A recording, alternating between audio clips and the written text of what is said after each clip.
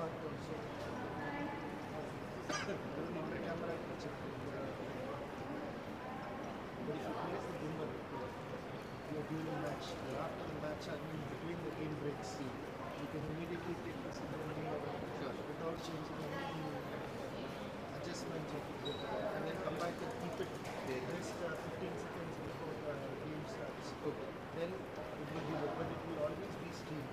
Okay. So before streaming item, I will be up. You will choose whichever game timing should be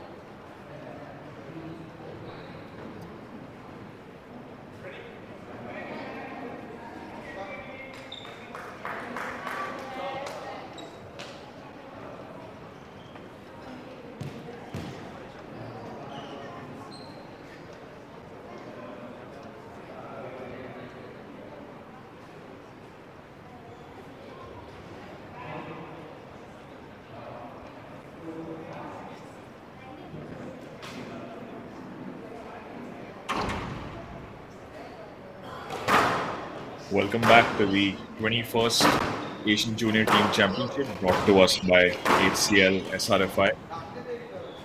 We have an exciting matchup between two powerhouse teams in Japan and Hong Kong, China.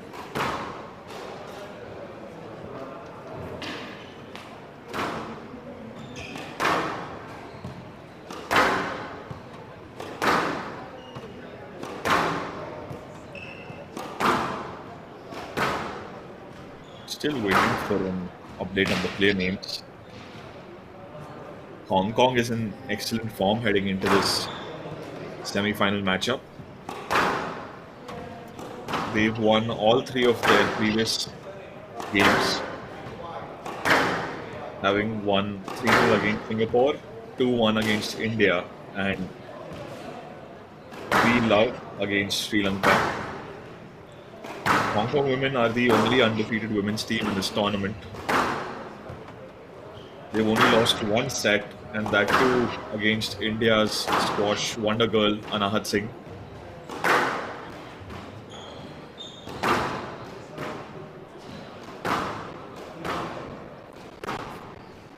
Japan, on the other hand, are coming into this with a 2-1 record, having a 3-love win against Chinese Taipei. That was their first tie of games. Then they lost all three games against the Malaysian women contingent. And then they bounced back with a 2-1 victory against Korea. And looks like we have the updated list of players who will be competing in this first set of games. We have Japan's Akari Midorikawa and Hong Kong China's Wise Wing.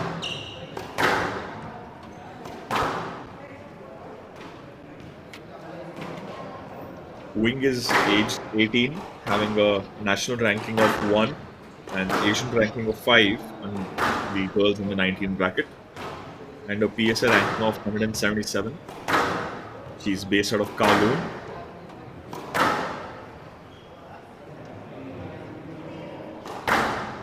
She had a pretty dominant showing, one of the few Hong Kong women's team players to have played all three of their previous matches.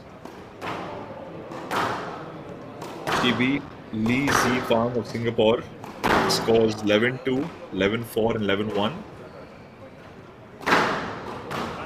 And against India's Anahat Singh, she lost that matchup.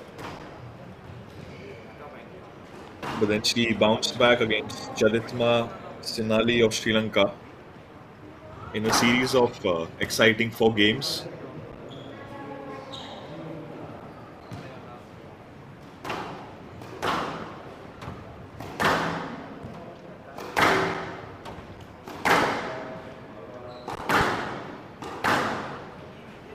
And Japan's Akari Midorikawa is age 17, having a national ranking of 1 and Asian ranking of 3 in the girls in 19th division.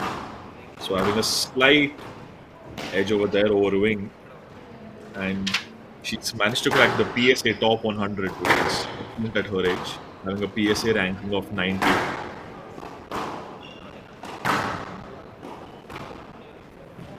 Akari beat Cheng Yu Chen of Chinese Taipei with a dominant showing where the scorecard read 11-2, 11-3, and 11-2 again. Time. Against Aira Binti Azman of Malaysia, she lost the matches at 11-6, 11-4, and 11-3.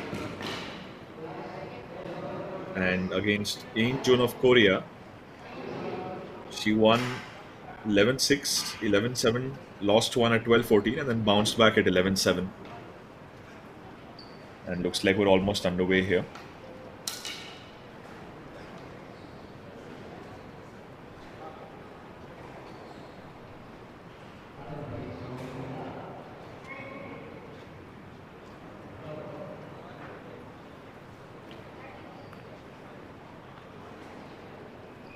We will start in 30 seconds.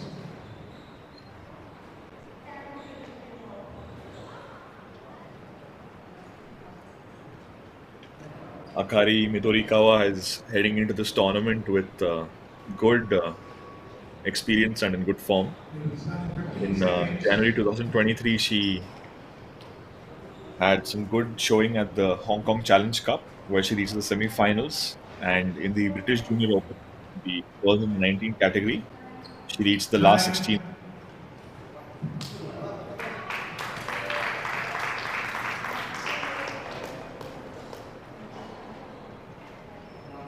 HCL 21st Asian Junior League Championship 2023. And looks like it's Akari that has won the spin of the racket and is going to be the first one to serve. Akari Midorikawa of Japan to serve. Wing ZY of Hong Kong, China to receive. Best of 5 games, love all.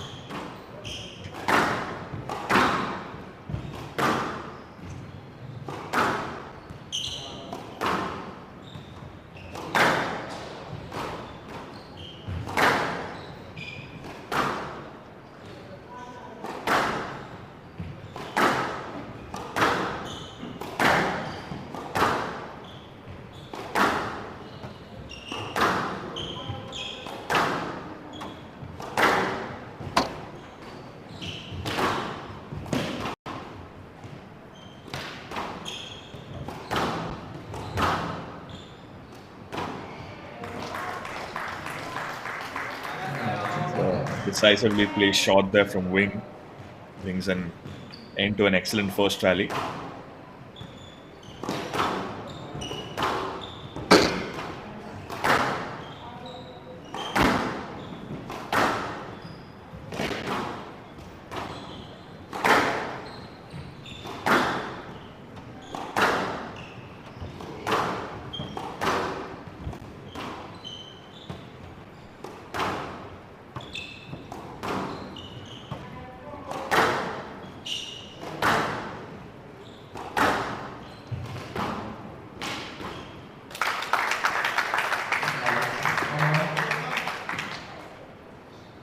And Akari with an excellent shot placement of her own.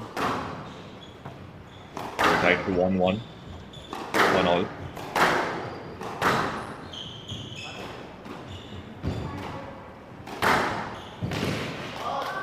Ooh, beautifully placed there by Wing.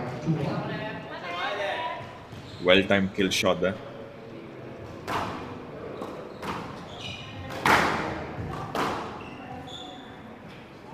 And we have a lead situation. China 3-1. And stroke given in the favor of Wing.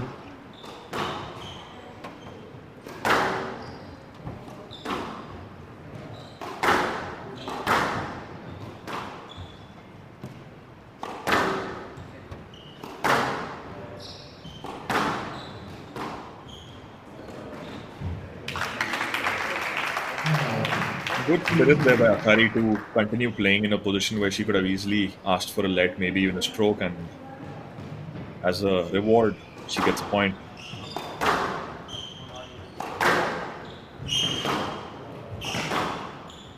A lot of young players will often just stop the play midway, go for let situations. But it's good nurturing that early on players are in the favor of continuing the game.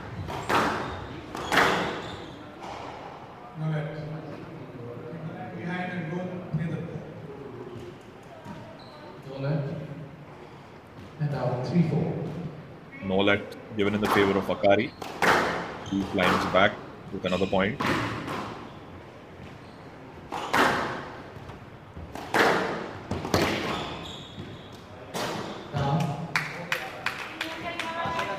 And the first unforced error there of this matchup from Wing's side. We're tied at 4-4. 4-all.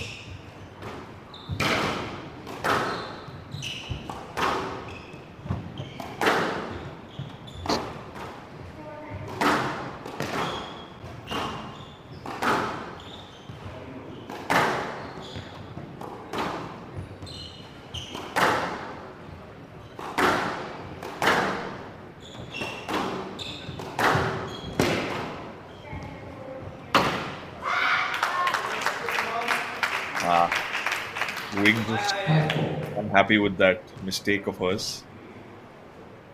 I'm sure she'd be looking to bounce back and quickly take a lead.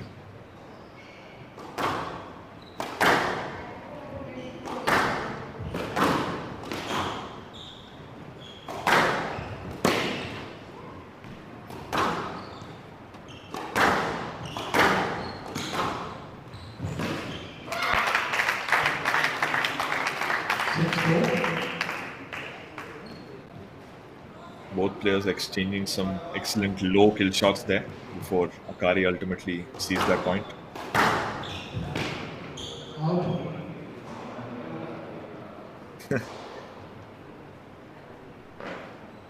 This is the first time I've seen someone hit the ball out from the wall side of the court, the main wall side of the court. And out. 5-6.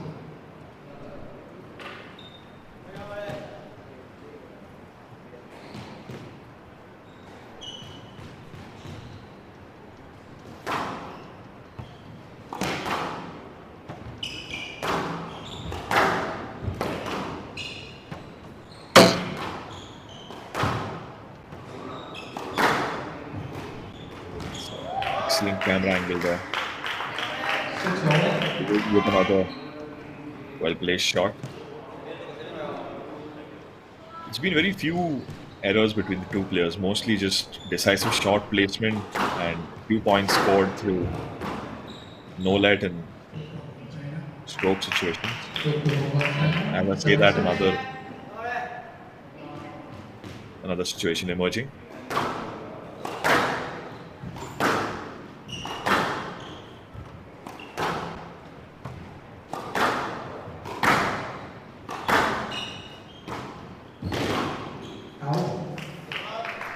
And Akari put down straight out, going for a lob shot to just allow her some time to recuperate and gain composure back, but perhaps a bit too much height and power on that lob shot.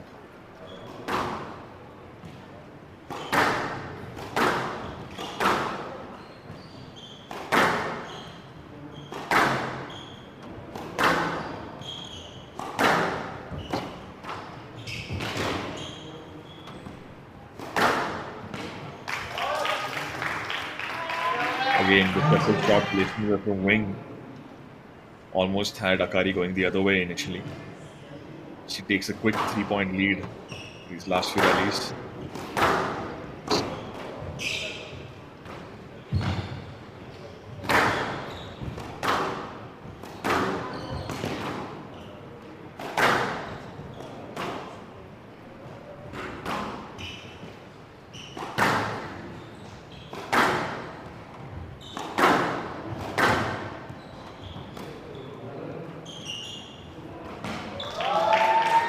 That's a beautiful, delicate drop shot there. Amazing hand by Wing. We're at game ball. Tight situation for Akari after having played excellently in the first half of the game. She finds herself at a 4-point deficit.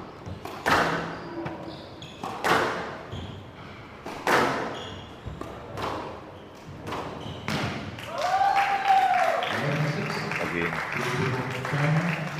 really decisively placed drop shot, and Wing takes match one.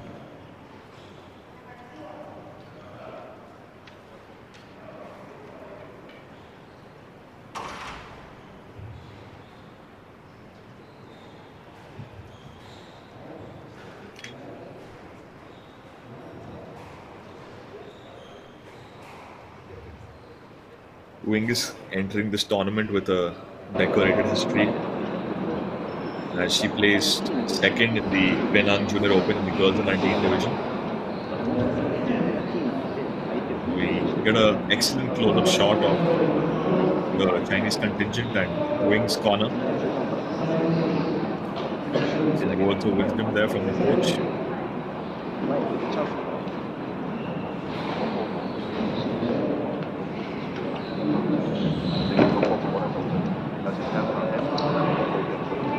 Play will resume in 60 seconds.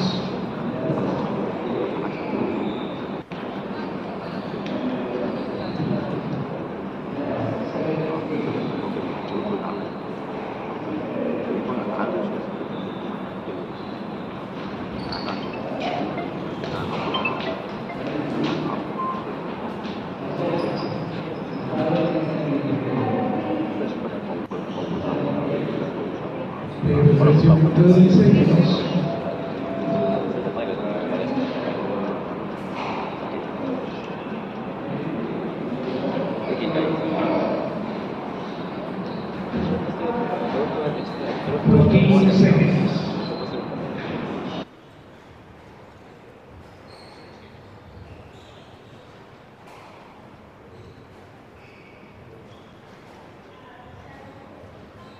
Time.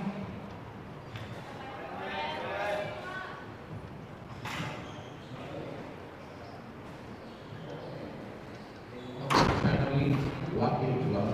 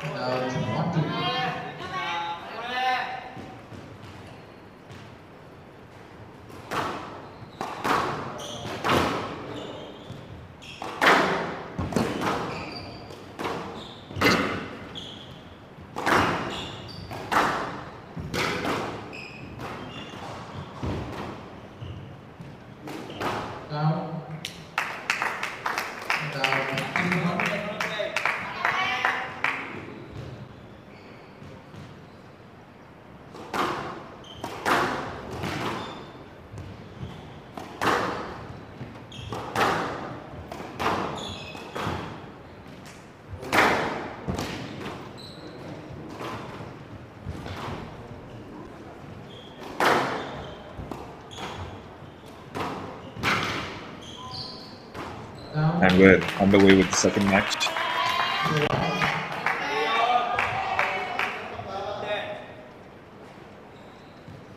Wow, Akari's just made a excellent comeback there. In the second match, taking a nice 4-1 lead in the beginning. And he goes to the 10.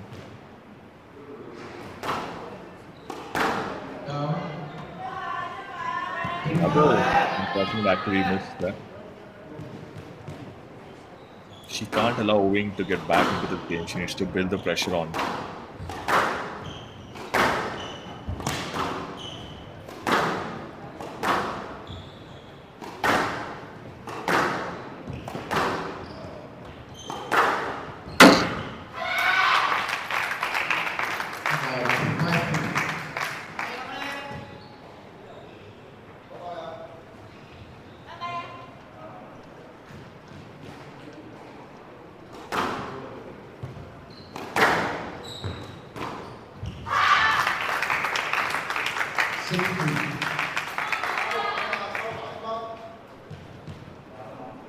Emphatic cheers from the crowd there.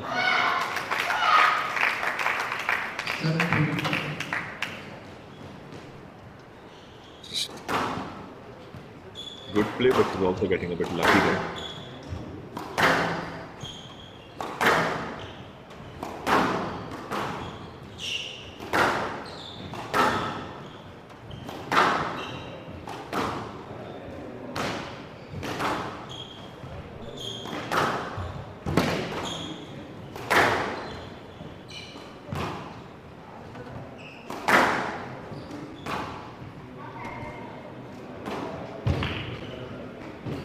Up front.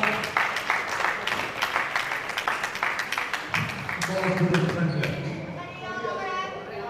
8-3. That's the tricky thing about playing those drop shots, that you can just be caught up way too close to the ball at the front of the court, allowing your opponent to go for a stroke or a kill shot 9-3. move. Akari with a excellent comeback there. She's just dominating this match at this point. Now. 10-3 goal. Unforced error there by Wing. She goes to the tin, unfortunately. Just gifted Akari another point, and we're at game ball.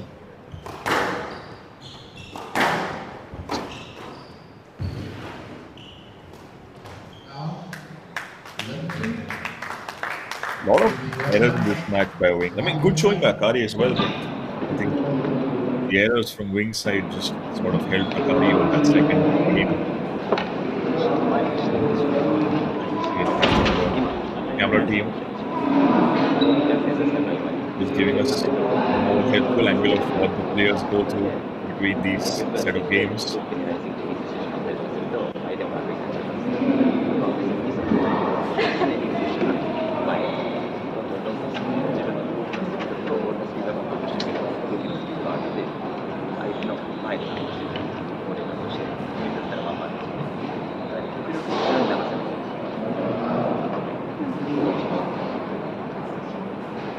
Akari's coach, they're looking very calm and composed. I think he's confident about the chances. Slightly visible tension there in the corner of Wing.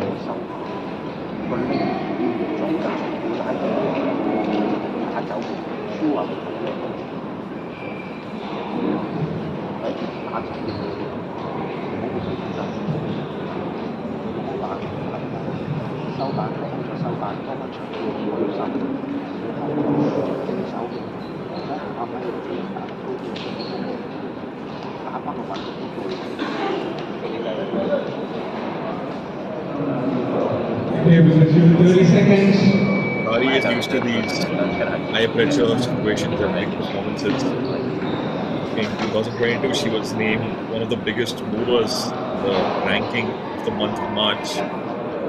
She climbed 91st spots to reach number 189 at the 15 time, seconds.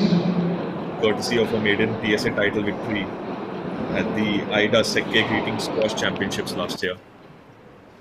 So I think she's clearly the athlete for the big occasion. Time.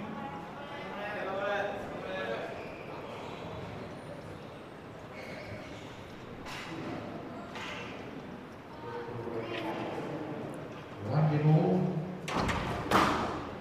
Similar to Wing, she's also coming in with good, in good form. Having had a good showing at the January 2023 British Junior Open and the Hong Kong Challenge Cup, and the US Junior Under 19 Open in December 2022.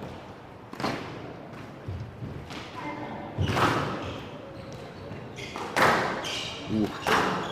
Wing just about got in the way there, but athletes have continued to play. And Now, Kari almost gets in the way, but Wing decides to continue it and gets a point as a result.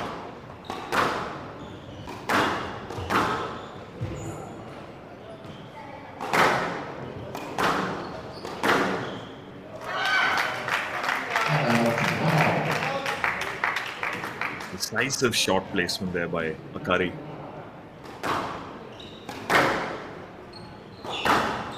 Both athletes are going to look to build the pressure from the get-go and take a commanding lead.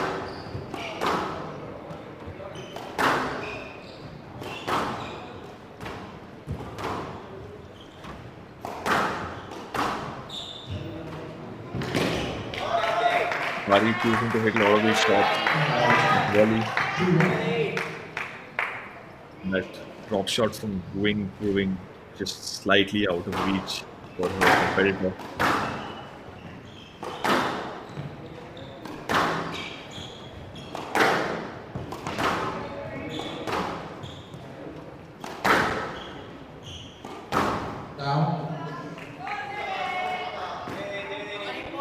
21.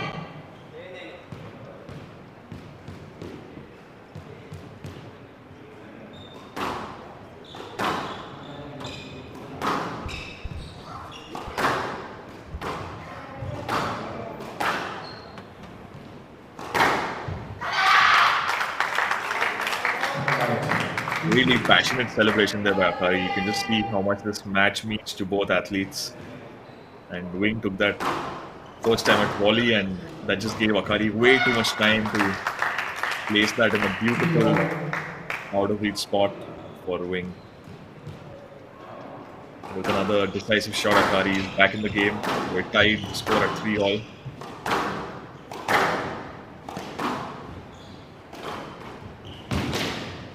Good boast. And an excellent follow-up drop shot there. The Wing. Just delicate hands. Beautiful, beautiful showing.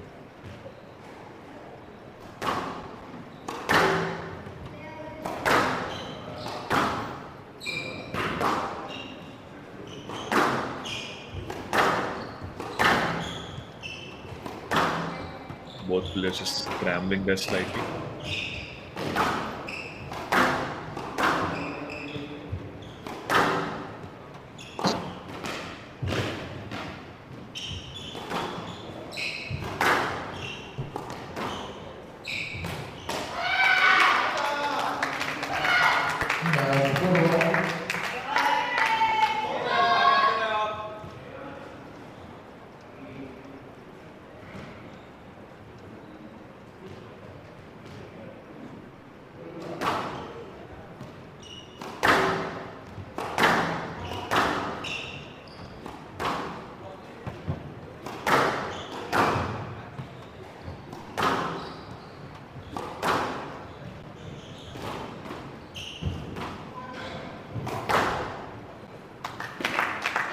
Akari just going there for a lob to sort of release the pressure a bit.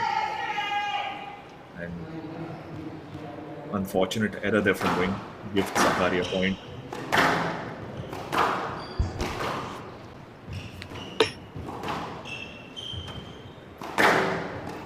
Hi Nirav, Hi. glad to be commentating beside you. Likewise, Simranjit. Great match going on. Indeed. These are two really tough opponents from really powerhouse contingents. Yup.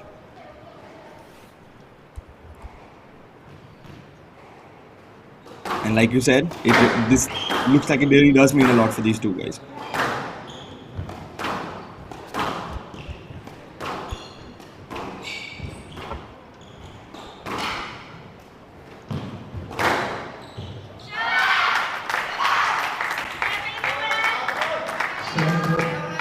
Atari covering the whole court for that rally and still managed to get the winner.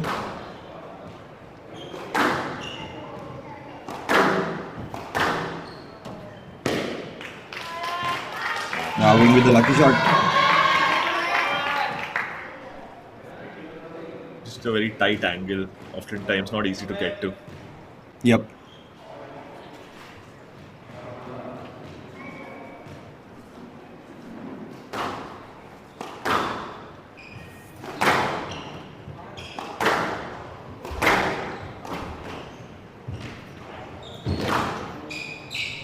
Side drop. Excellent goal. Before that winning moment, I think that's the second or third time we've seen Wing respond with a drop shot to Akari's really close both shots.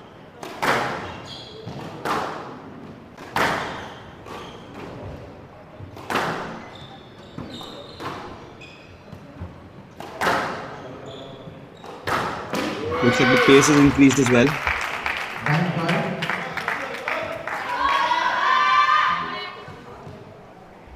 Some supportive chant there from Akari's corner. They want her to close this match quickly,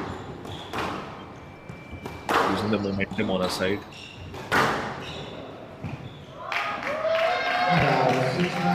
He just went the wrong way. slightly over the wrong way there.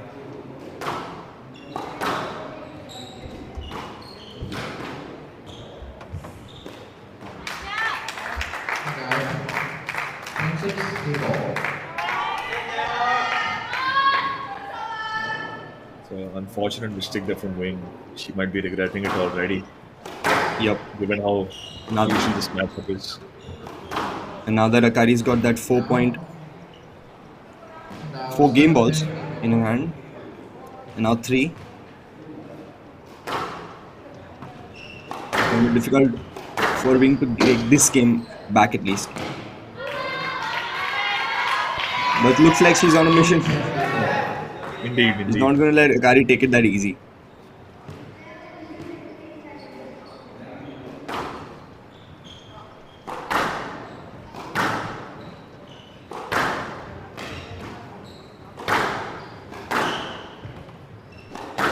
He's got to be wary of those loose drives she's hitting from the front. Could cost her points. As I say that, Akari takes it 11-8 2 games to 1. and sees the third game to take a lead 2-1. That's some really impressive spirit there by Akari, being one love down to now leading 2-1.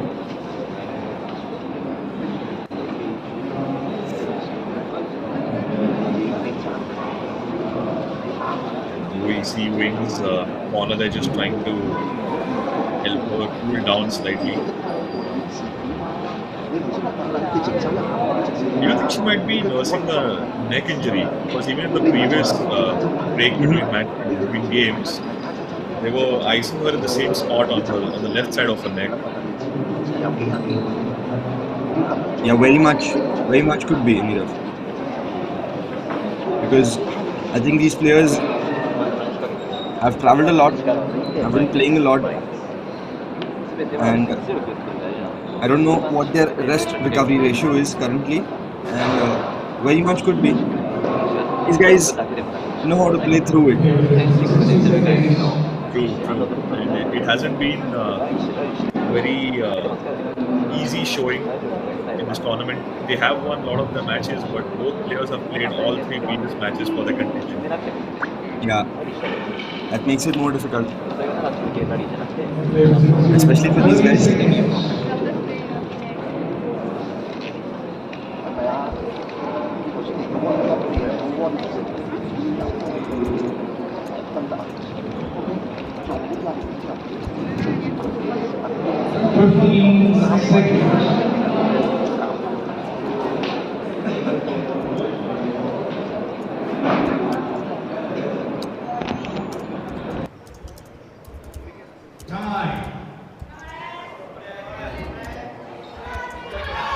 Looks like we're underway here with the 4th game of this tie. Japanese 2 games to 1.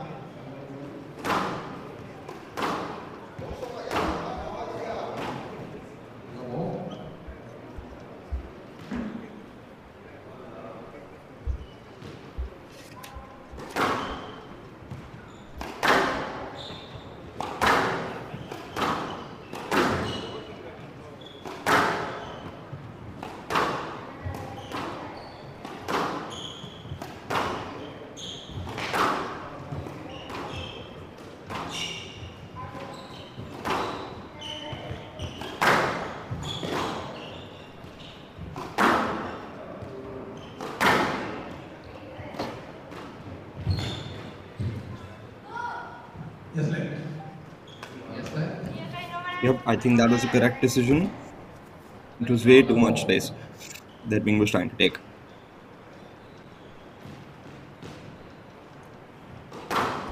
Both players trying to deceive each other with a good mix of shots there. Dali, good drop shot. And a miss from Akari gives Wing an early lead.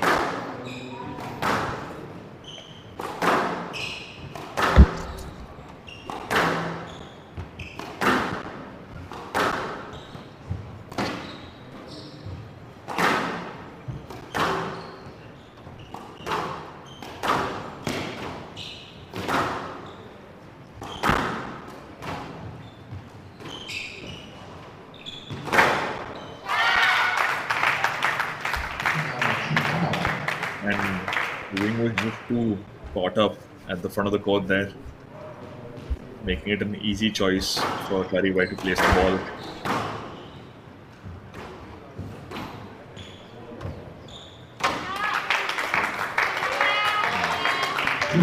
That, the back part of the court is just a tricky place. If you take too much time to hit the ball, you can just be caught off guard by it.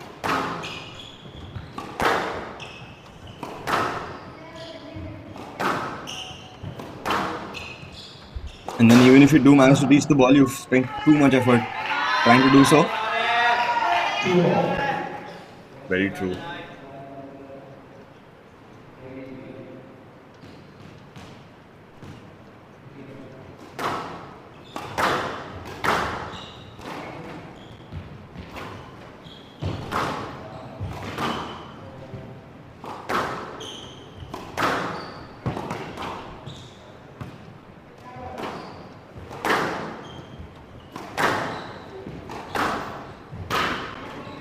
If you see, Akari's T position is slightly higher than Wing's, which makes it difficult for Wing to cover the court. Some excellent observation, Simranjeet.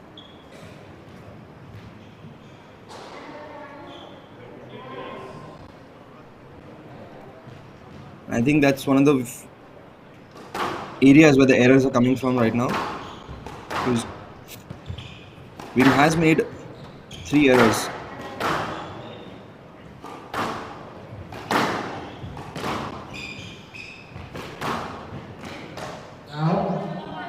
Unfortunate error there from Akari.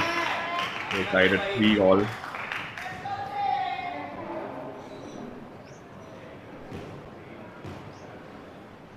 And no one's ready to budge.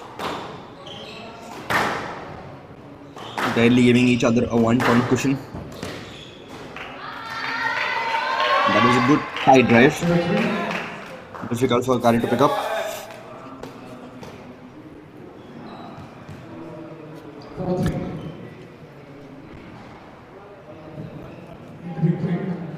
Wing is just having some issues with the glasses.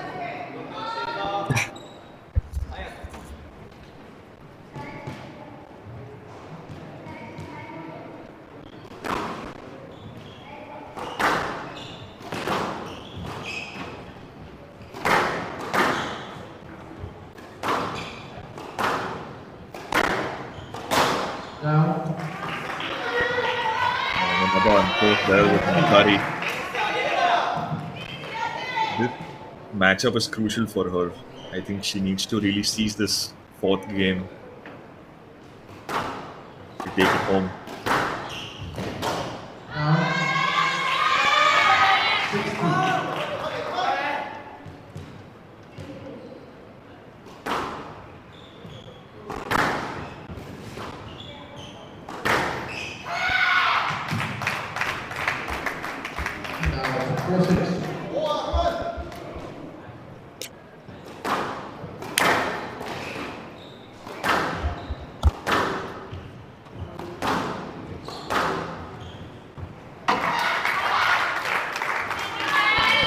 Yep, Wing has a good 2-point lead.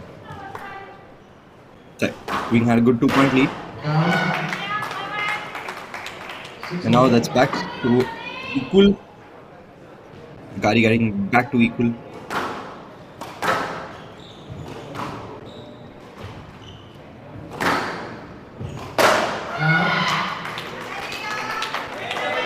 And that's 2 errors in the last 3 points from Wing.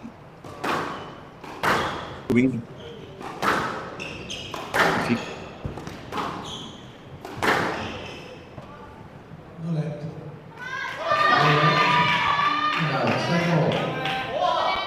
If there was a lot of space for Akari to move through a different line there. And Wing is back in the lead with 1 point.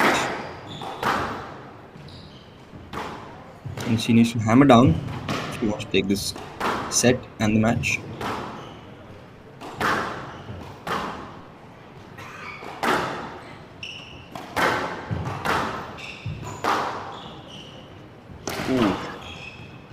Both players. That is a good save.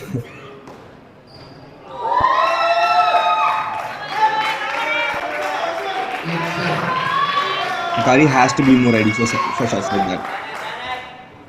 I think she was just expecting Wing to not make that shot, and I think she Yeah, just got caught up in exactly. the moment, just viewing the ball.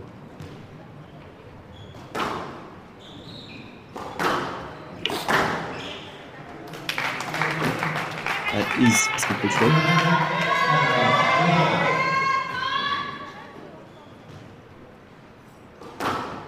Such a closely contested matchup. They've been tying the score so often. Yeah. So Wing has been giving it all away throughout this set. She's made countless number of unforced errors, and especially when she's taking the lead by hitting winners or making the other player hit errors, is giving it away by hitting those unforced errors. And she's got a good 1 point lead, and she takes it. Good. Puts her in position to have 2 game balls to take this into a fifth. A very interesting fifth.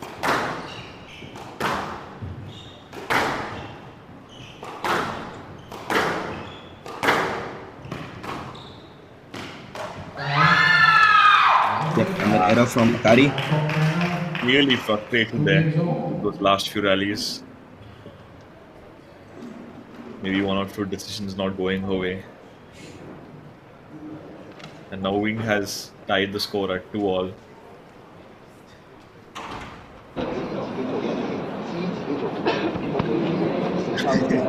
Interestingly enough, Wing just seems to get an extra person added to her after each game. After each game, there were I guess one or two people at the start. Now there are 5, possibly 6 people.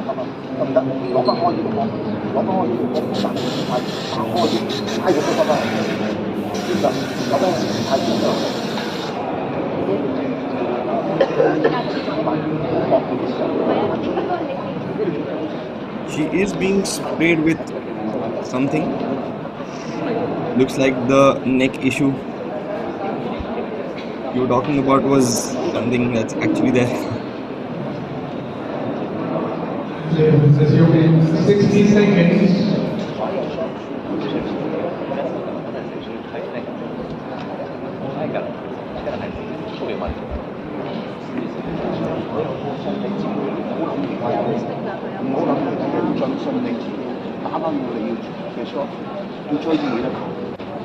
It's interesting to see how vastly different the body language of the two coaches is.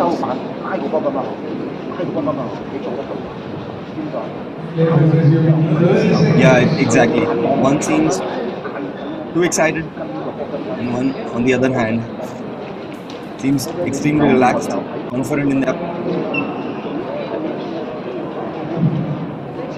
15 seconds. I think you can see there, I think the Japanese contingent is recording all the matches. They probably study the hours and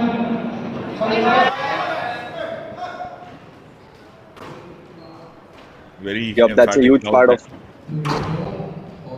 very emphatic. And I think it's a huge part of squash nowadays, like it is for every sport. Analyzing your player, analyzing your opponent, especially in advance. And here we go. It's a start to the 5th and final game between Wing and Akari.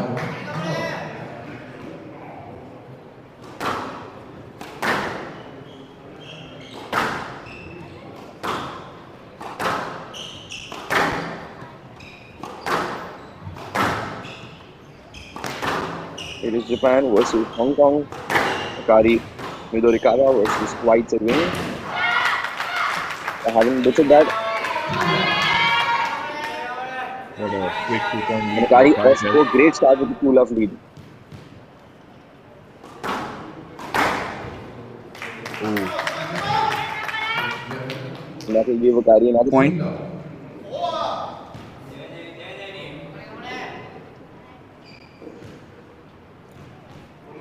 Now Kari needs to be careful to hang on to that lead. Because as we know, Wing, if given the end of a rope, will try and take it. She will fight like she did in the last set, Definitely, Wing and no Wing needs to do stranger to exactly pulling off that. a spectacular.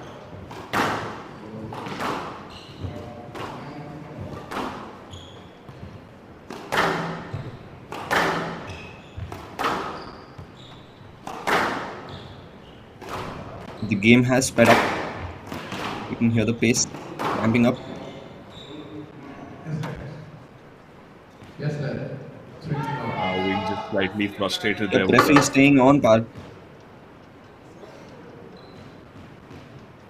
Wing needs to go and play through. She can't keep getting in her own head Now, because of her own decisions. And and Midorikawa has given her an opportunity.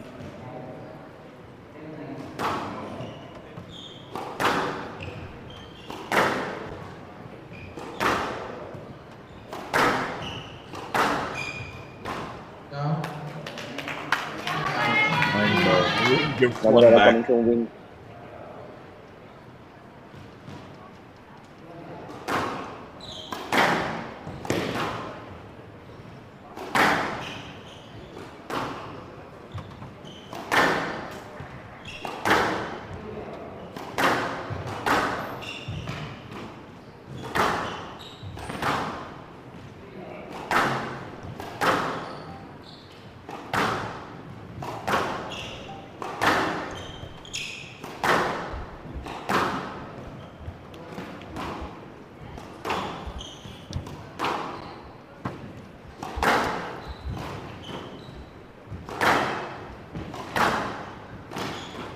What a rally this is shaping up to be. And Akari takes it.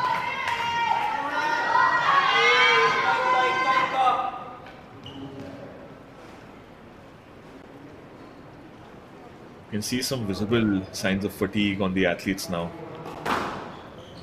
Yep, exactly. And Zakari looks confident now. She has a 4-point lead.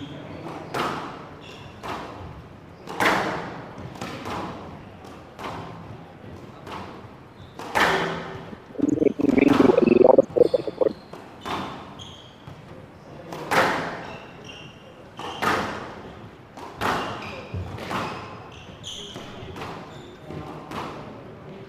It's been a pretty good match so far.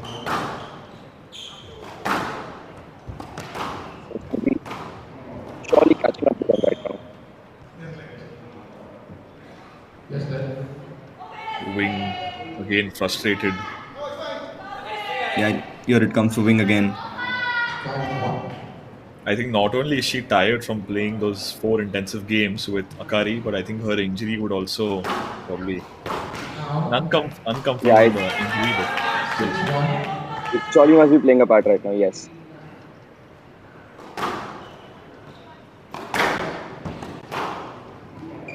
That's just adding to the discomfort. And 7-1. Wing I think- misses. I think I Wing think just she closed missing her eyes at for a that. second. Yep. Rarely see that stuff at these levels of squash.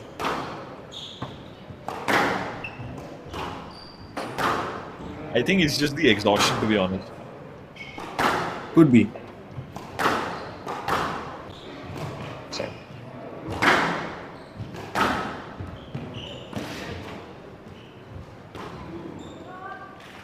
Wow, that was a brilliant drop. 2-7.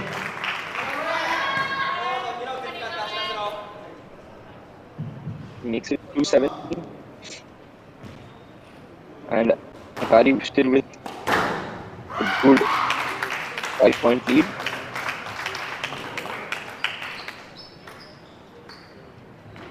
Wing is trying to call that ball down. The referee is giving the ball good, and Akari is back again to a 6-point lead with 8-2.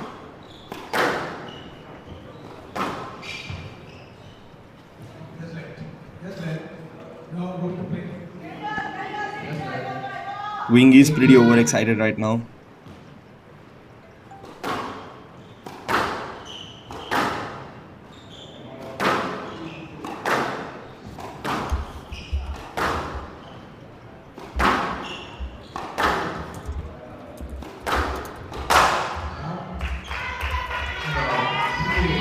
And both Kalabak and Akari probably just a bit too excited to finish the matchup.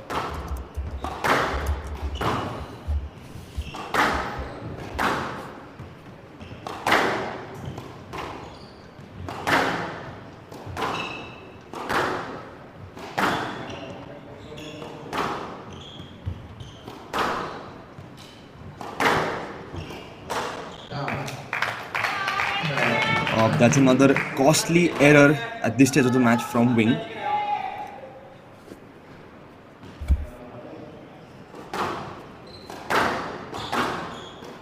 But what a storyline for the players in Ranjit. Yep, So to Japan, 10-3 match going ball. from 1 love down to 2-1 up, and our opponent making it 2-all. Now Akari with 7 brilliant match balls.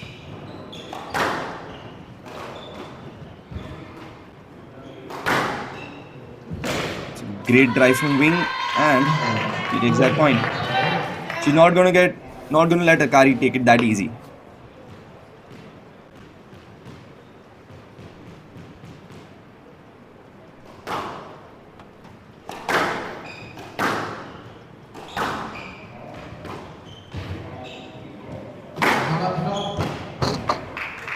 Yep, late call from the ref, but still good. 5-10 match ball.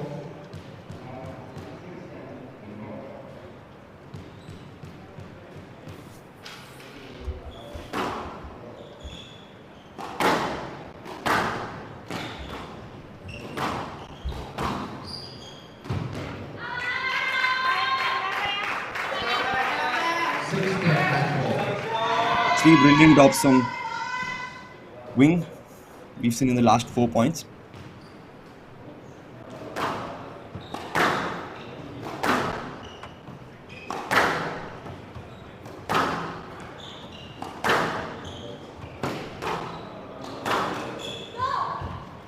Yes, left. 6-10 match ball. Critical decision at an extremely critical point.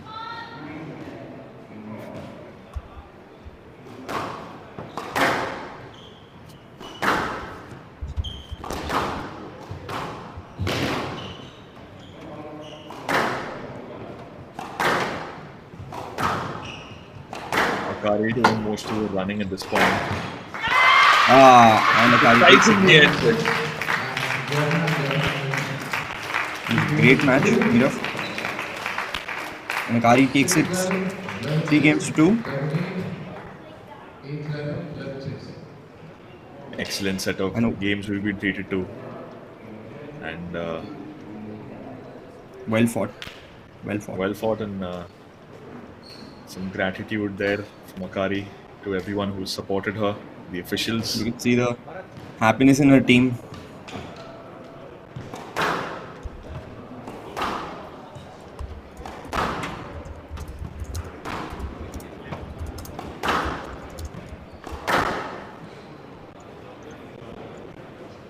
And a slight smile on our coach's face. He, of course, has a job left to do, so he'll still be in the zone while Akari can rest easy.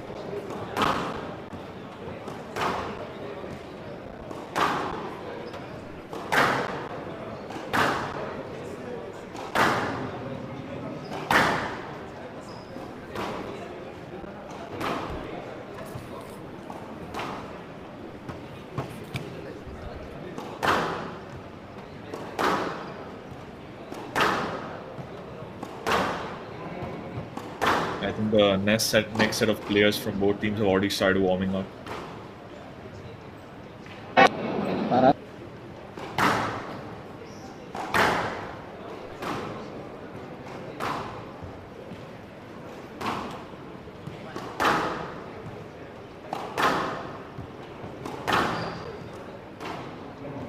You can see how much that the games are just taken out of both the athletes. They just look so exhausted at the moment. Yep, extremely. I think the match must have lasted at least 45 to 50 minutes, if not more than that. Yeah.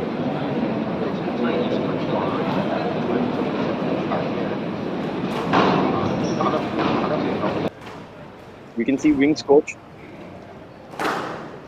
talking to her. Talking to her, and he might be giving her a good piece of advice, just telling her what the good and the bad points of the match were.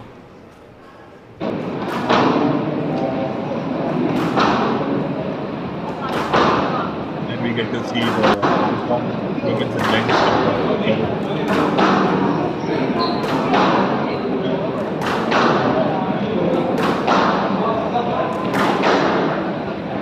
Yep, very happy Hong Kong will region.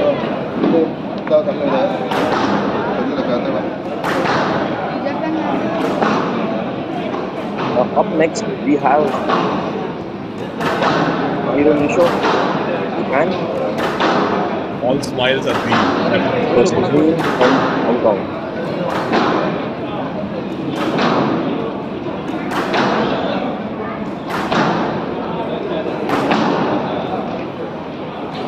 We have the updated list of athletes representing both the nations. We have Mahiro Nishio of Japan versus Liu Kanguen of Hong Kong, China.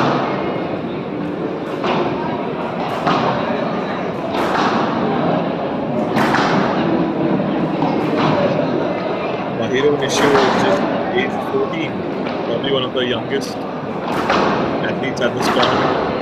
He has a national ranking of 3 and an Asian ranking of 30 in the girls' team.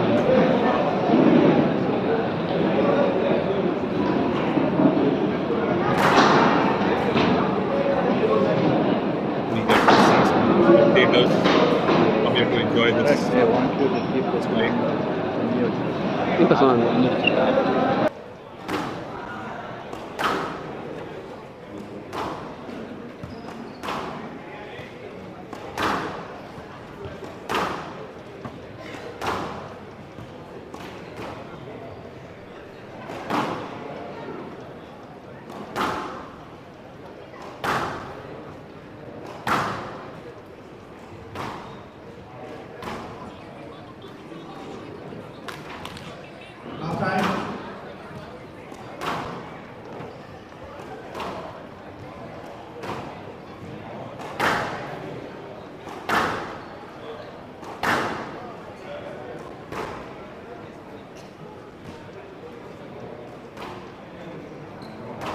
And Mahiro's opponent is Leunka Huen.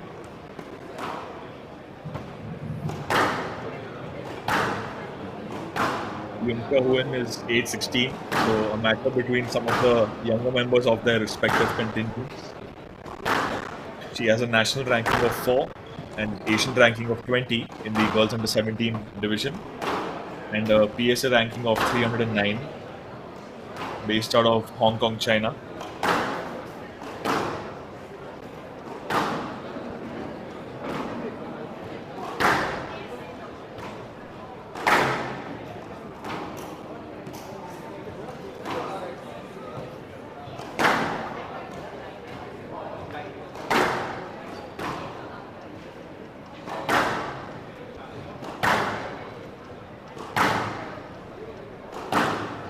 Huen played the first 2 matches that the Chinese team played. The first match against Singapore, Huen won against Sweta Shivakumar with a comfortable margin in all 3 matches, scoring 11-4, 11-5 and 11-2. And in the second match against Yuvna Gupta, they had to play all set of 5 games, where she lost the first game 8-11, made a comeback in the second game 11-7, again went down to 9-11, losing the third game, and then won the last 2 games with a scoreline of 11-4 and 11-8 respectively. She looks well rested and raring to go in this matchup against Mahiro.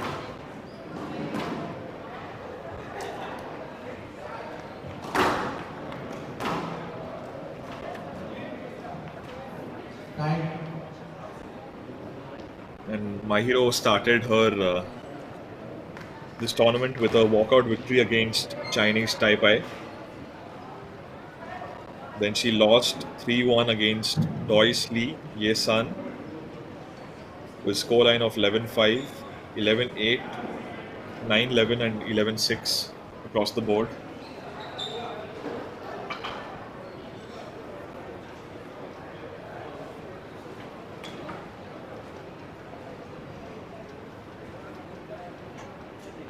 All three Japanese players lost their matches, the second set of matches with against Malaysia. And against Korea, Mahiro won her set of games against Dami Kim with a victory scorecard reading 11-9, 10-12, 11-6 and 7-1, at which point her opponent retired.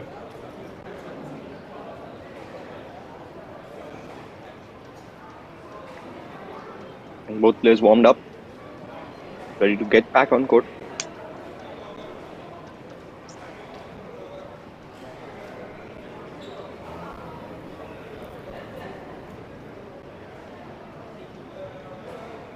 Seconds.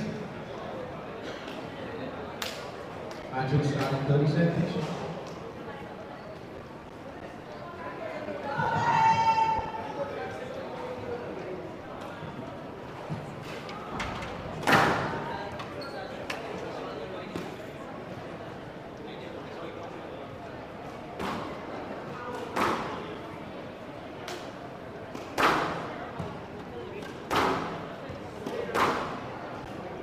HCL 21st Asian Junior Team Championships 2023. Girls semi-final start, third straight match. Yong Ka-won of Hong Kong, China to serve. Mahiro Nishio of Japan to receive. That's a 5 games. Level.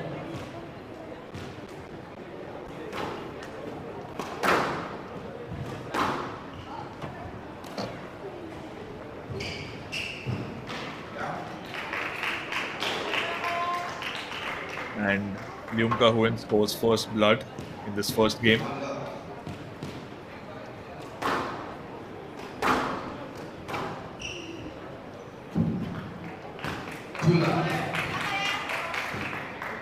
Just some statistics from rankings from the Asian rankings. Cohen from Hong Kong is ranked number 28 from the Sunday rankings. He is a former member of the top 20 in Asia in the girls under 17 group. And we have Nishio from Japan, who is currently ranked number 37 in the girls under 15 division and has been in the top 30s in the rankings of January 2023. And Nguyen with a really quick fiery start in the first game with a 5-1 lead. And 6-1. Now making it 6-1.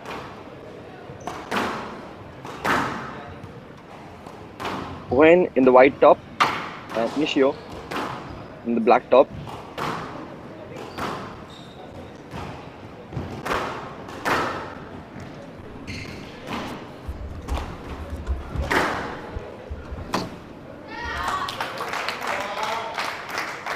Mahiro starting to get back into this game now. She gave away the first 3-4 points in quick succession. Probably just still taking a few minutes to adjust.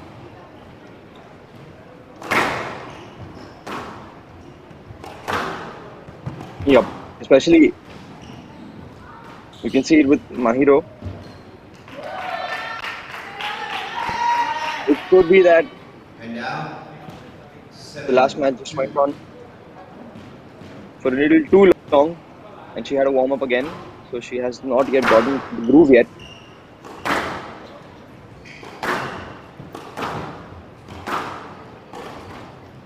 while Mahiro is a fairly decorated player in her own right, I think probably the age gap might just be slightly too much for her.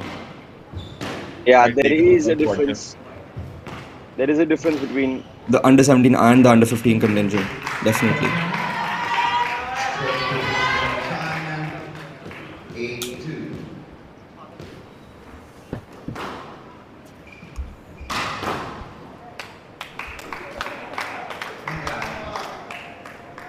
India 3-8.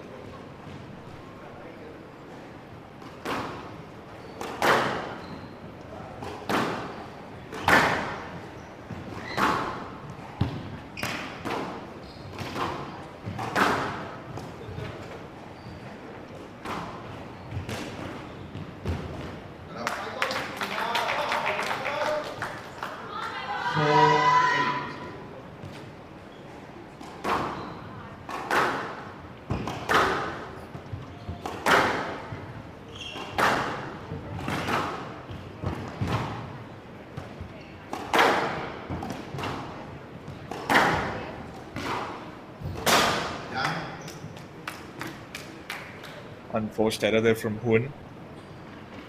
Just gives Mashiro some breathing room there. 5-8.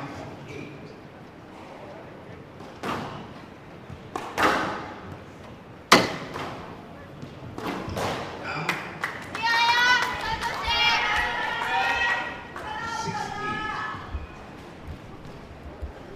6-8. Huan just slightly unhappy with that error. Now 7-8. She's visibly upset at this point.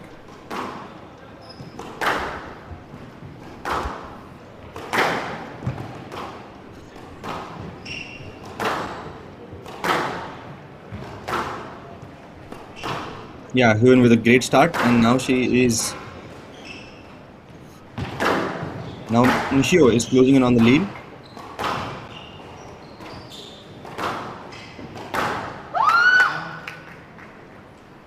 And now I think Mahiro unfortunately just blundered that situation. She had good amount of time to place the ball in a difficult to reach part of the court for Huan. Yep, and that's giving Hyun some breathing room now. She was a little scared. She looked a little anxious. now giving Mahiro back at 1 point.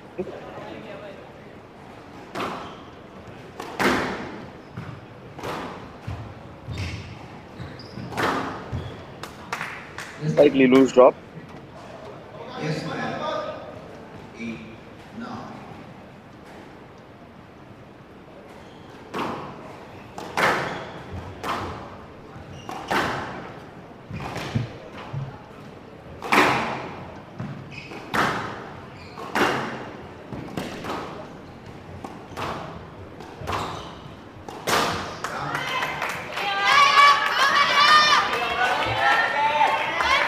Another error from Hyun, Pardon me? and both have drawn equal. True.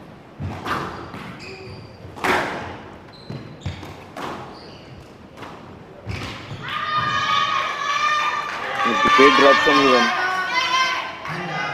Indeed. I think You can hear the Hong Kong contingent supporting Yuan.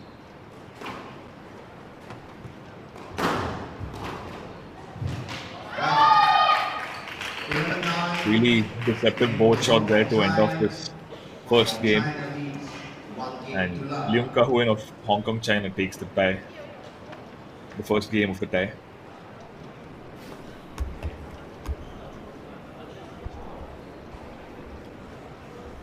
Okay, so Simranjit, I don't think it's neck injuries across It is. the board. Yeah, it wasn't an injury. Now I think it wasn't an injury. But not really sure. It could just be a way of relaxation. If you've been observing boxing or any kind of martial art, they do use these kind of techniques to get the player to calm down and relax. So Very true. it could be either one of those. Either the whole contingent is.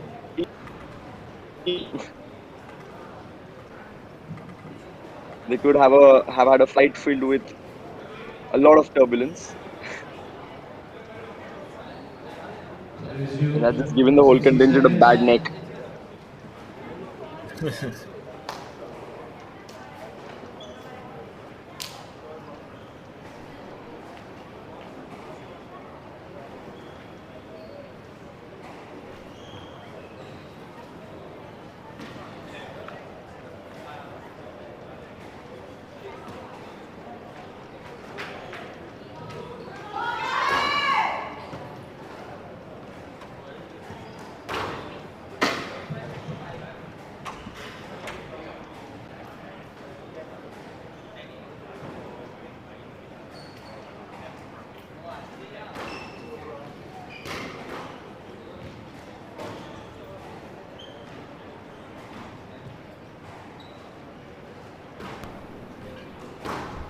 Hong Kong China leads. 1 game to love. Level.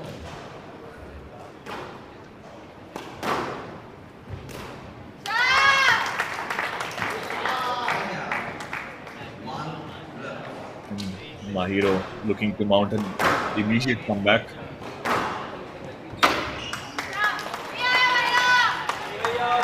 It's the tricky part of the court. And it's going to be. Yeah, Neeraj, it's going to be going on in the Hong Kong contingent's head that Last player also lost from a good 1-love lead. And Ooh, and she hit that one straight out. Nishio on a mission to do just that with a 3-love lead. Though this is just the second game, we have a lot of squash to come from this match.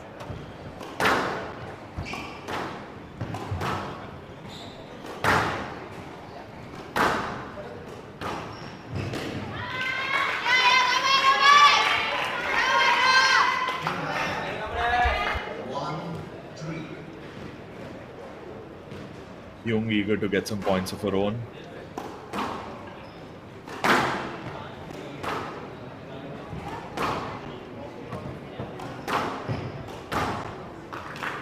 Beautiful connection, really decisive. She knew what she wanted to do and she executed that perfectly. she absolutely slammed that loose ball into the.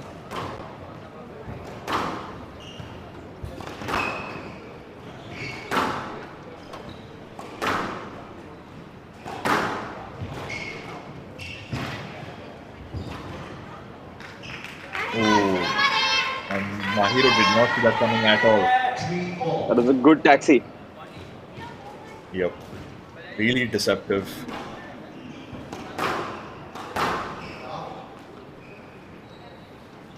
Ewan once again hits it out. It was just like Ewan wants to say sorry for that. Great trickle boost.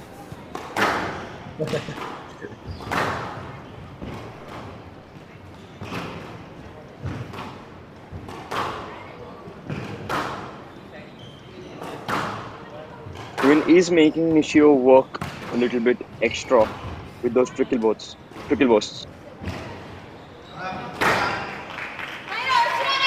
And that was going to be an obvious free shot with Mahiro being caught too far up the court. And I think Mahiro acknowledged that as well with a smile.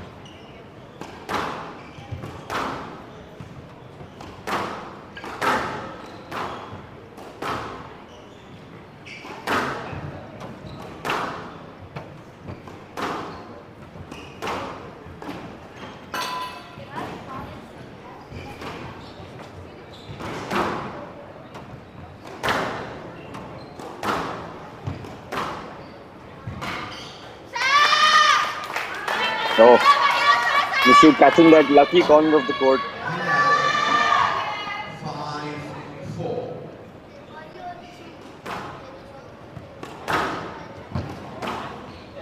And here we have the team scoreboard on screen. It is the semi-finals of the Asian Juniors Squash Team Championships, and we have Japan with a one love lead over Hong Kong. You've Joined us right now. We had Japan win decisive 3-2 victory.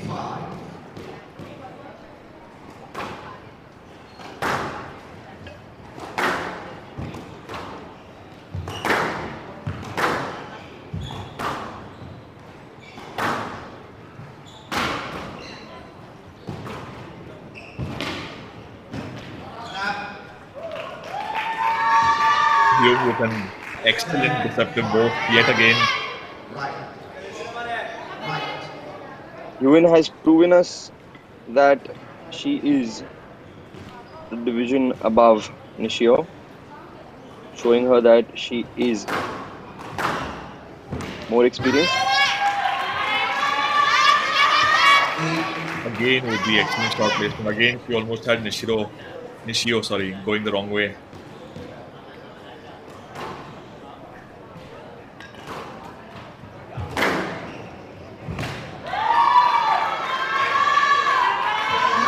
A great cross drive from Yuin. That could not have been much better. It died exactly at the back wall.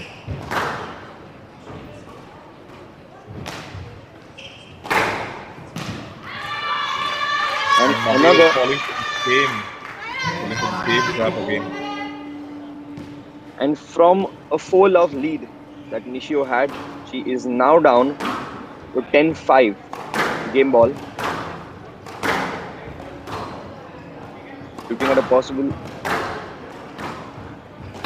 Looking at being possibly 2-love down.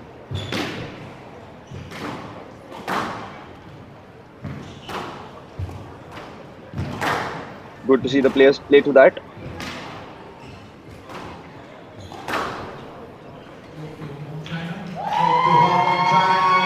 that is going to give Hong Kong a 2-love lead in the second match, looking to tie it with Japan.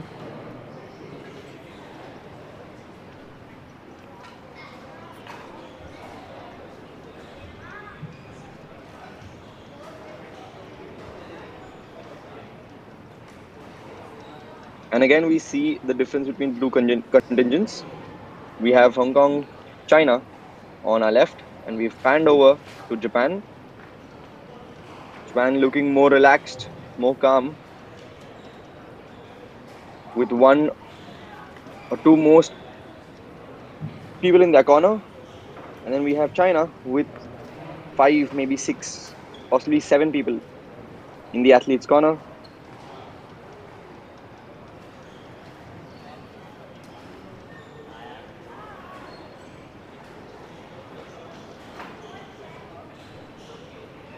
And here we have the Indian contingent waiting for their match,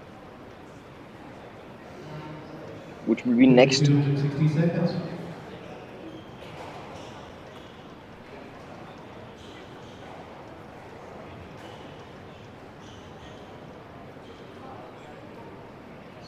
I believe that's Krishna Mishra of India. Yep.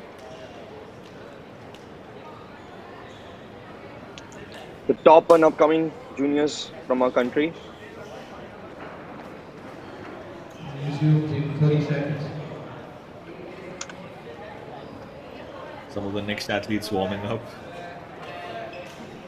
Yeah, waiting to happen because they do think that Huen is going to take this match a very easy 3-love.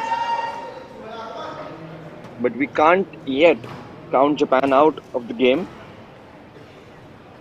And look at the cameraman just Because hurrying they've- back to his post. 2 games to love. Because Japan has proven to be really lethal over the last match.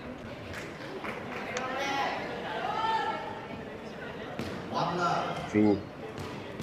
Hong Kong entered into this tournament as the second seed, having come second overall in the team positioning of the 19th Asian Junior Team Championship to Japan's 7th.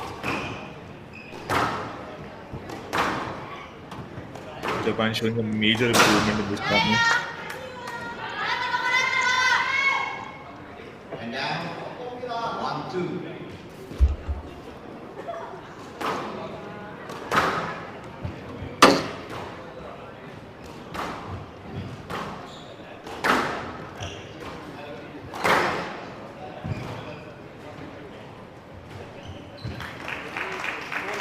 Really delicate both. Sorry, drop shot there being played by him. 3-1.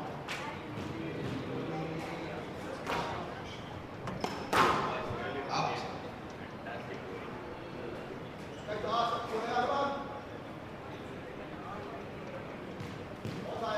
I think the excitement probably just getting the better of Mahiro there.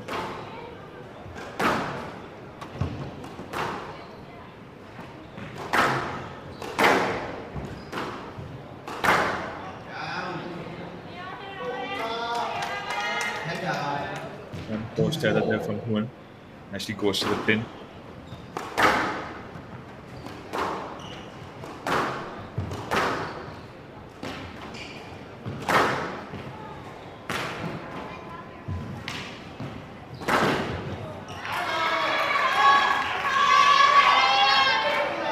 Mahiro yet again being caught too far of the court, and it was just an easy decision for Huan to go for that kill shot. Yeah, extremely easy. And again, Mahiro has gone out of the court. I guess the pressure getting too much for.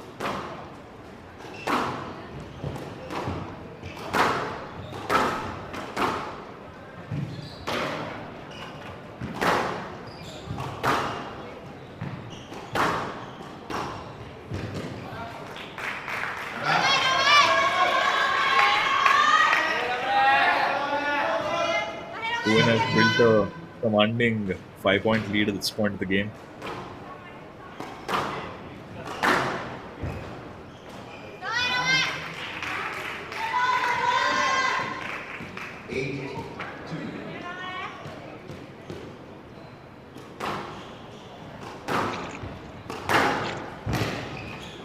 Bad, and it is looking like Huan is about to close the match. Very true.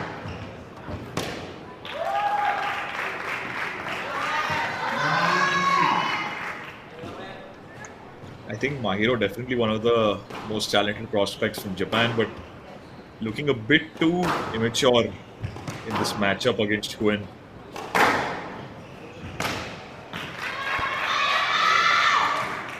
He has picked up 2-3 excellent games as part of this tie, but Yeah, and just Hong Kong 1 point away from drawing it equal in the team match standings. 11-2.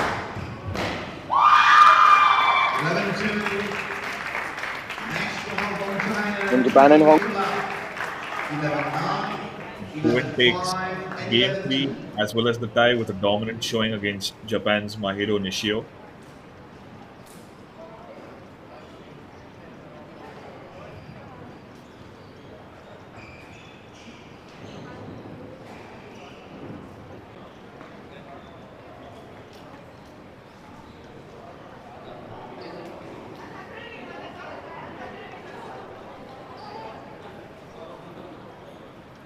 And it could just be the lack of experience that Nishio brought on the table with Huan.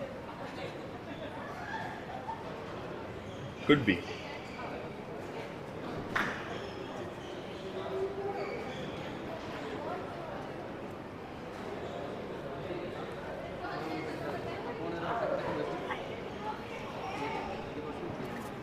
And the camera just being placed for the next match. I think we could see C.E. Lam Toby coming on from Hong Kong. She is the other candidate apart from YZ Wing, who played all 3 matches. I think the coach would feel confident in Toby's abilities. to close out this tie and put Hong Kong into the finals. And if I'm not mistaken, that indeed is Toby at the left-hand side of the court.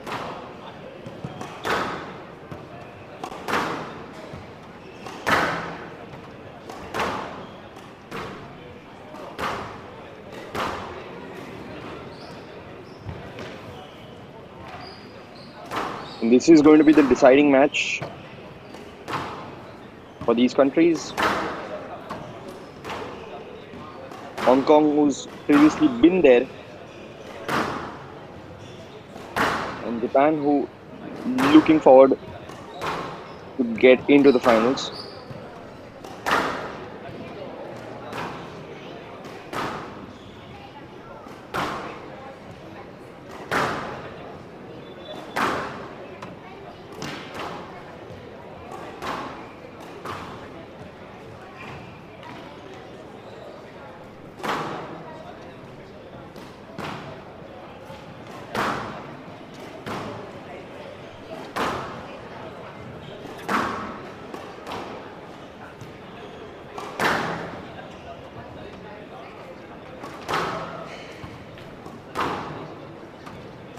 I think the matchups might be Toby versus Kurumi Takahashi of Japan, although it remains to be confirmed.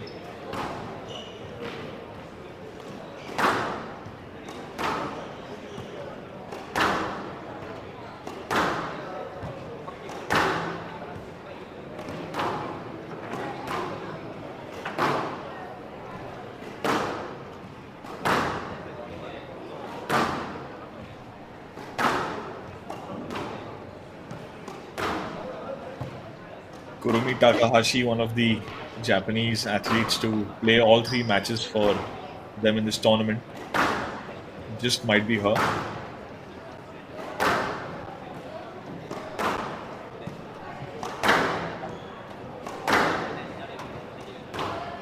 And C.E.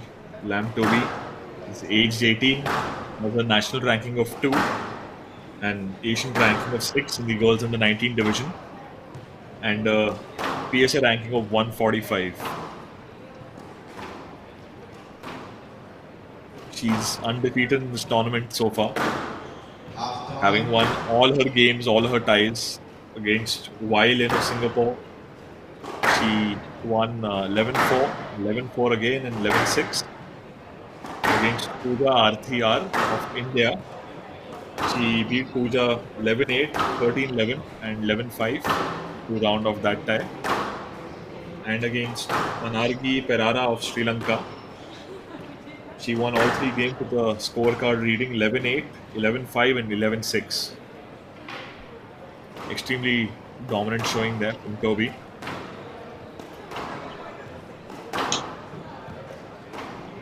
Great stats there, Nirav.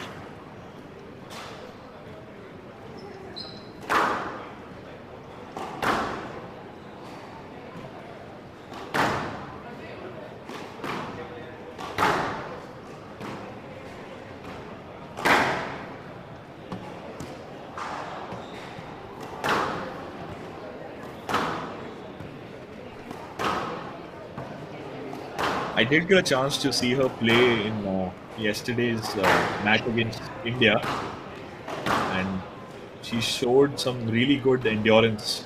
Did not get tired easily despite a very back and forth rally with Pooja, and she could keep playing power shots without getting tired easily, as is not often the case with younger players who put a bit too much extra power in their shots and then they tire themselves out easily.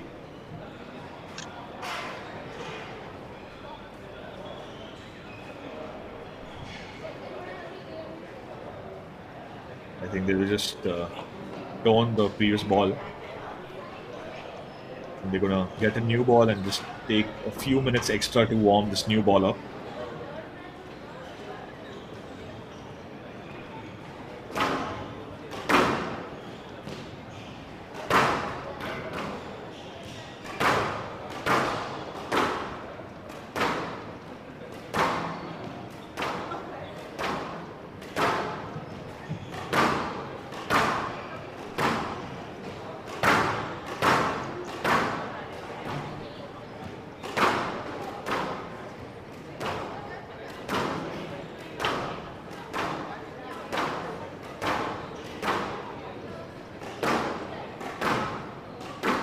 These guys just finishing up their warm up.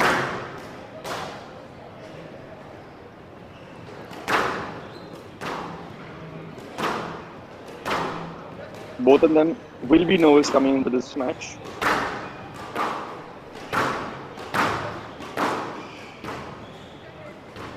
Both athletes will be highly motivated, just not giving an inch to the other. It's a crucial tie with both of them.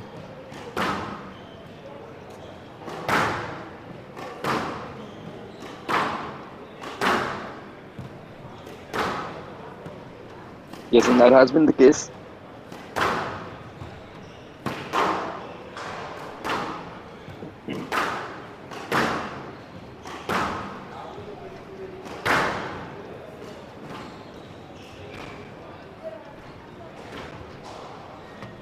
And the crowd slowly increasing at the back. I think word must have traveled around about how magnificent this next game, this set of games is going to be. Truly.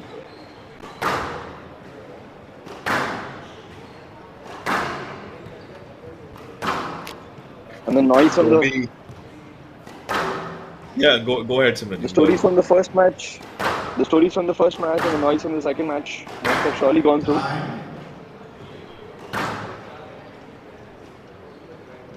The officials have called for time to start the match. I think it's going to be the Japanese player that's going to have the initiative with the first serve of the tie.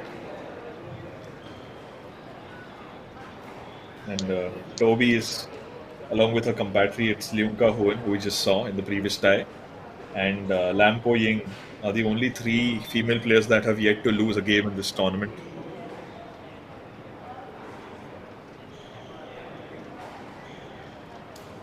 We will start in 60 seconds.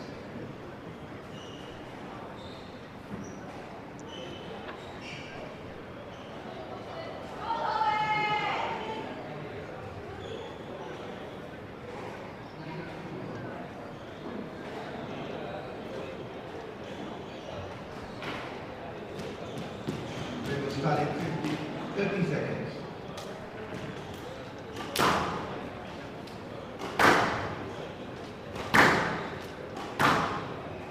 Hong Kong would be And there we see at the back, Japanese team giving their athletes a good motivation boost.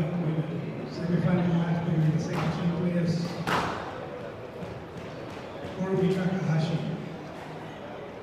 Japan to serve, Toby Lam Hong Kong China to receive. Best of 5 games. Hello. And here we go.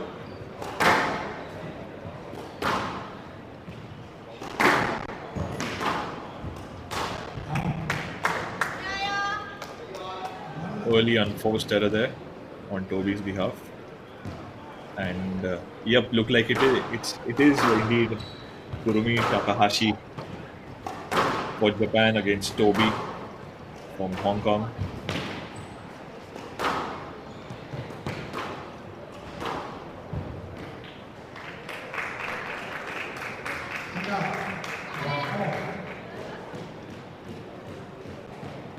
Kurumi, aged 18, is another highly rated player from Japan, having a national ranking of 2 and an Asian ranking of 15 in the girls under 19 division. Toby is at number 6 in the same ranking.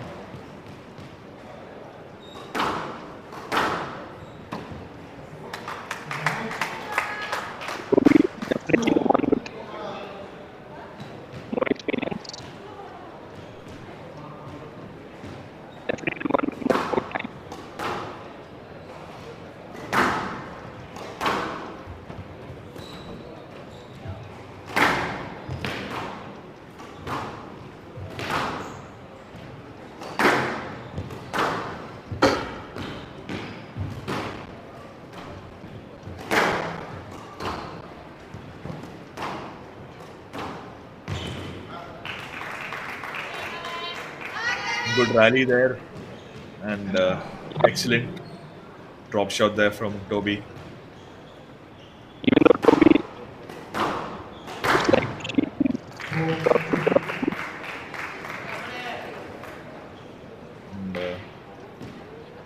excellent placement once again from Toby. I think she would be the athlete heading into this set of games with a bit more confidence, having gone undefeated, whereas Kurumi has played three but only won one matchup.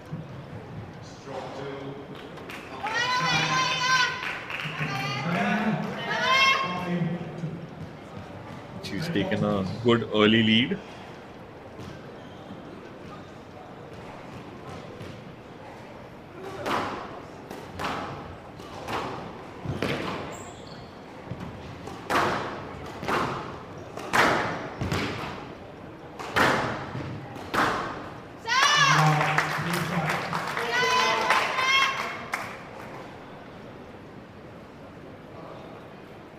Kurumi with some good placement of her own.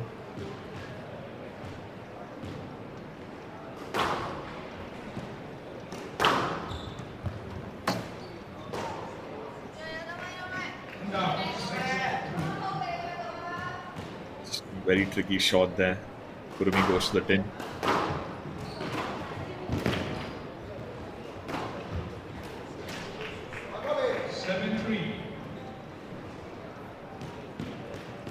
Toby playing a very deceptive game so far, catching her opponent off guard at multiple points.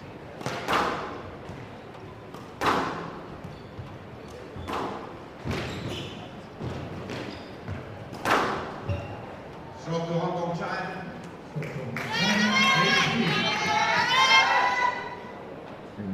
Kurumi needs to be careful now because it looks like Toby starting to just slightly get away in this game.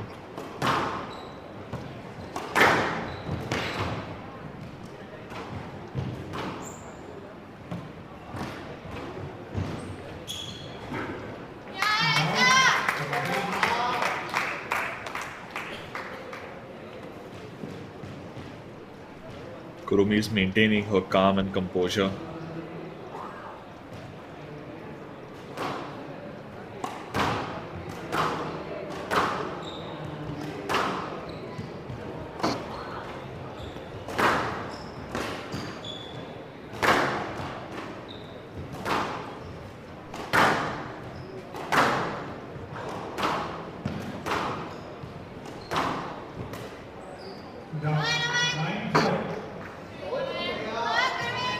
Probably took that a bit too early.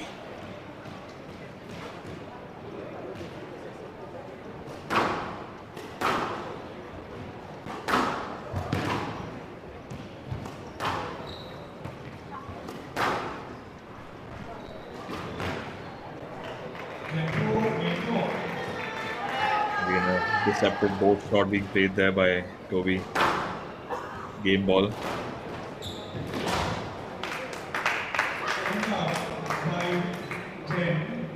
Kurumi responds with a good burst of her own.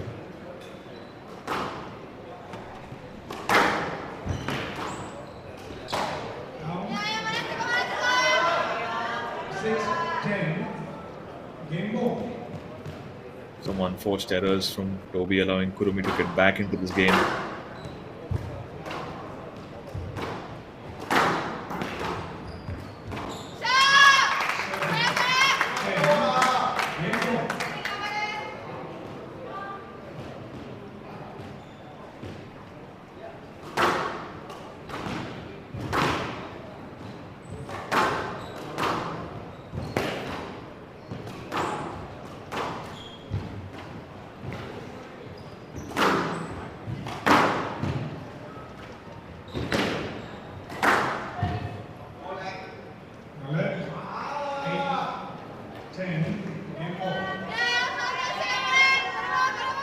A real quick comeback from Kurumi. We'll see if she can take it all the way.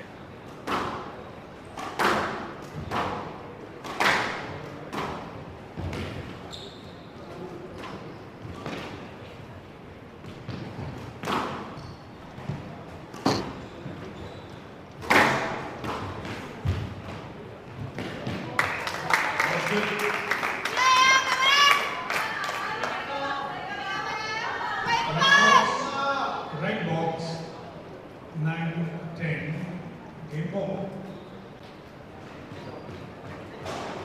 Regardless of how this first game ends, I think it's just been an excellent storyline so far from Kurumi.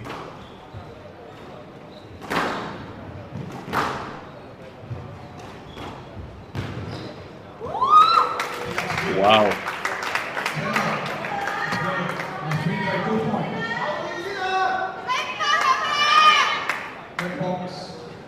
Almost a fairy tale story of a comeback, being 6 points down to tie the score at 10 all deuce.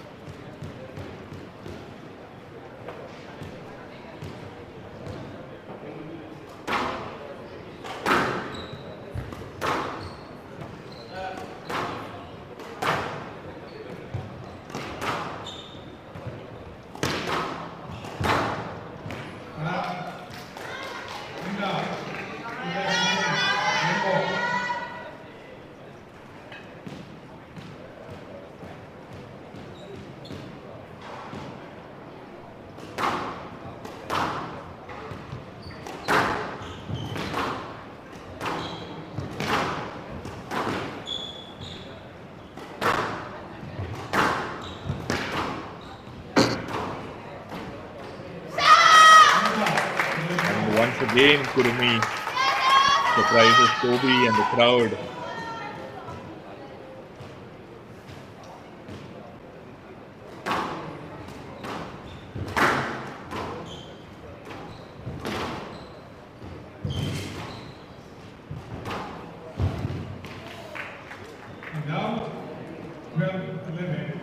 Kurumi perhaps running a bit too much for her own comfort. Suffice to say that Toby dictated the play in that last rally. And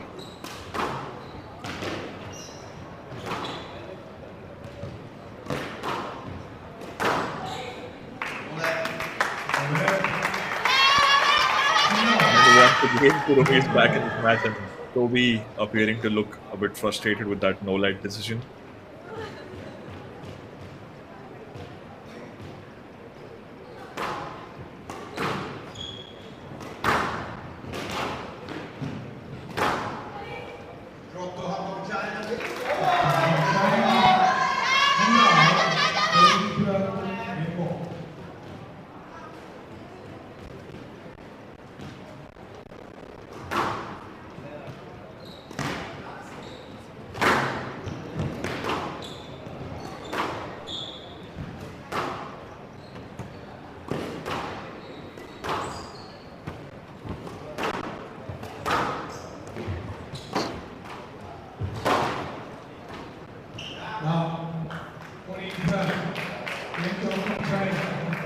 Wow, and after an exciting set of rallies, Toby takes game one. But I'm sure both athletes would not be and even though disappointed. exactly, and even though Toby took that first game 14-12, it was after 7 game balls that she could. So it's going to be tough, and Takashi is not the one to just give it all away. This is promising, Nirav. This match looks promising. I think it had to be, considering the stakes. But I think Yes. we have to give And kudos to the composure that Kurumi maintained throughout that matchup. yes, and even though she was 4 game balls down, if I'm right, at the start, she did manage to Yeah. take those 4 game balls. It was point then to catch 4 up. in.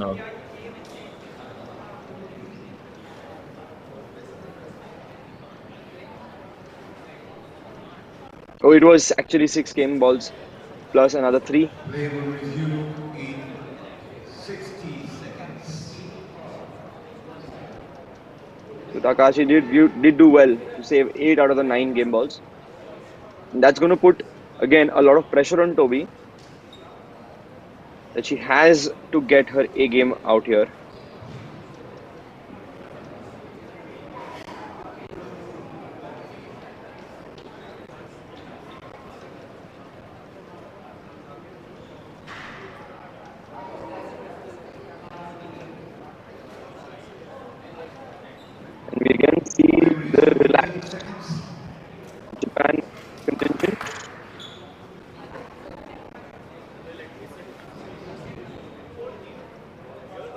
50 seconds.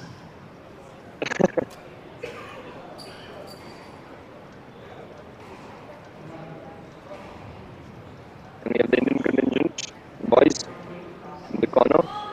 Time.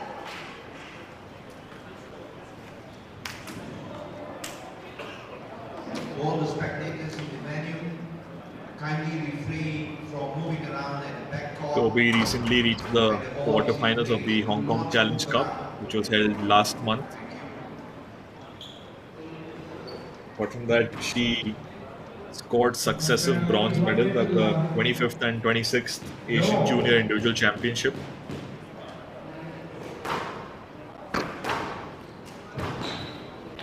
Oh, and Toby just ends that first rally with a well-placed shot. Yeah. Toby's just trying to give Kurumi a message that if they lose, it's going to be over very quickly. Like over here. And she did it once again for that second rally as well. Down and out, 1-2.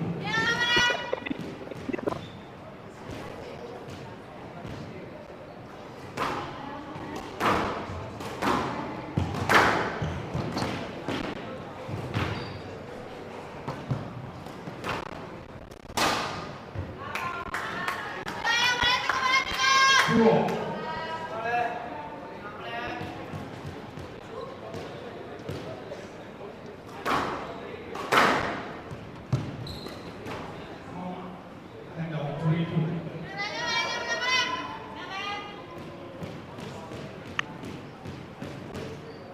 And like the last game, this is a very smoky start.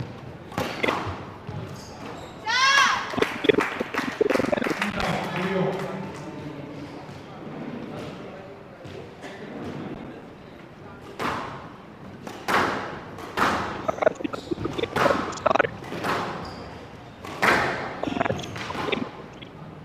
Yes, sir. Yes, left. 3.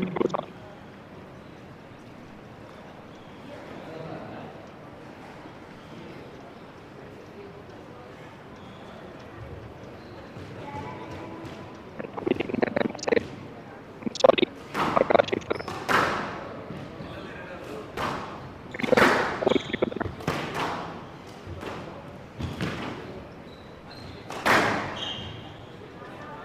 Now,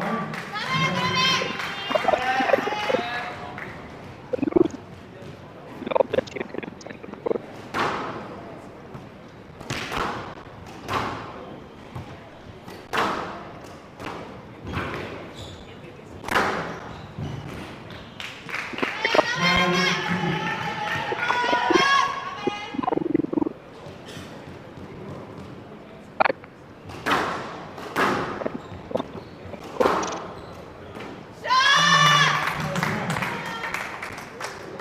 Great finish by Takashi. Straight into the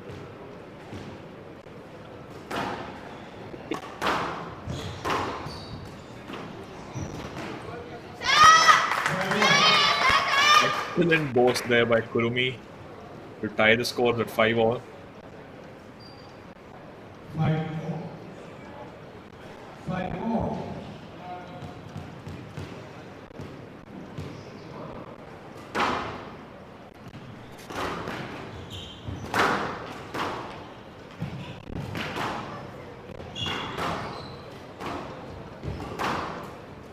Drop to Japan. And Kurumi appearing more in control of that last rally.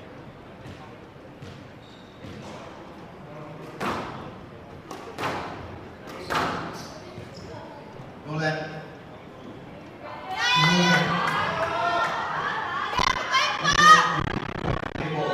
Toby protesting with the officials, unhappy with that last call.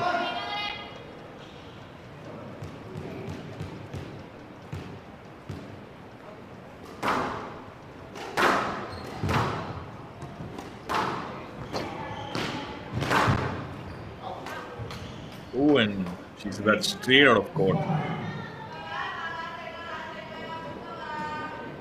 Probably starting to feel a bit frustrated there with back-to-back judges' calls going against him now, hitting the ball out of the court. 8-5.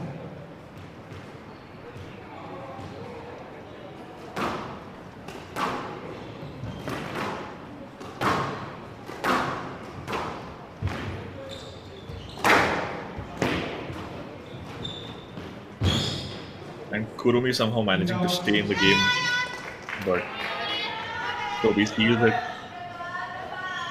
Probably hearing the score at the beginning of the game, beginning of the rally, pardon me, 8-5, she just knew she couldn't afford to give Kurumi another point.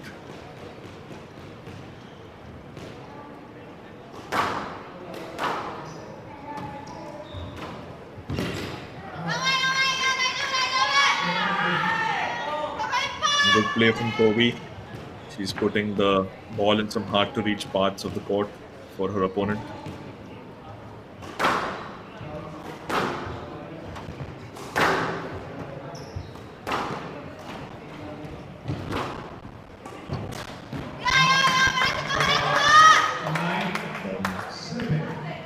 Just a bit too eager to go for that shot. And as a result, Kurumi once again has the lead and the initiative now with the serve.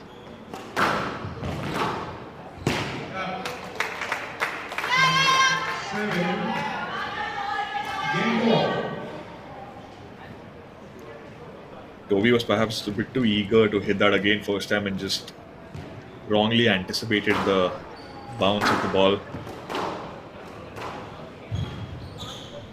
We're seeing an urgency in Toby's body language now. Eagerness to get back to tying the score. We're still at game ball, but Toby has gotten the point back.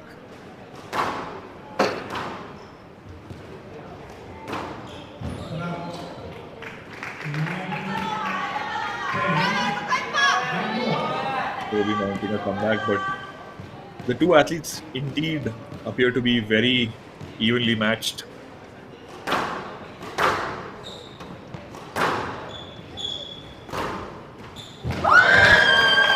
Wow, and Kurumi takes it with an unexpected post shot. He's all smiles at the moment.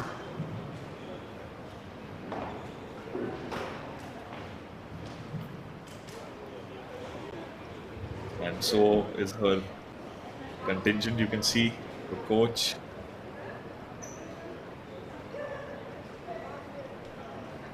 The coach there, you can see her team as well. They all appear to be very happy.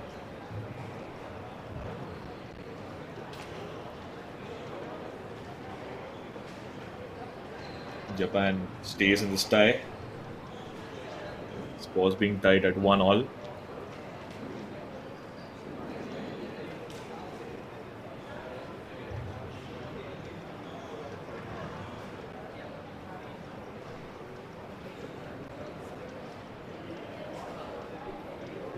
Toby gave it a good attempt at a comeback there towards the end of the game, but probably the point gap was too significant. And at this level, each detail counts.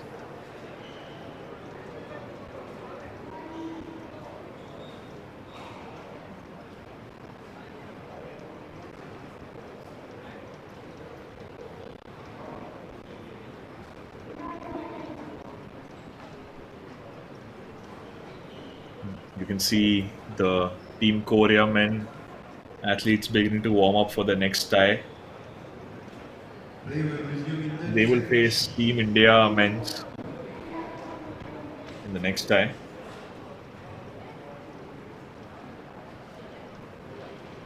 And thanks to the camera crew, we get to see all angles of this beautiful court in Chennai. And I think he's going to hurry back to his station now.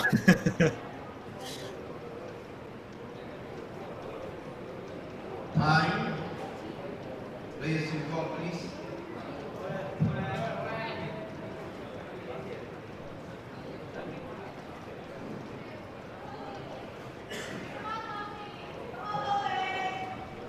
One game more.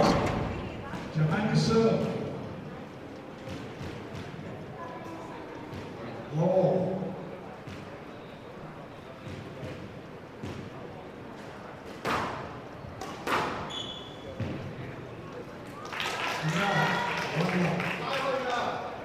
Toby takes a quick early lead with a tricky shot placement.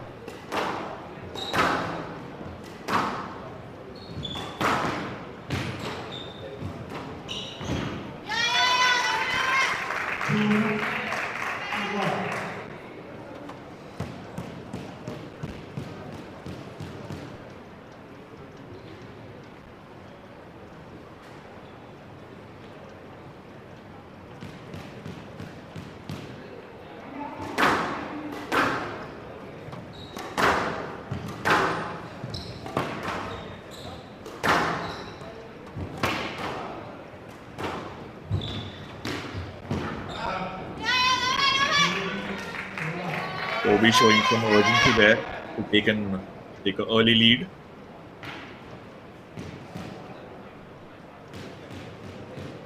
Kurumi looking unfazed.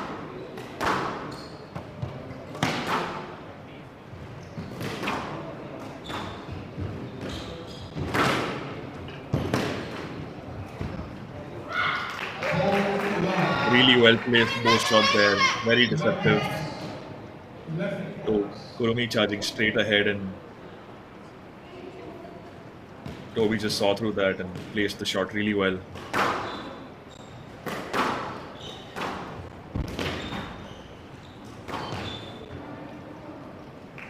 And once again, Kurumi just gave Toby a bit too much time to decide what to do with the ball. It's a really dominant 5-point lead at the moment for Toby. Scores at 5-love.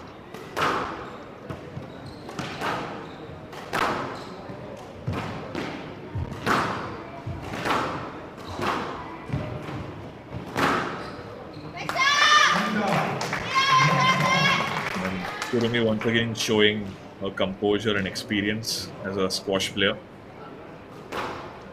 Taking the right shots despite being down. Ooh. That was just a bit too close to the wall, and I think if I saw that right, Kurumi just took an extra step ahead before leaning back. I think that awkward positioning just affected her miss.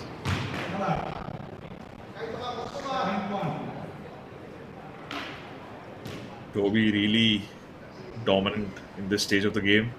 She's dictating the pace quite well. A message that, hey, you took that one game, but I'm here. I'm here to win.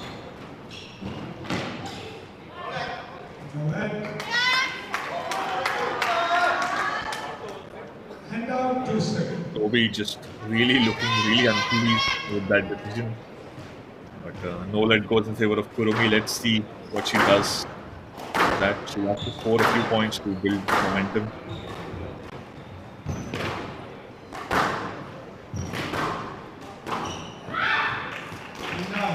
That was slammed. Yeah, go ahead, Sandeep. Yeah, nothing. I was just talking about how she just slammed that ball into the nick. It almost went into the nick.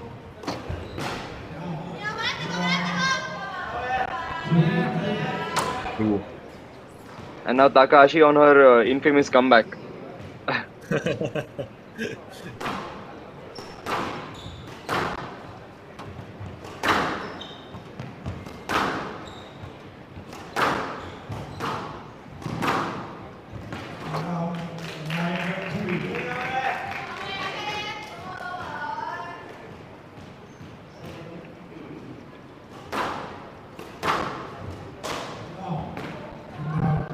Unforced error from Toby late into the game.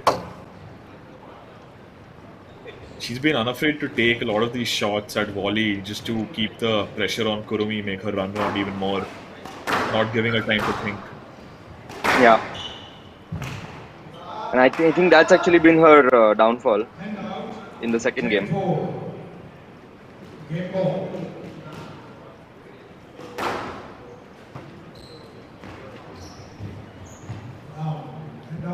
Oh.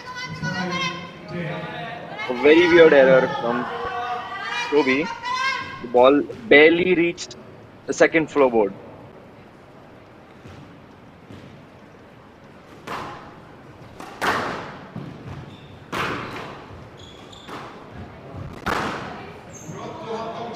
It's going to be a simple stroke. Or Toby China, Hong Kong, giving China her the second leads game 2 games to 2-1. 1.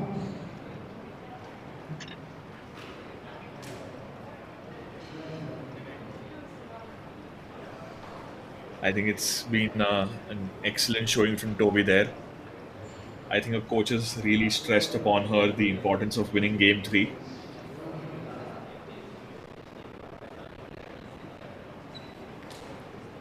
She just looks to be in download mode at the moment,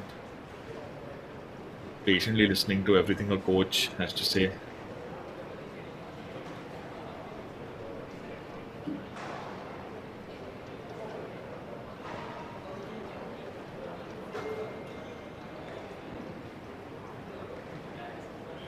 Toby is looking slightly more exhausted right now.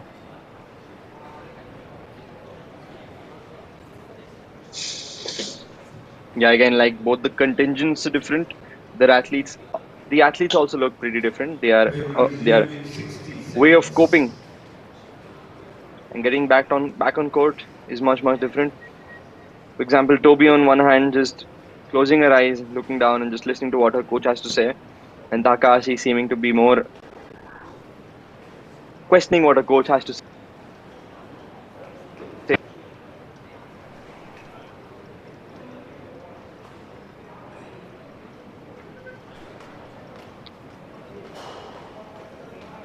They will review in 30 seconds. And there we see the referees trying to get things sorted for the fourth. And very exciting game that we have on hand. 15 seconds. And we'll be underway with the fourth game of this super exciting tie in just a few more seconds. Time, players in court, please.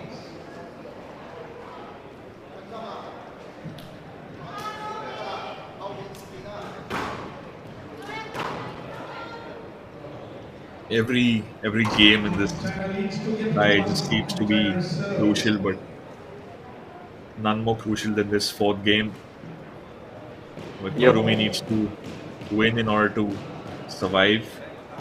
And Toby, if she wins this, could clinch the tie and send her contingent to the finals.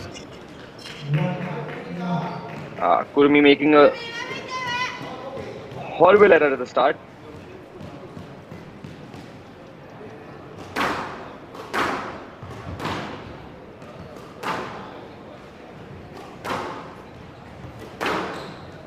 That ball almost catching the back wall nick.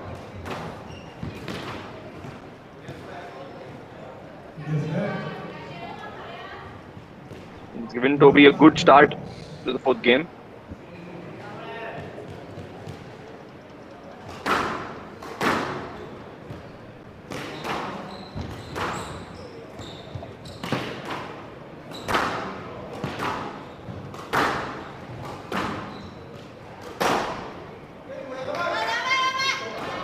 Another error from Kurumi. She hits the tin. This isn't the match to be making these kind of mistakes. Stakes are a bit too high. Yeah.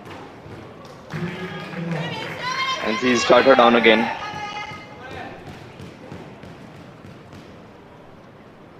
Toby just looking very confident and appearing to be in control of these last few rallies.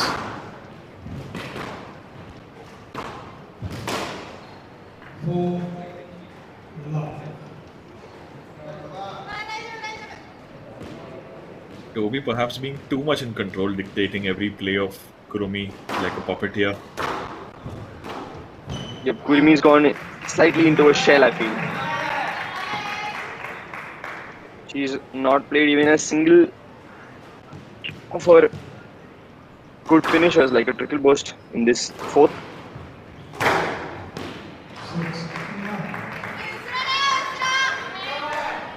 And Toby's built Possibly up a just tired commanding from the last 3 games.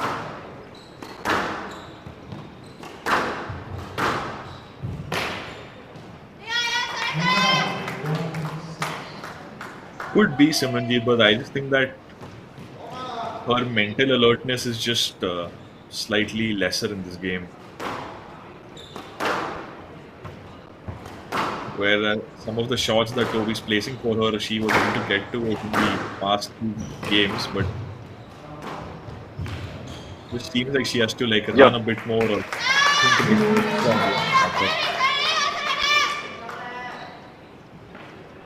I guess, yeah, you are correct. It's also like the mental fatigue building up, just constantly thinking about what you have to do, and especially like you said, Takahashi has been coming back up from games and not been in the lead a lot. So she has been thinking a lot, and that's we've all experienced it on court.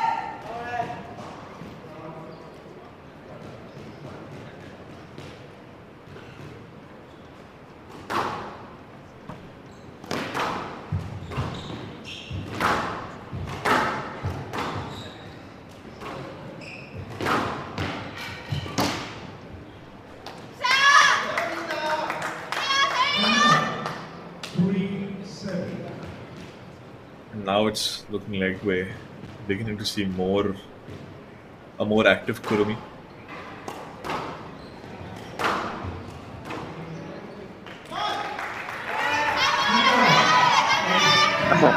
And as you say that she's putting into the thing.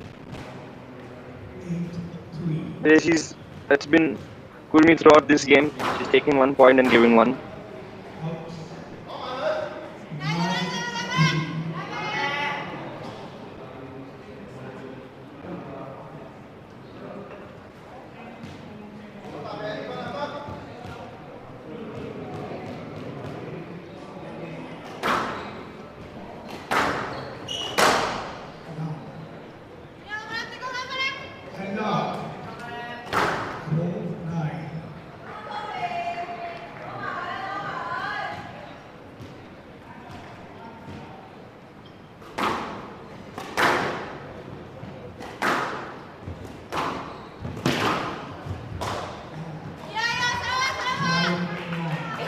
Yeah, Kurmi is starting to slowly creep up.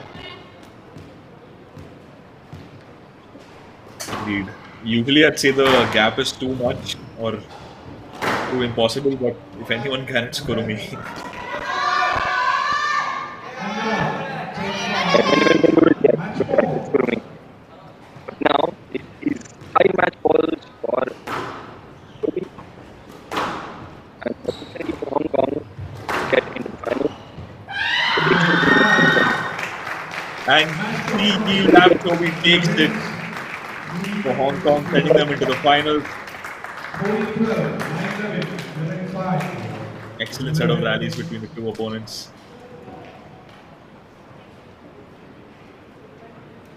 Rejected Kurumi just walking out of the court. She knew she could have done Excellent. much Excellent better. display of sportsmanship between the two contingents. Yeah, both the players showing respect to each other and their teammates.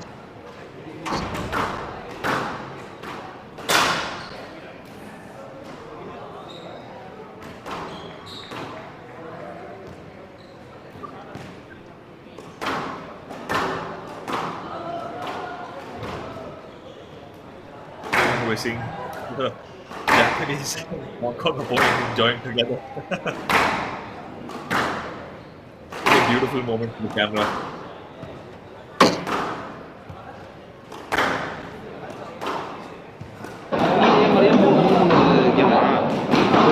Tie தானா அதை எல்லாத்தையுமே எடுக்கணும் அதையும் எடுக்கணும் இப்போ எத்தனை bro Thank you for tuning in to this exciting between two powerhouse teams in Japan and Hong Kong, China. And ultimately, it's Hong Kong, China that takes it 2-1. You tune in for the next match, which is Team India men versus Team Korea men's. Here at the HCL SRFI 21st Asian Junior Team Championships. I've been Neerav Advani, and with me, I've had my colleague Simranjeet Singh. We are seeing the Korean team practice inside the court, which will be up next. We see the Korean team practice inside the court, and they will be up next against the Indian contingent in a bit.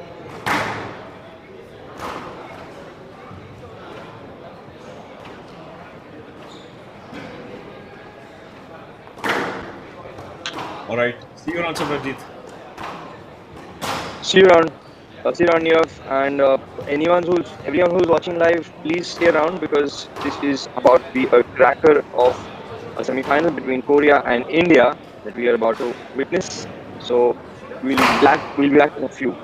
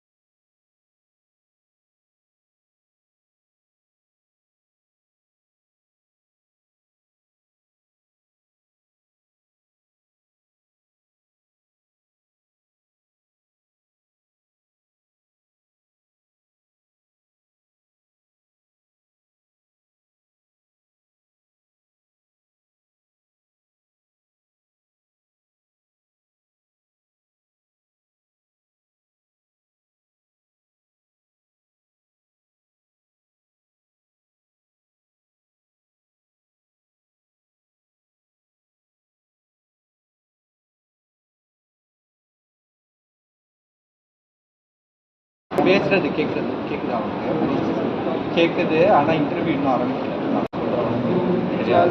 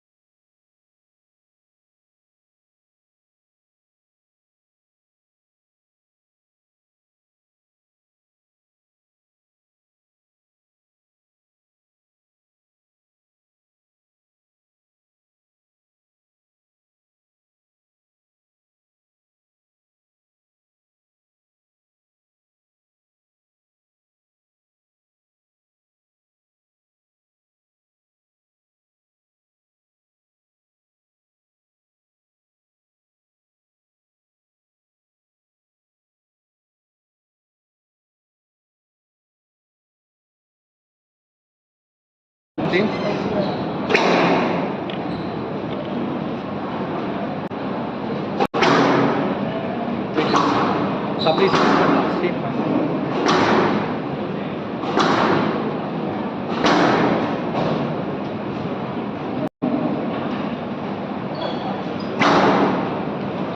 live, we are live.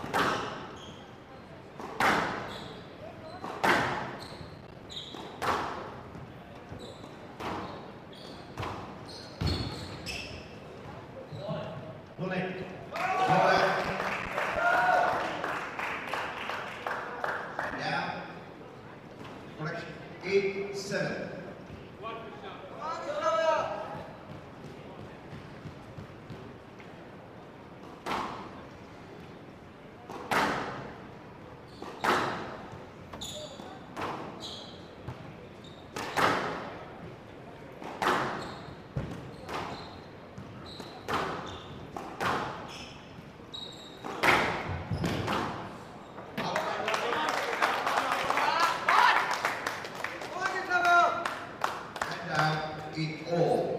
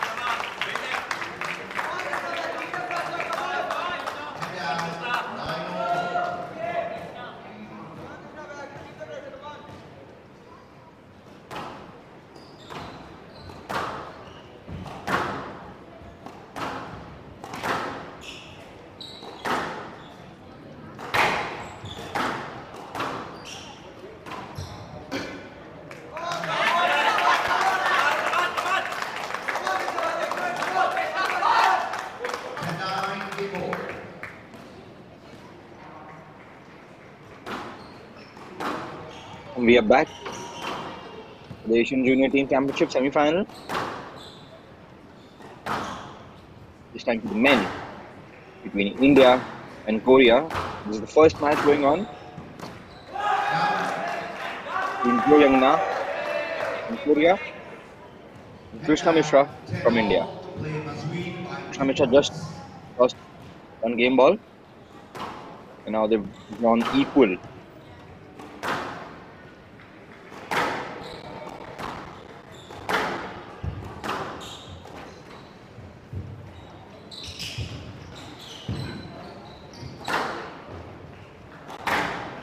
Already we see the speed between these two amazing players, covering every inch of the court. That is a brilliant sidewall blow.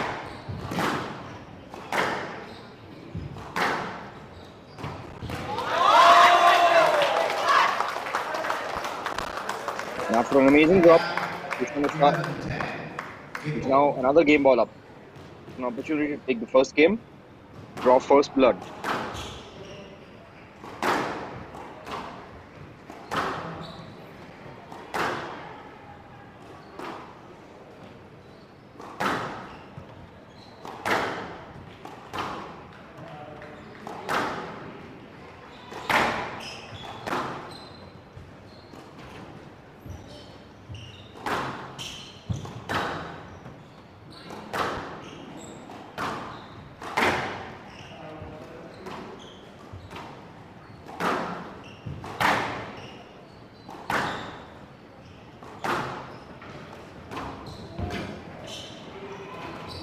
That was a tight drop. And Krishna Mishra takes the first game 12-10. India leading first game to love in the first game, in the first match of this tremendous semi-final.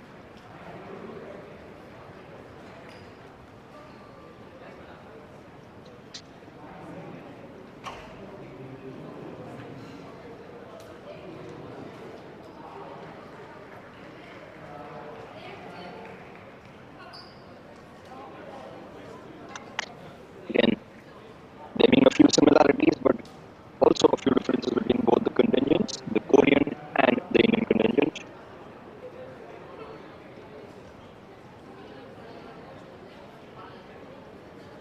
The Indians having 2, sometimes 3 players, 3 coaches or teammates talking to them. On the other hand, is Korea, where there is one coach talking to the athlete. The athlete seemed Play will resume in 60 relaxed, seconds. just trying to take in what the coach is saying. On the other hand, we have Krishna Mishra here, having a much more back and forth conversation with the coach.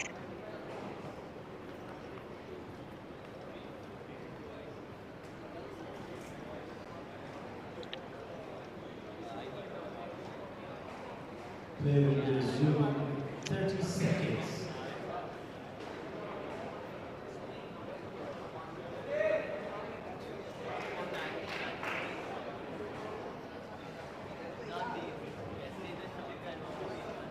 Seconds.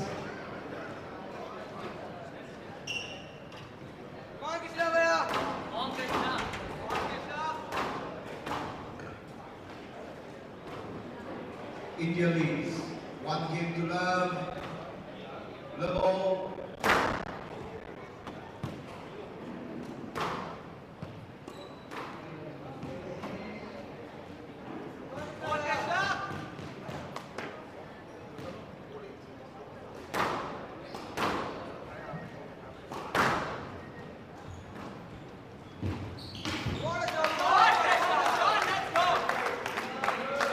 And here we go with the second game. Krishna Mishra draws first card again.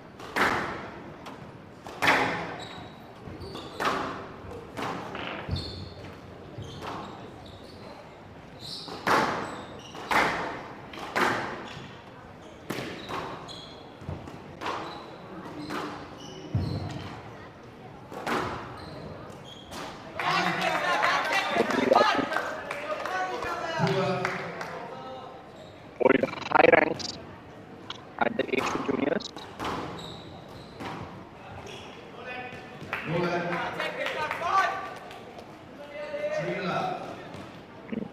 Mishra off to a really good start with lovely.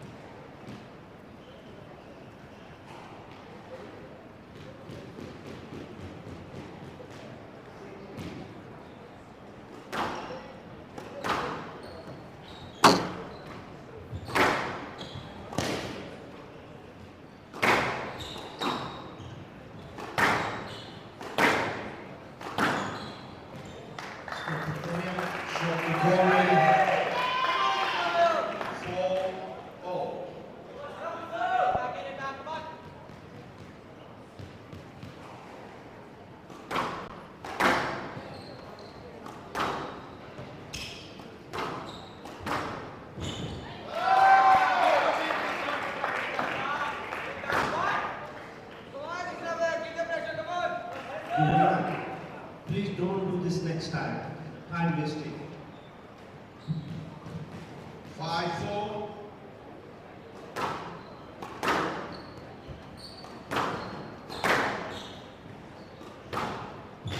And up. Your pickup was better. 6-4.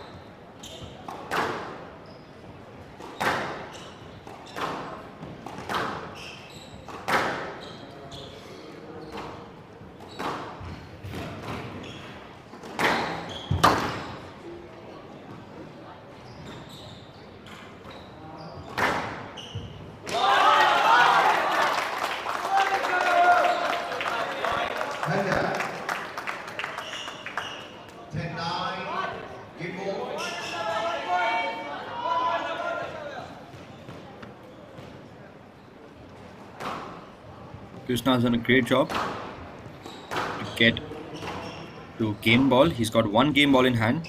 Let's see if he can manage to take that. I think now was a little too late to the ball to ask for a stroke, and he was awarded a no let, giving Krishna Mishra a clear 2-love advantage.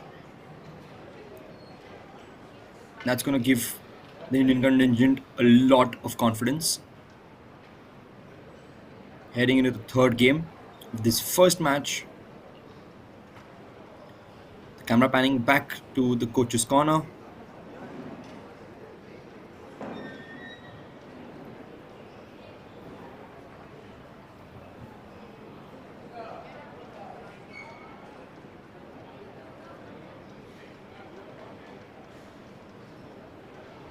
Krishna Mishra has been giving some clear instructions.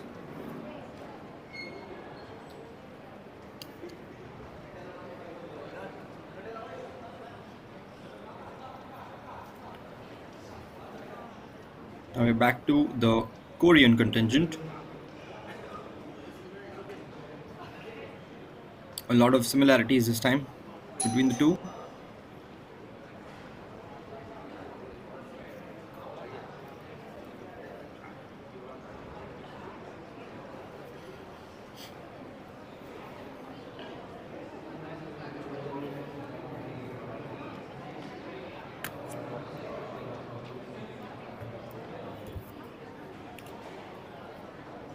Of course, both the teams are going to be dying to get this main game, this third game being one of the most important games for Korea as well as for India, because India would like to clinch this first match 3-love to build their confidence.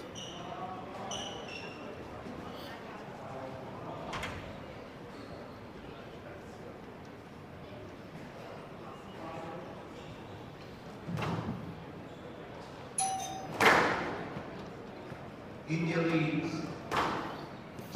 Slowly and steadily, if you can see, the back part of the scoreboard being filled with athletes, parents, coaches and fans alike, ready to see this cracker of a match.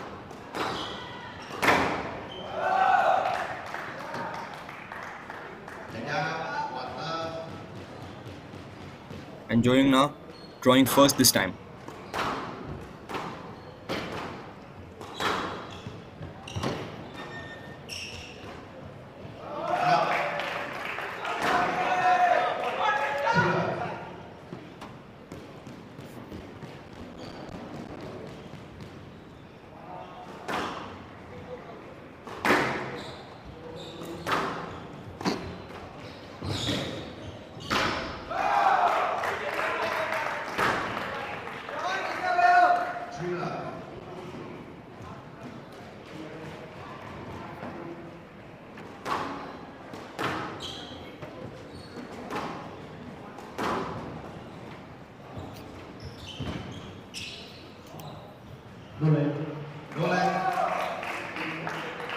No let awarded to Krishna Mishra.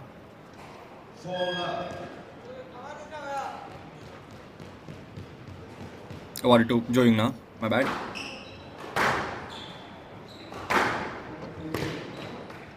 The third game looking extremely promising for Jo Young-na.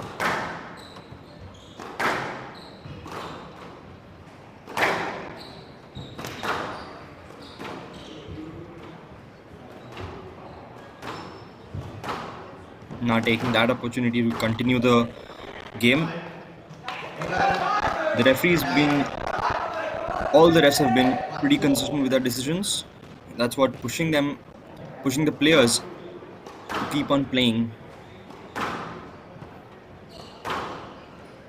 and not stopping and asking for lets.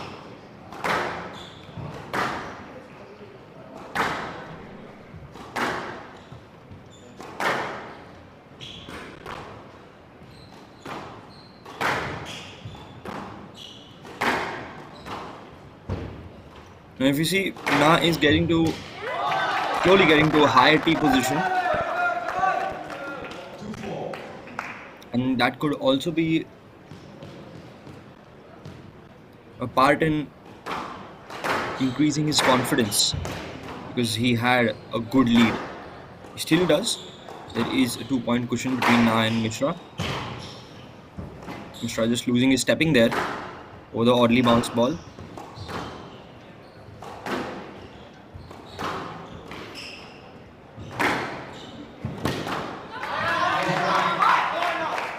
And a crucial error there from Na, giving Mishra that added edge, and Mishra moving and inching closer.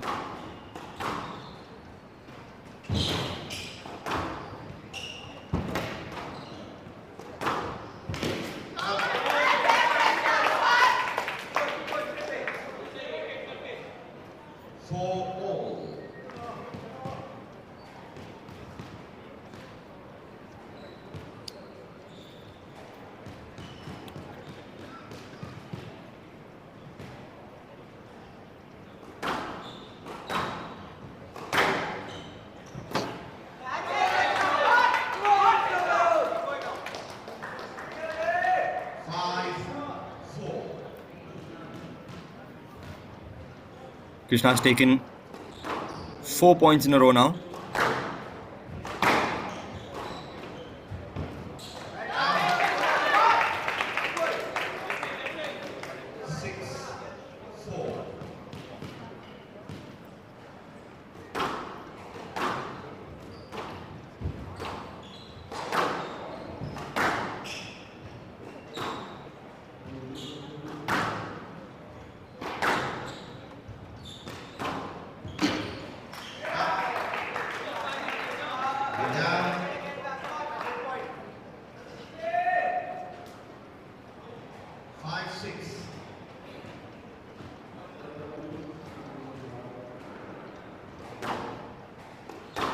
This third set is by most.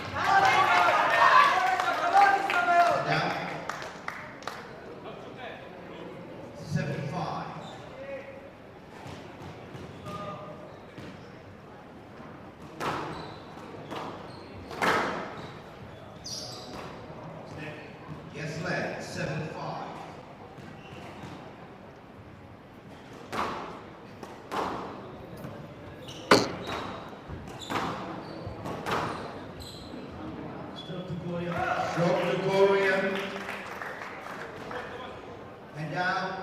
Critical stroke given to Na.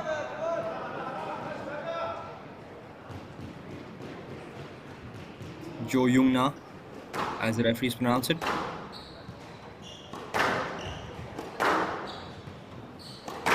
Hopefully that is correct.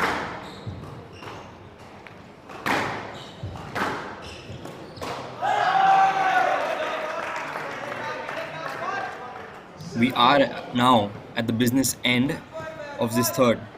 A very crucial third for both teams. Jo Young Na wanted to stay in the match, would want to win this game, and Krishna Mishra would want to get over with this match and give his team the clear 1-love lead in the match standings. And he's just doing that by taking this point.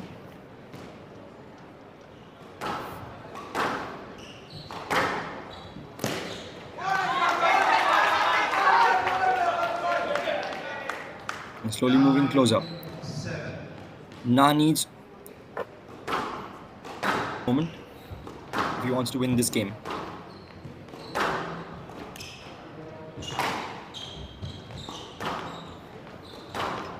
As you see, Na has been a good starter for the games, but he hasn't been able to finish the games off really well. There is going to be given another stroke to Na. 8-9.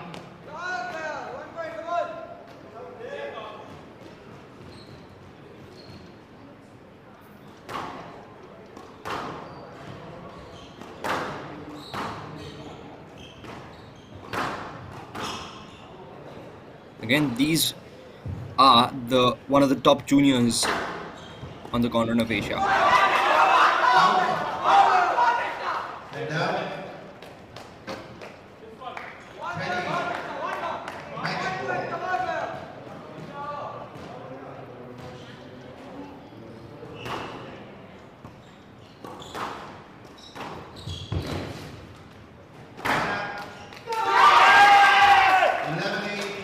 and Krishna Mishra taking it in the first match, in the first game. 12-10, Second game, 11-9, and 11. 13-11, 11-9 and 11-8 to give India the first match victory and getting India one love up, moving them closer, one step closer to the finals. Here we have the 4 stars of Team India. We just saw Krishna Mishra in action. We have Parthamani, we have Sharan Punjabi, and we have Shaurya Bawa. 2 of them who will be seeing up next.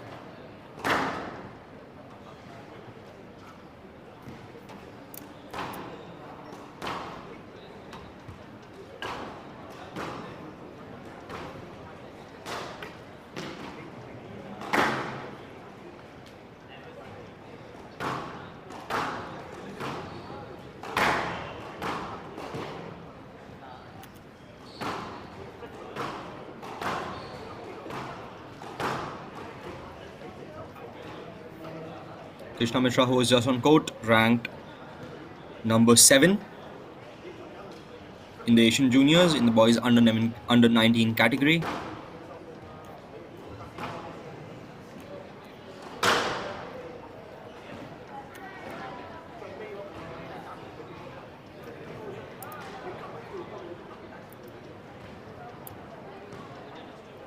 And over here we have the 4 stars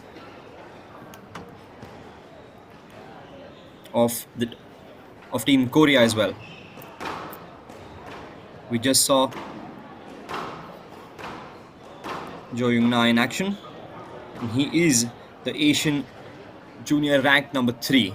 So it was a pretty good and pretty impressive win by Krishna Mishra.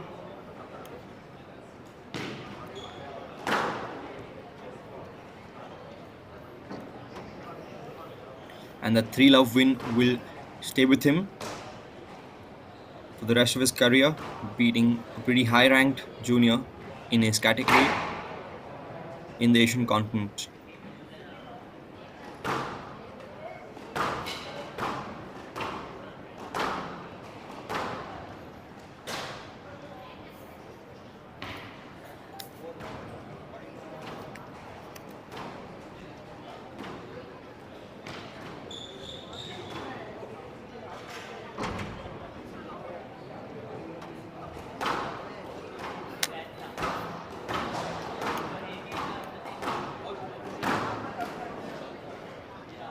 We will be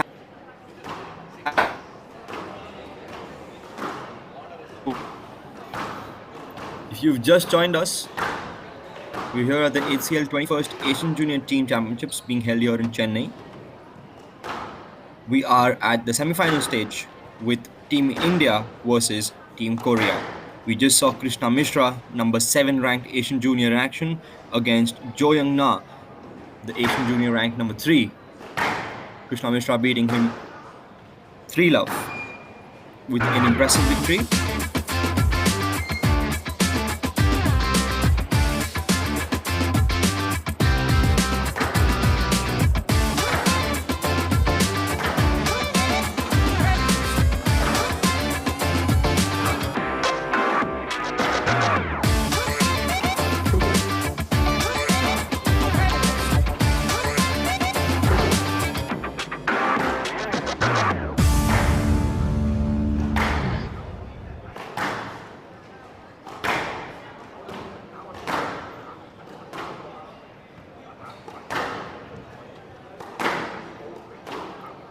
Back in action.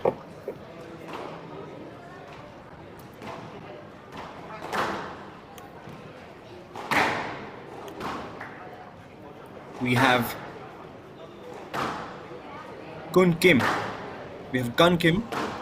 Sorry if I may have butchered that name. Of Korea against Shaurya Bawa of India.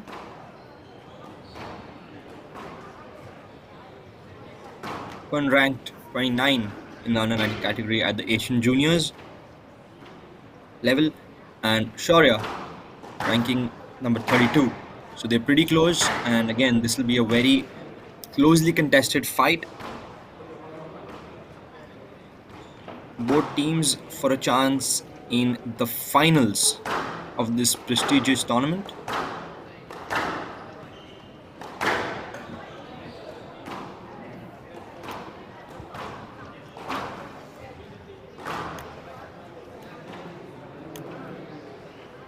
So just some statistics from both these teams. So Korea's men's road to semi-finals was they beat Kuwait 3-love in the first, and then they lost against Pakistan love 3, won 3-love against Sri Lanka, and then 3-love against Hong Kong, China, coming into the semi-final. So except for the 3-love defeat against Pakistan, the Korean men won all their matches with a clean sweep 3-love victories. Korea finishing number 7 in the last edition of this tournament and reaching the semi-final is already surpassing their previous performance. Korea's best performance is in this tournament in the Asian Juniors is finishing in third position, and that happened back in the 2009 edition of this tournament.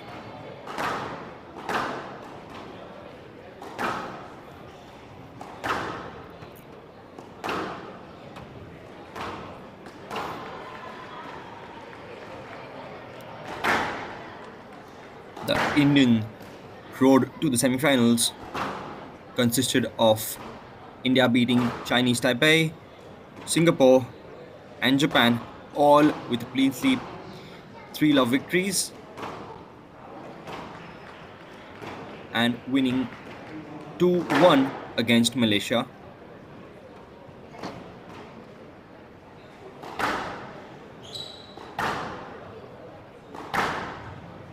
The Indian men's team, along with Pakistan men, are the two clearly unbeaten in their campaign so far, picking up 4 and 4 victories each.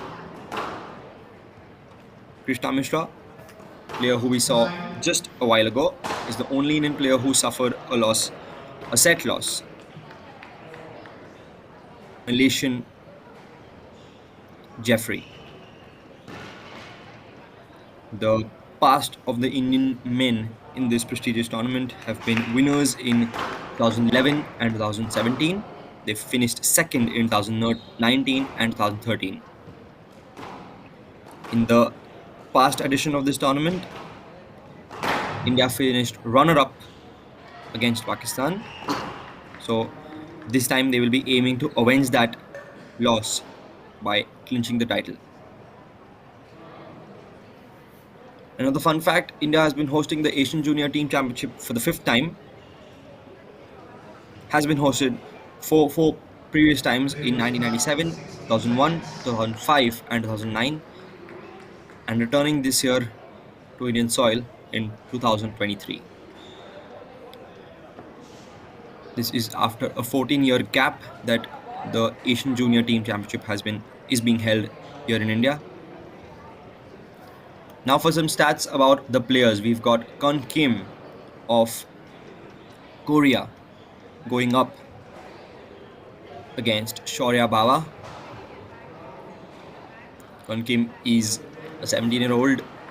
He is national ranked number 3 and Asian ranked number 29, as you can see on your screen. He is the 2022 Asian Junior Individual Champion for the boys under 17, and he finished 5th. Sorry, he is the Asian Junior Individual Championship in the under 17 category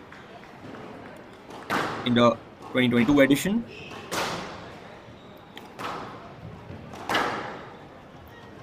And he finished 10th at the KL Junior Open in the under 19 category in 2022. His playing style is to be said as attacking, and he will be playing against the more against the equally attacking style of Shaurya Baba, who is also number 17, number 14 in the Indian rankings, and number 32 in the Asian rankings. And with this, we start the second match of India versus Korea semi-finals here at the Asian Junior Team Championships. Yes, sir. The match starting with a yes let. Shaurya not very happy with the yes let and drawing first blood.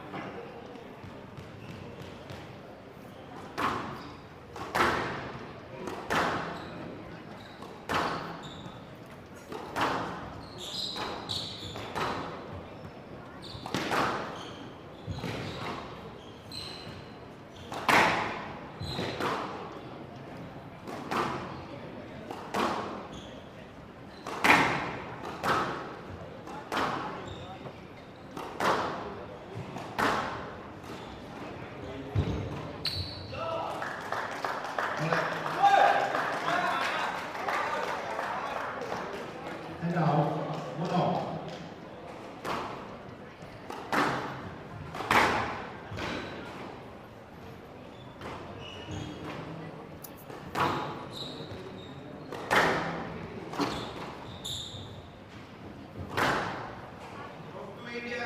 So to India, now 2-1. Shaurya Baba getting another stroke.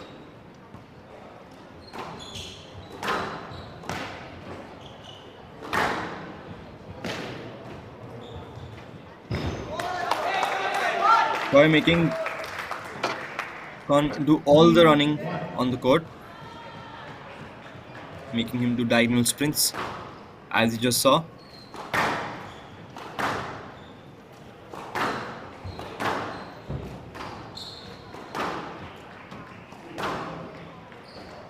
Yes, sir. Yes, left. Yeah, the loose shots are not going to cut it here. These are top players. The future of squash is here.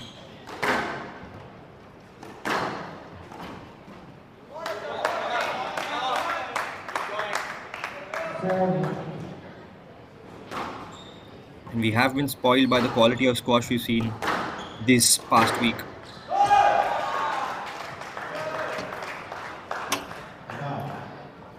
And we have a lot of squash remaining today and tomorrow.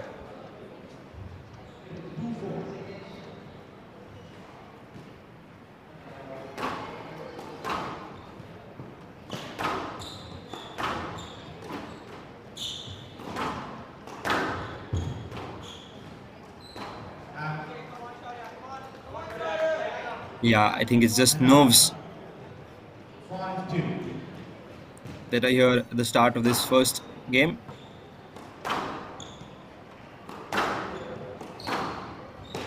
These players are slowly finding their groove.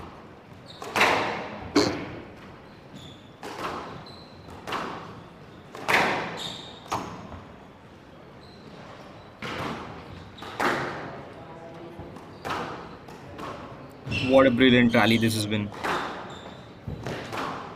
Both players covering every inch of the court, trying to hit as tight of a shot as possible, as humanly possible. And what a drop that was by Khan.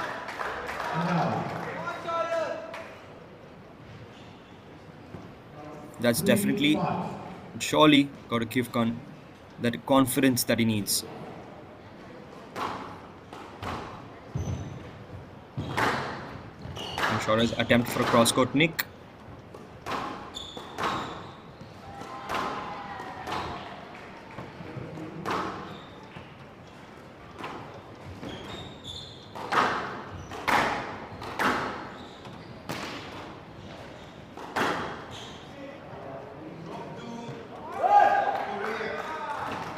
Straight to Korea. You need to clear. Now, balls there, you need to make effort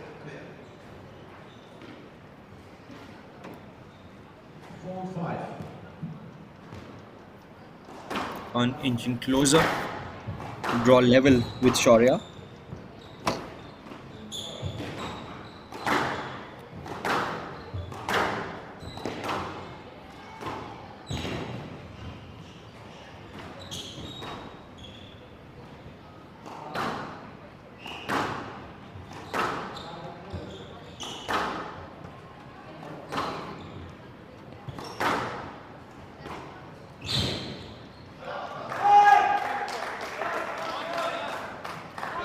That was a tight drop. And with that,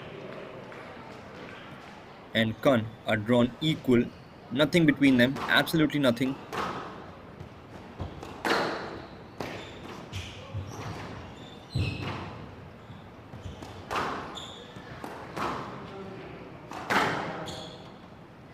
Good attempt at a trickle burst.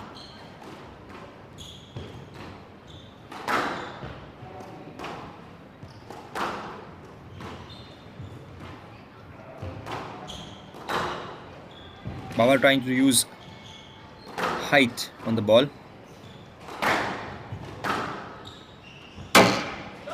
Switching up the play. But being slightly unsuccessful here. 6-5. And Khan having the lead the first time in this match.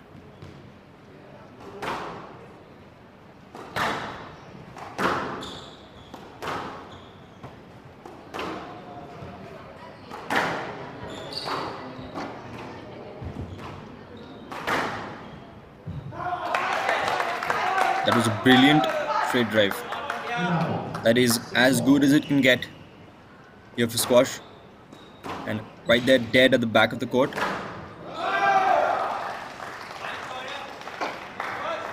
And behind with the amazing winners. That was an amazing pancake cross-court nick.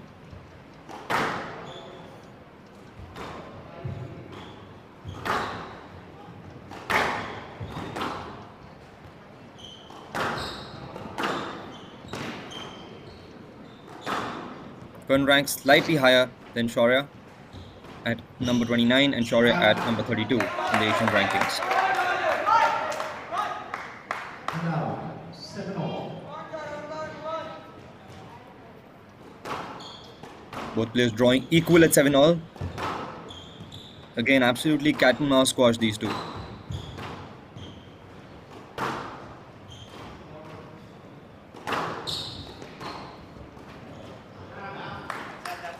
A crucial area from Kun.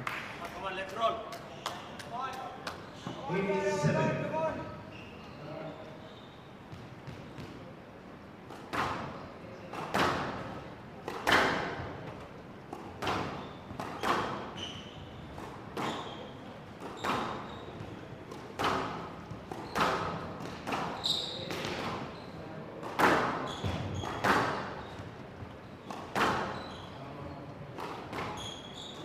It is pretty interesting to watch these guys play after having such long and amazing quality matches past few days and having traveled a long distance, at least for other countries.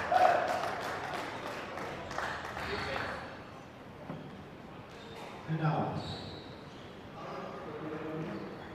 Even for the Indian contingent who don't train here at Chennai, it's been again a hectic travel here. That surely got to play a major aspect in their performance. But then again, these teams do have a lot of support. They do have a lot of that sports science going on at the back.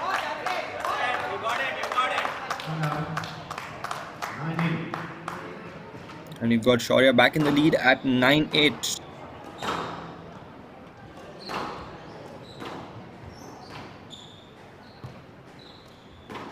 If we see, Shaurya's been pretty consistent with this game, whereas Khan has been quite here and there. It's been quite haphazard for him. He's playing well, he's winning points, and otherwise he's making some unforced errors. And that's given Shaurya Bava 2 game balls to win this first game. But looks like Khan's not going to let Shaurya take that so easily. There's still 1 game ball remaining.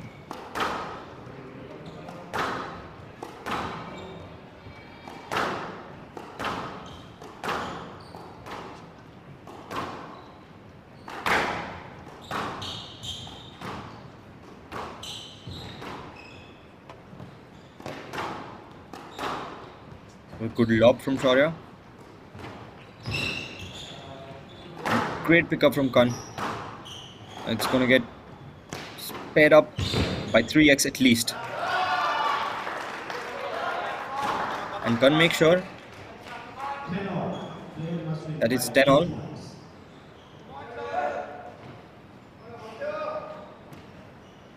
We don't have a terminology for 10 all in squash. Like in tennis, it is deuce an advantage.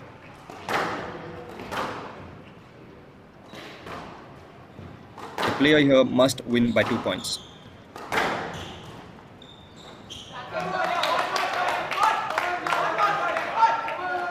It's just a miss hit by Khan. But at a crucial stage, which gives his opponent 1 game ball. And that silly error gives Shaurya the win for the first game, and he leads 1 game to love.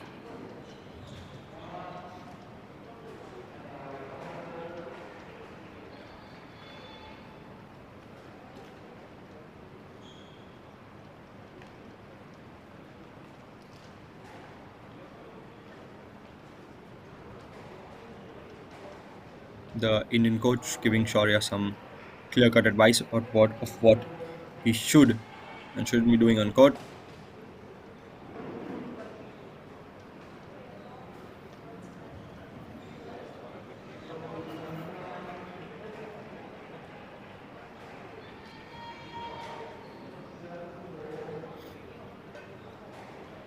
Again, we have the Indian contingent here. We've got Patamani, Krishna Mishra, who we saw earlier in action.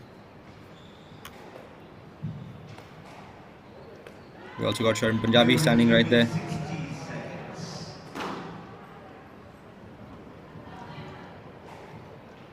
And that first game does promise us that this is going to be a cracker of a match.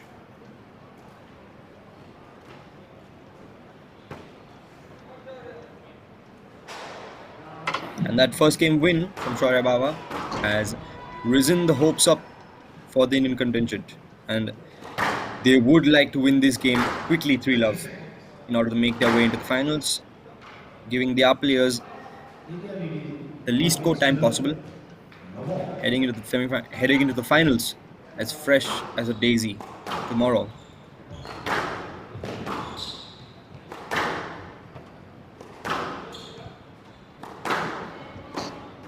Although Korea has been at this stage once before, they would like to make it to the finals, being the first ever team from Korea to make it to the finals. But Shaurya here is determined to make Korea's dream unsuccessful.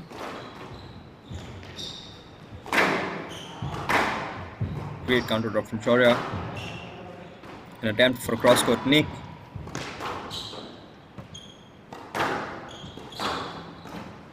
This is crazy squash we're witnessing here, friends.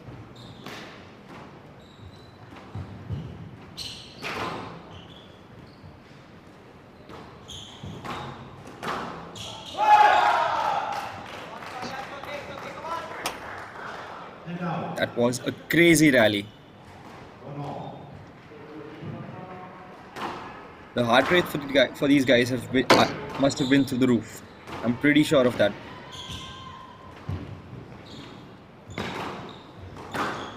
And just another crazy statistic for you guys. All these top players have their heart rate average around the 170, 175s. Topping out at around 200 to 200, 210s. Staying consistently in the 160s, 170s.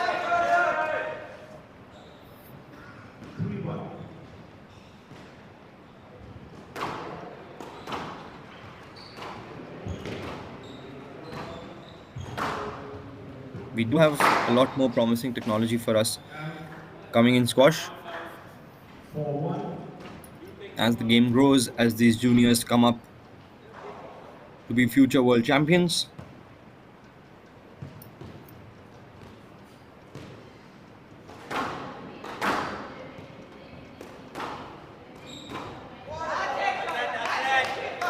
That was such an amazing volley drop by Shaurya. Absolutely sliced it into the front left neck.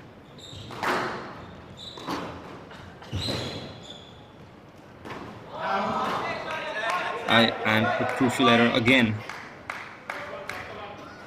from Khan, and losing his massive lead that he had started with. Shaurya taking the past 2 points out of that 4-1 lead.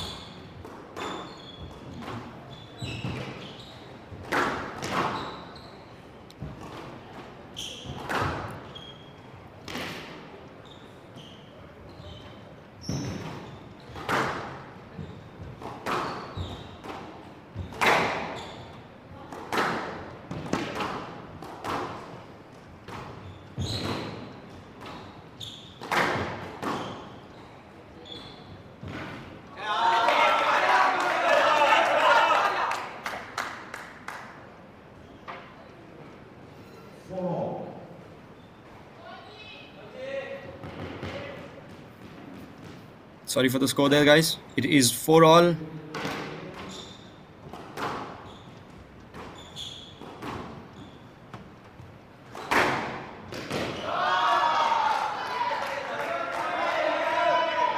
Both these guys determined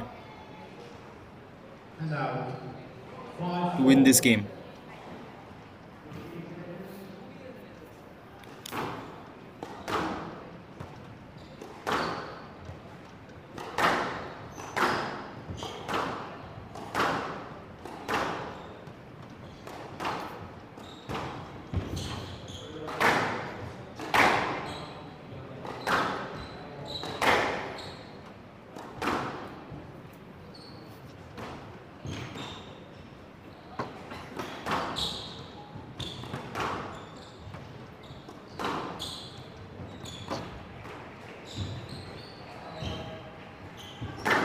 Both Shaurya Baba and Khan Kim are showing some high quality squash to us here, guys.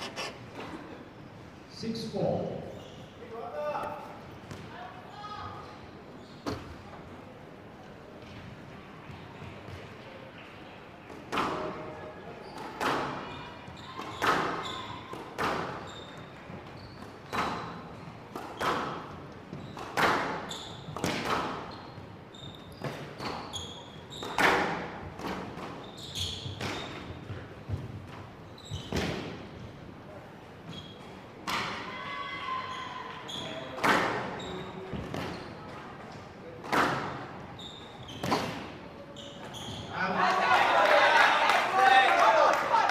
This was a massive rally. One of the longer rallies of this match. Especially this game. This is the third of the game.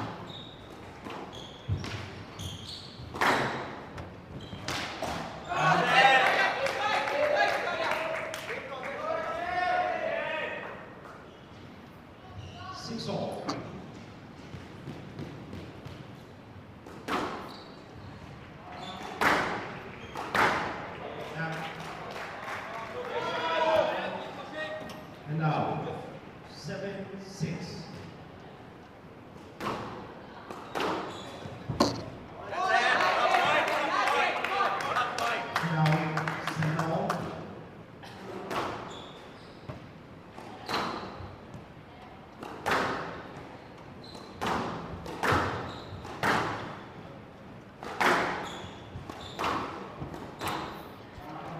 We've gone equal again at 7-all.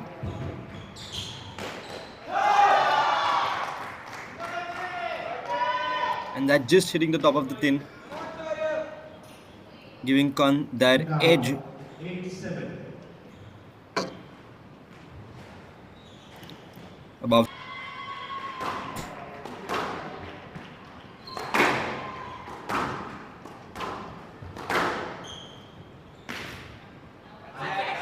Oh, that's going to go out. Again, there's nothing.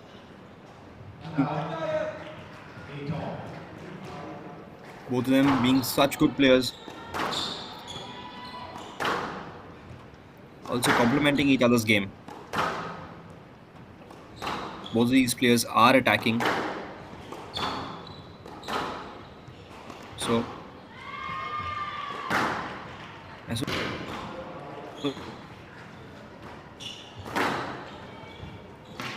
they're going to try and cut deep.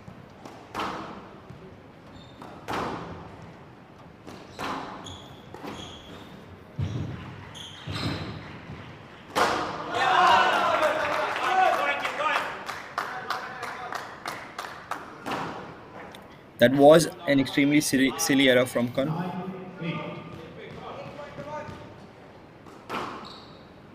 Those have been far a few from Shaurya. But Khan has had an array of them in this set. Though the second set has been good, the amount of errors by Khan has been massive. 6 unforced errors in my opinion. And again, Shaurya, 2 game balls up. Can he take this in the first go? To give him and his team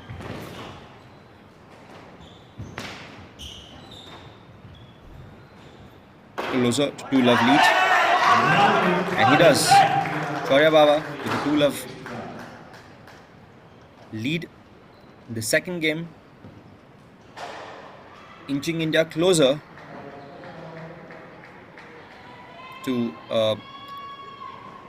victory against Korea and a spot in tomorrow's finals of the Asian Junior Team Championship. We have all the players of all the athletes of the Team India.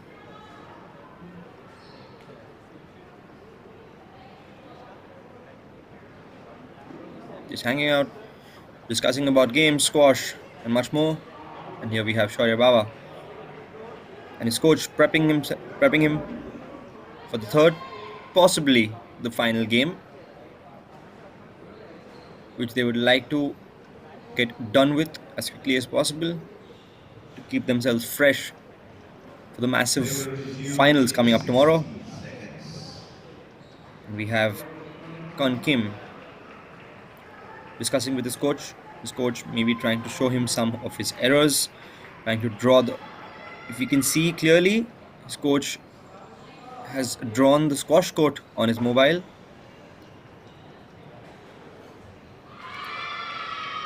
Kim might be more of a visual learner, and it's a great thing that his coach is doing to make him understand through in a much more visual way of where he's going wrong and to give him good ideas of what to do next in this third game. I'm pretty sure the Korean team would want to stay in this match and get this match over with,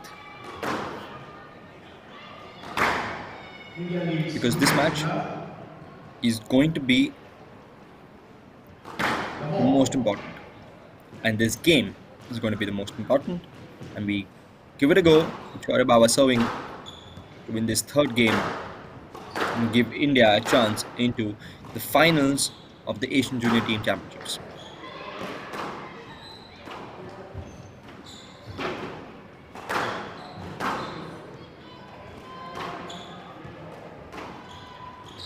Khan Kim going to try and defend as much as possible. What a pickup that was from Khan Kim. from the back. I think he's got a second racket hiding in his pocket. These reflexes are amazing.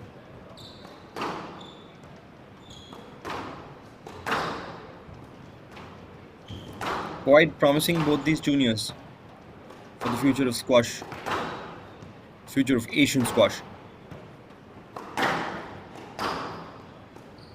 One of the top juniors of their own countries, and Shaurya trying to pick that ball up with a dive, but unsuccessful. You've got to have court wipes there to clean the sweat up.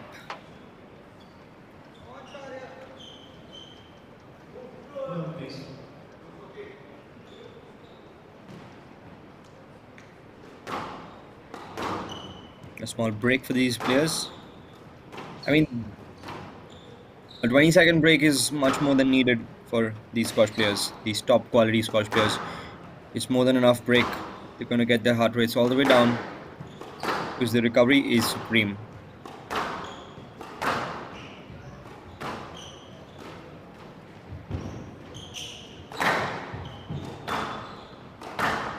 But Goya has started these all of these games of their respective matches pretty well though. The last match, all 3 games started off well by Na, and now Kim has given the last 2 games as well as this game a good start, but just the middle portion I feel is where they mess up a little bit, or they get distracted a little bit.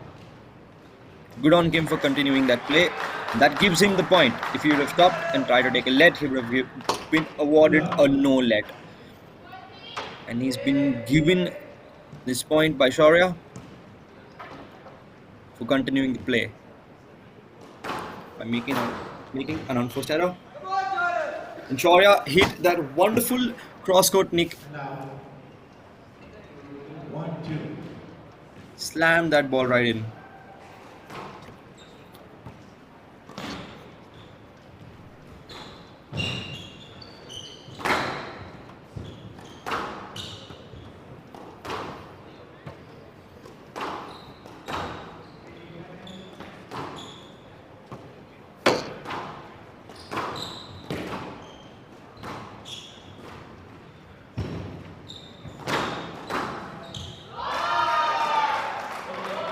An amazing finisher by Kim.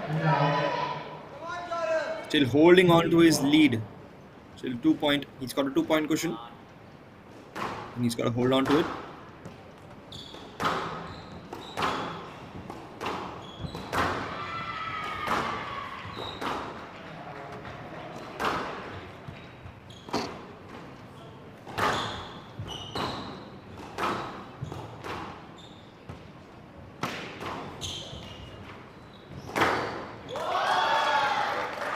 Again, a good finisher by Kim. He looks to be in that urgency state. He wants to get the ball rolling quickly. Wants to get the game started extremely quickly. And he has the momentum on his side. But Bawa is going to make sure that it doesn't last.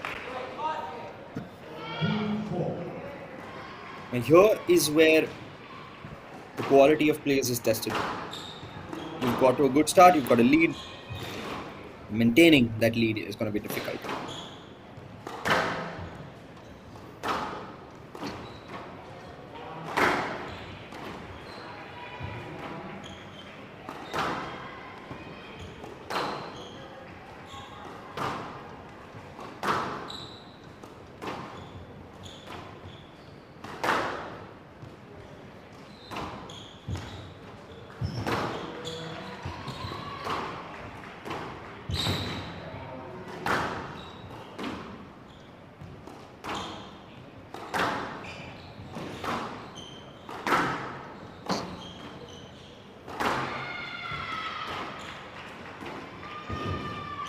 Again, one of the longer rallies of this match. And Shaurya is now making Kun run a lot, and that's going to play in this third set.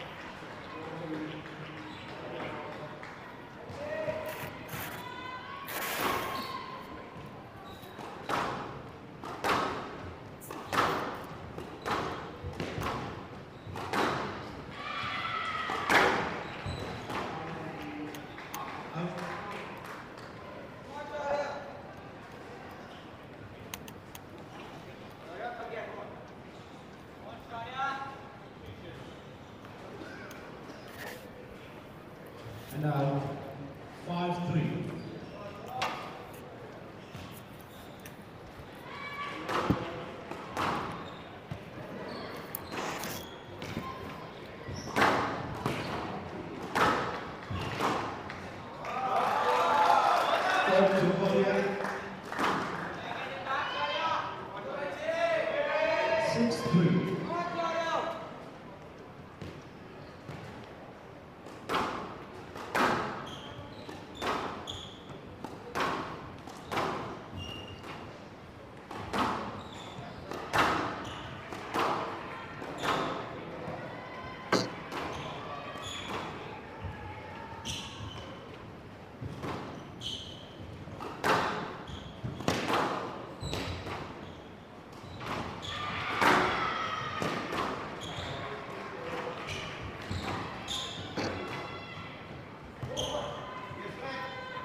Yes, left. 6-3. Left side. Left side.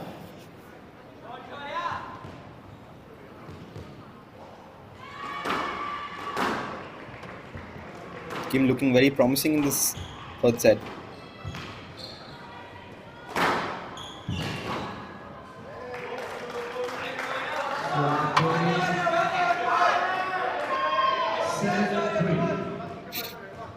Again, Shoaib looks a bit drawn out. And as I say that, he thumps it right into the cross-court nick. On the service. Not turning out easy now. And Kim right into the tin.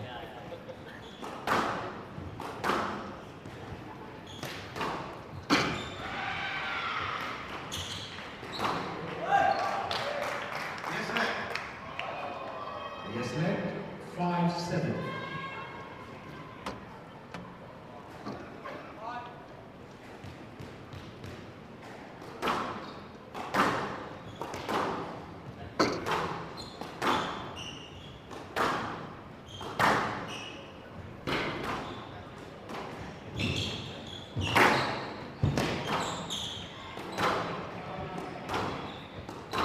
Again, this rally is pretty fiery already.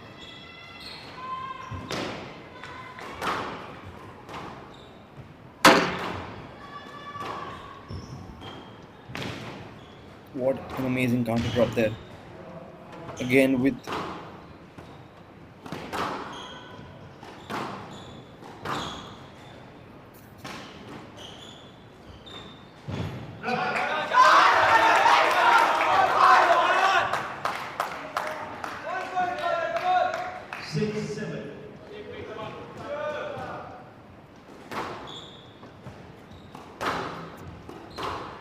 again, Shaurya is inching close, and if Kim isn't careful, then Shaurya is going to try and take it 3-love because he's going to hold no prisoners.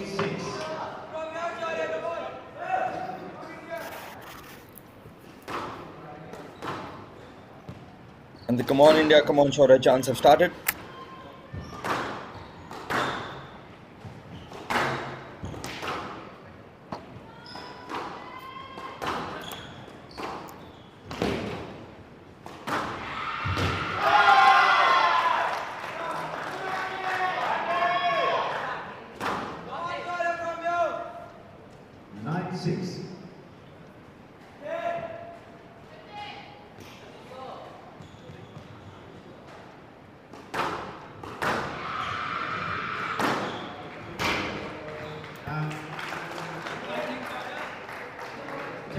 And now Kim has 4 game balls. Take this into a 4th.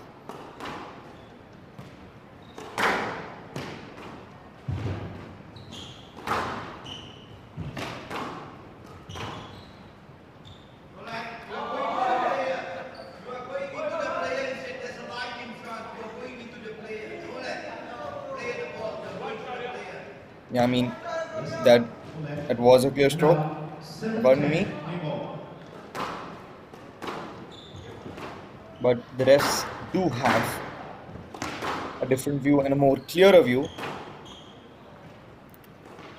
than us sitting here, and they are much more experienced with these critical decisions. And again, a decision given is a decision given. And Kim has lost 2 of his 4 game balls. Still, he is 2 game balls up, and he needs to take just 1 point to take this into a fourth.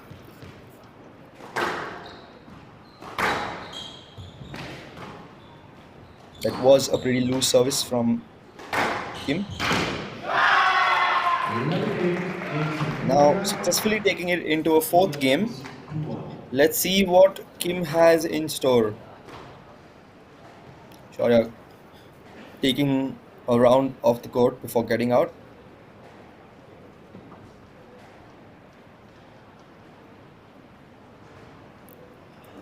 Kim needing a washroom break before the fourth game.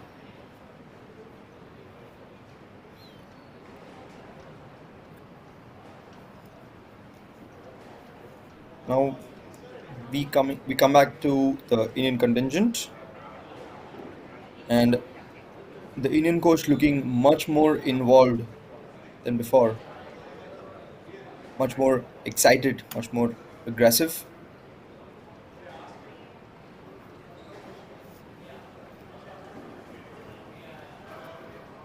Giving his athlete all the points that he needs to win this fourth game.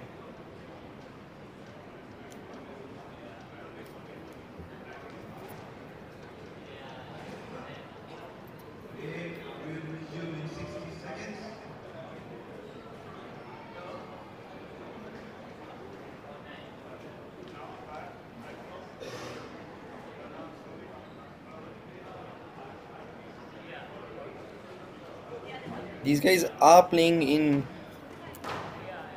a different climate. I'm not talking about the Indian athletes, I'm talking about the Korean and the athletes from Japan and Hong Kong. This is much more of a hotter, humid climate.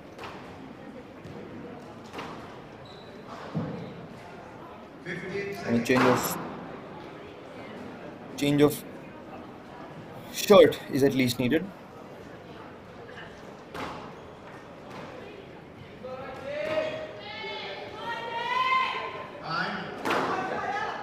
Krishna Mishra helping his compatriot with more clearer glasses, which I guess all juniors need at some point.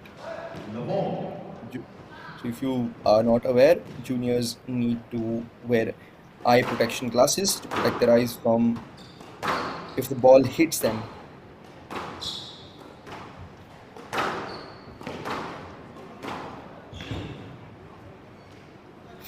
And eyes especially being the most crucial. And a very excited Korean contingent and Kim as well. They are, I guess, trying to take each point as it comes.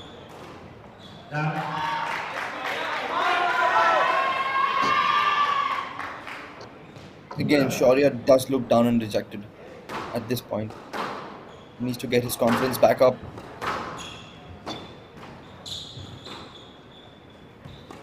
More than any advice, I just guess motivation helps a lot. So, having yourself as motivated as you can.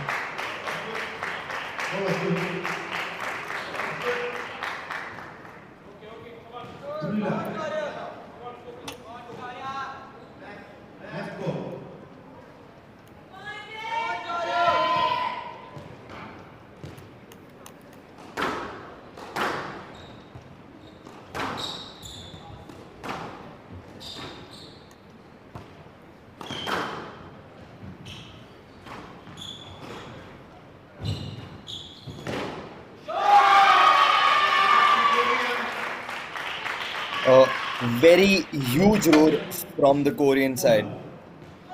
They've been 4-love up. And again, inching closer. Yes, lad. Yes, lad. That was a simple yes lad.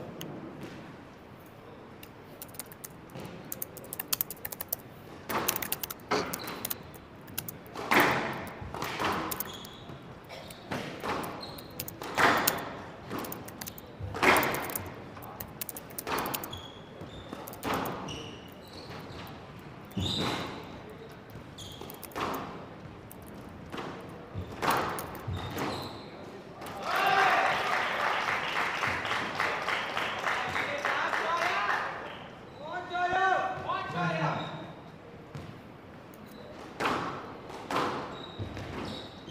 is a massive lead. Now 6 love from Kim. 6 love. This is going to be the comeback of the tournament if Kim can pull it off.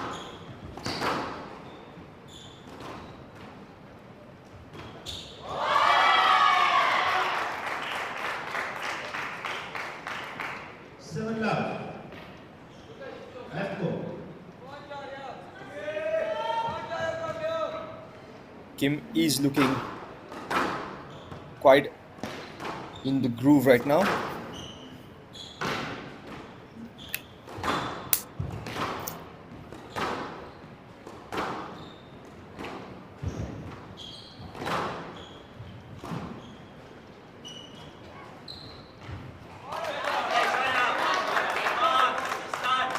Now, this will be the testing moment for Kim because he has been a good starter.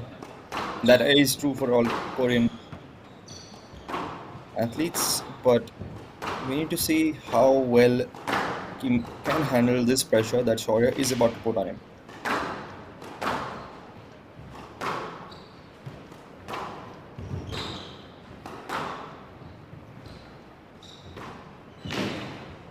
Amazing attempt at a good drop shot, and Shaurya brings the error. And out. 8-1.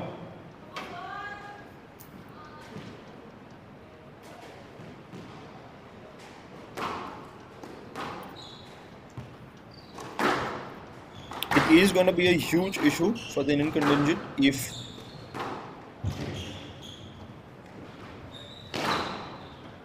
Kim takes this 4th game and draws it equal at 2-all, moves it into the 5th game, 5th and final game. Looks like Kim is going to do just that. Left side.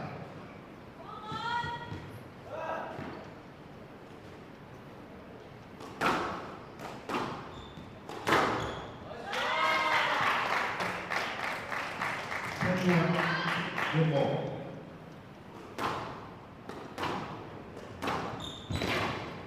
And Kim has 9 game balls in his hand.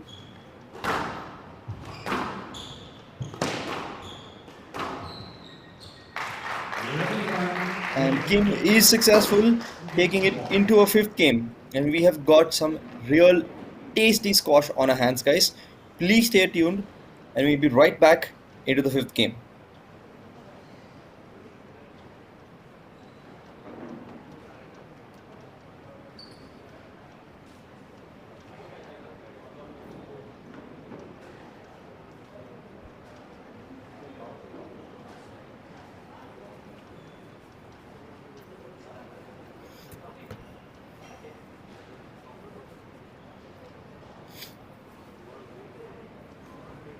Courts are being cleaned before the 5th and final game.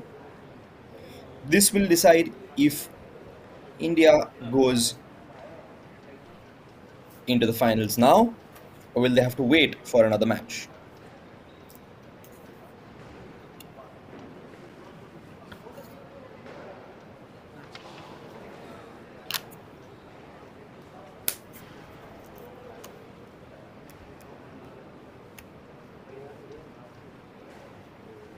They will resume in 60 seconds.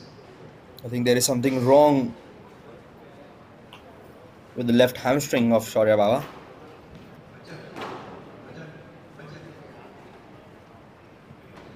Clean the ball. Left hamstring or glute possibly. We may be looking at an injury that Shaurya is nursing.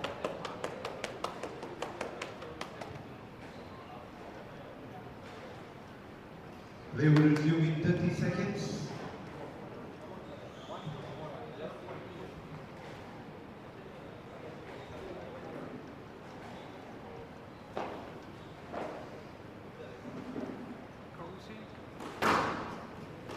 Shaurya is being given that boost that he needs from his teammates.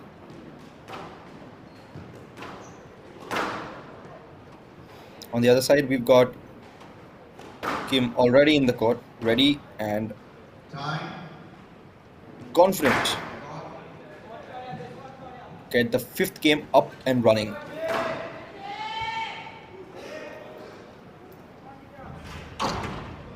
Two games out. Korea to serve. The ball.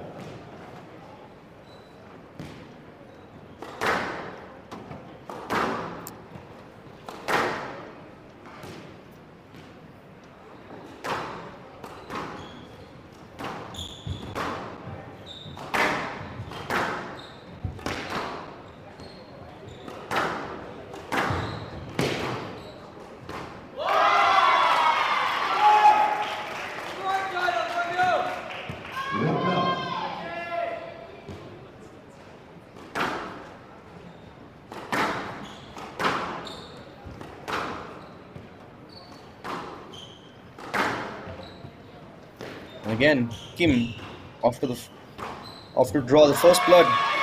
This is Kim.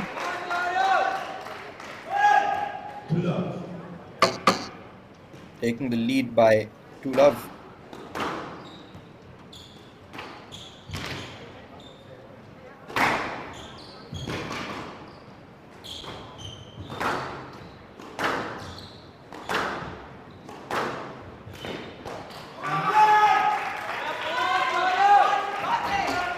Again, Kim taking it 1 point at a time.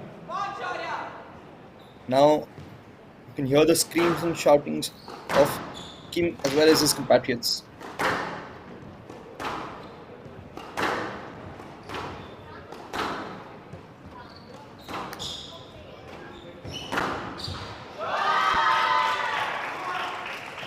Amazing tight shot by Kim, but not something that Shaurya Bawa couldn't go for. But I guess his injury is much more in play. We've seen his game absolutely go all the way to bottom.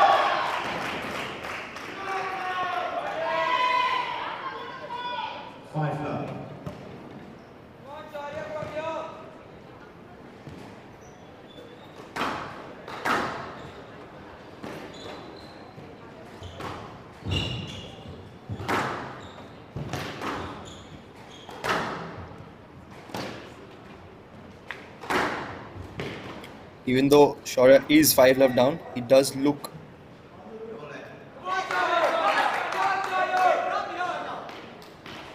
and again Kim not paying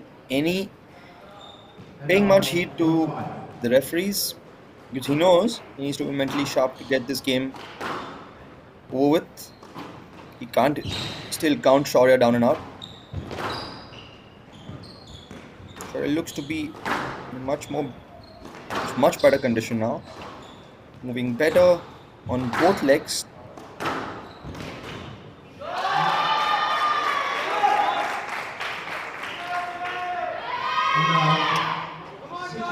Trying hard but still losing that point.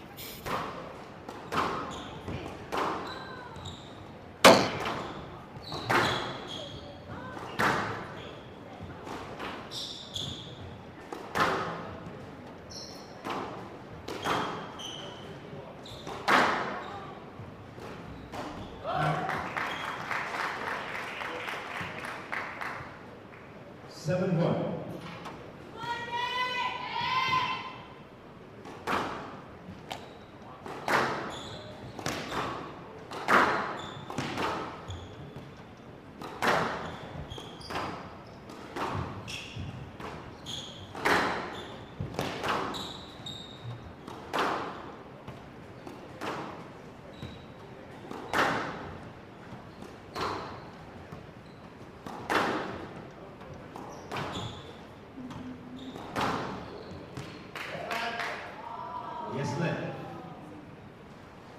7-1. Left side.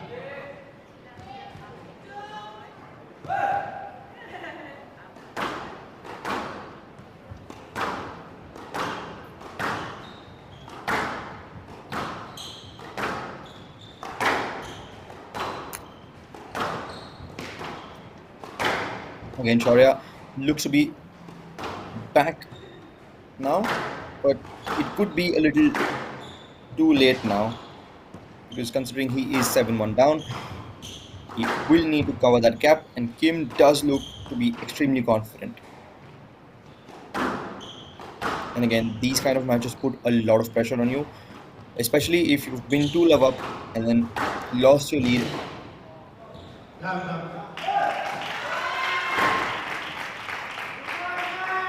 Again, 8-1 for Kim, inching closer to that victory, draw it equal between India and Korea. India leads 1-match-to-love. And the match scores.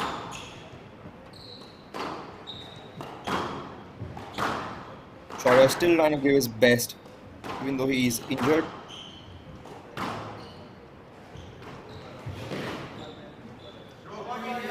That's going to be a simple stroke to Shaurya. And now, 2-8. 2-8.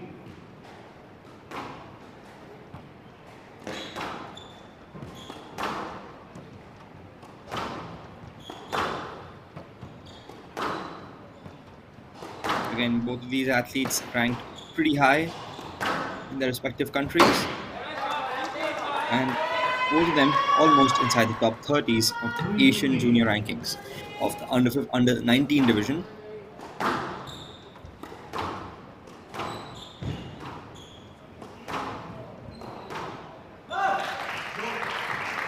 Well, that is going to be a stroke for Kim. Korea, listen. We like to see you play those high balls, especially when your opponent has made effort to clear. You are at the brink of a close no-land. Play the ball. Well, that has been given as a full and final no-let, awarding a point to Shaurya Bawa.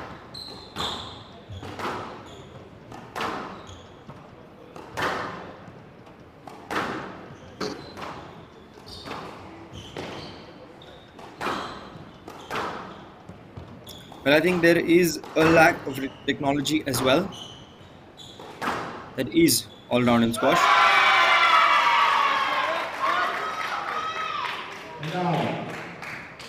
Kim 1 point away from game ball. Game and match ball. Pardon me.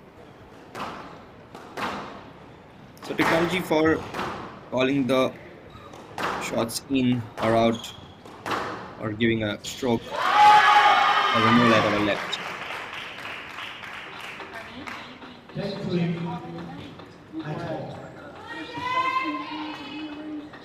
10-3 game and match ball for Kim. He's got 7 match balls on hand. Can he do it in the first try?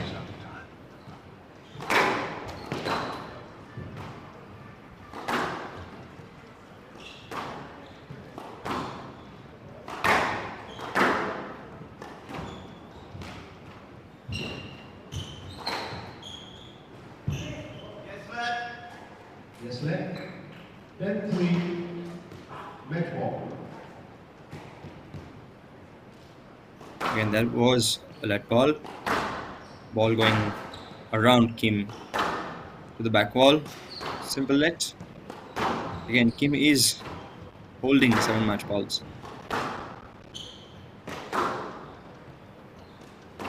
Now. And now. 4-10. Match ball. Shaurya has to be careful of his serve there, because a loose serve could mean straight into the cross-court nick. Another error coming from Kim. 5-10. Match ball.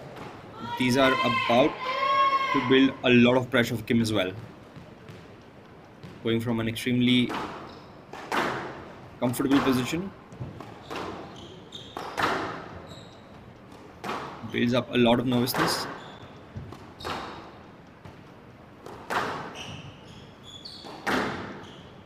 The Shaurya was in a similar position when he led 2 games to love.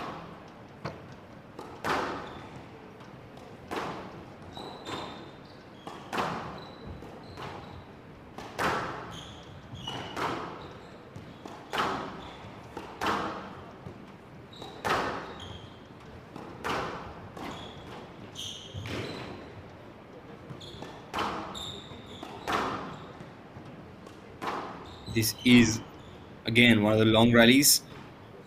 It is going to suit Kim because he's the fresher of the lot. Shaurya being slightly injured. And again, but anything happen, guys. Game can change at any moment. One more error from Kim. And this leaves 4 match balls for Kim. 6-10 match ball. Again, Kim leading 6-10.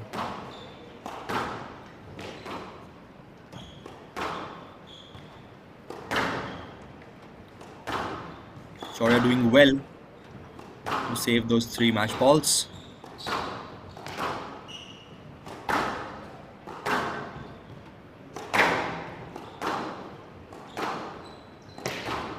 Going from 10-3 down to now down 10-6.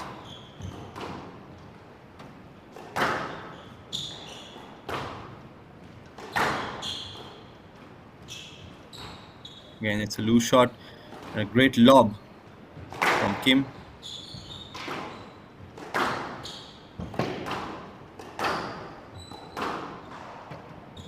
Everyone's hearts might just be out of their chest right now. This is a nerve-wracking rally. And an error from Shaurya Baba. And hard from Kim gives Korea the chance, another chance, to get into the finals of the Asian Junior Team Championships. Both the athletes showing that respect for each other. And Kim scraping it from a 2-love loss position into an impressive 3-love 3-2 victory. Now we do have a lot more action coming up for you guys. Please stay tuned because India and Korea have tied 1-1 in the match scores, and it is going to be one final match for them.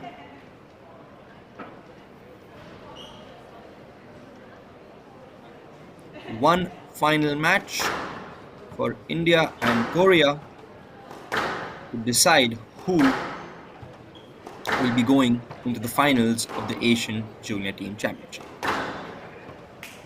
Up next, we have Parth Ambani of India. He is aged 18 and has an Asian Junior ranking currently of number 22 in the under 19 category.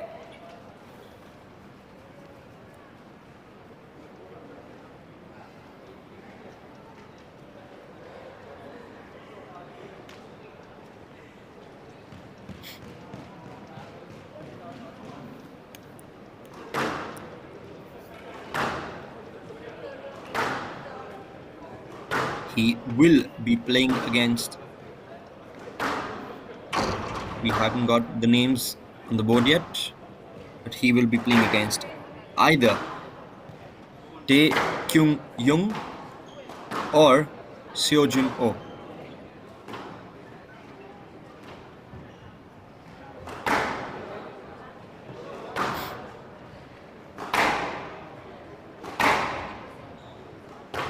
It would probably be Seojun because he is ranked number 26 in the under 17 category and aged 16, as opposed to his counterpart who is ranked 111 in the under 19 category, aged 18, Kyung Jung. You can see the players from the last match resting, recovering. Shaurya Baba getting some physiotherapy treatment. And Kun Kim just stretching out, trying to relax, recover before his, if possible, the next match.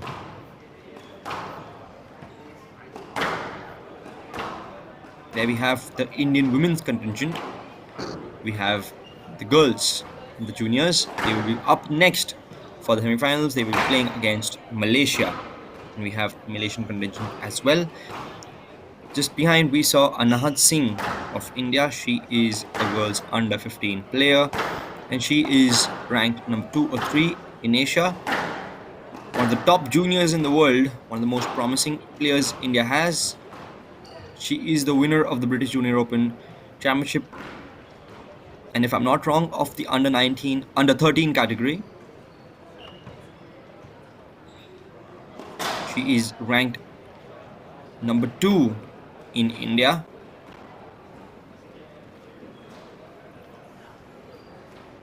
And we are going to the referee's corner with the cameraman.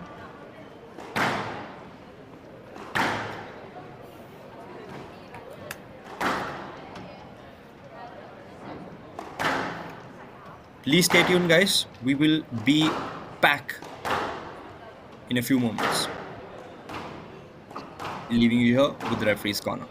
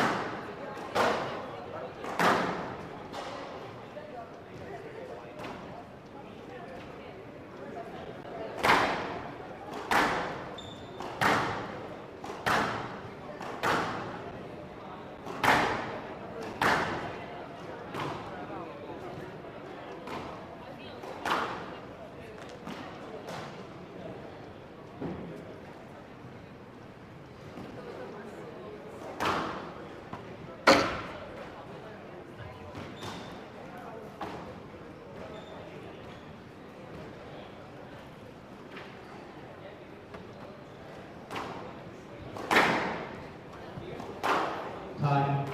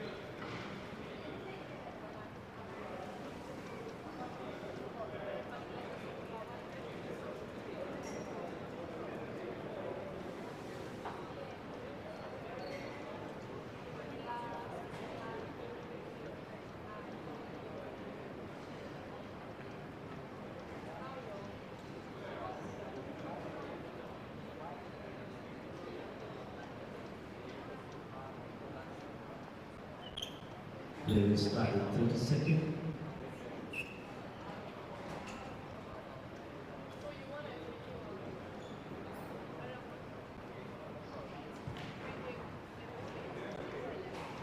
15 seconds.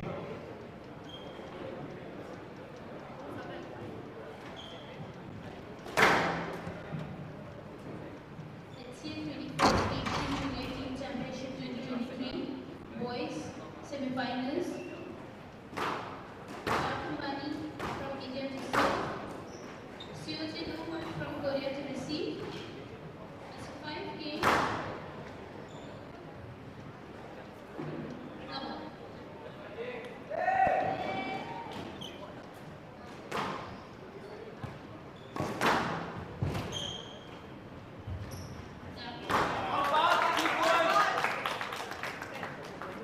One love.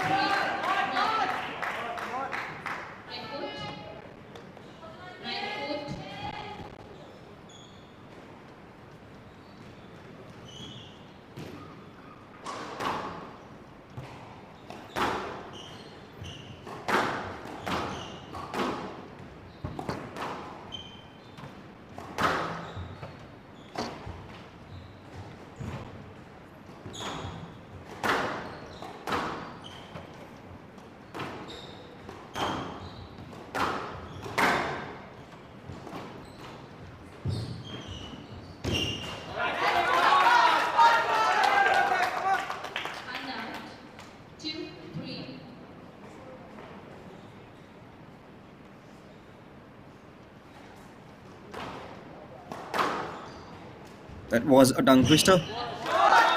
In the last edition of this tournament, Korean men finished 7th. So this is already an upgrade from there. The Korean men best performance in this tournament has been finishing 3rd in 2009. So they have almost matched it. If they win today, they will be the first team from Korea to make it into the finals of this tournament. They finished in the 6th place 5 times: 2001, 5, 7, 13 and 17. Now moving on to stats for India, their road to semifinals was again pretty simple with a 3-love victory against Chinese Taipei, Singapore and Japan, with only a slight loss against Malaysia where they won 2-1. The Indian men, along with Pakistan men, are the 2 unbeaten in their campaign so far, picking up 4 victories each. Krishna Mishra was the only Indian player who we saw in the first match against India-Korea. In the India-Korea battle, he suffered just a set loss. He lost 9-11, 11-7, 5-11 and 4-11.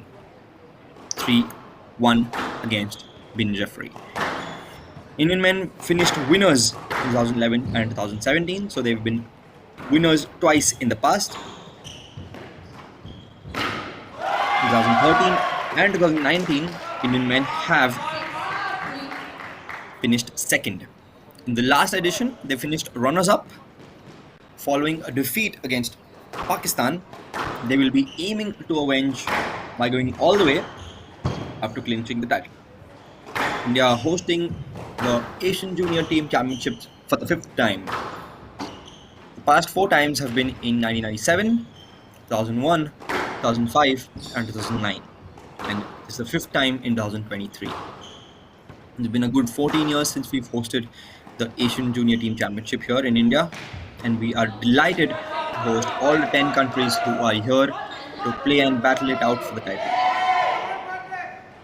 Now we have Parthamani from India playing against Seojin from Korea. Let me give you a few statistics for each of the players while you all watch this enticing match. Seojin is aged 16.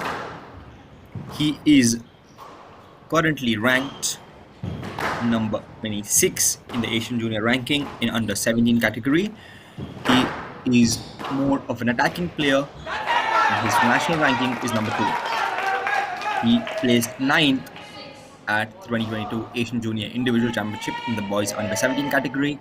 He placed 2nd at the KL Junior Open under 17 category in 2022, and in the World Junior Team Championships he placed 14th in Team Korea. Now on to Mr. Parthamani. He has been one of the most promising juniors India has to offer. Parthamani is aged 18. His national ranking is number 7. His Asian ranking in the boys under 9 category is number 22. He is a right-handed, more defensive player. And this Mumbai-based gentleman is now India's hope to make it to the finals of the Asian Junior Team Championship. Here, both these players have drawn equal at 6-all. And as I say that, Seojin has just taken a slight lead at 7-6. Both these players are rough and tough, and they won't let anyone bully them around the court. Again, Parthamani making it 7-all.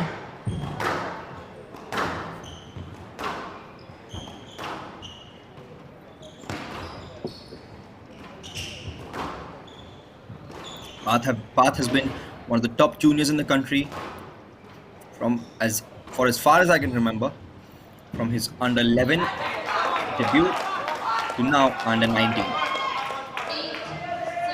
He is 2 years away. He's a year away from making it into the seniors.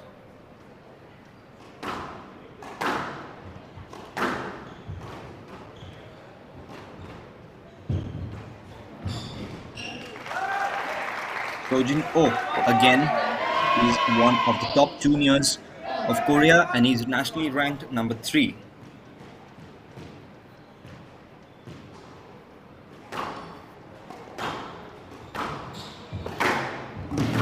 Both of their Asian rankings are also pretty close by, Parth being 22 and Seojin being 29, sorry. So also the playing styles complement each other's. One of them being a more attacking player, and Seojin being the more attacking player of the two, and Parth being the more defensive, more long-standing player of the two.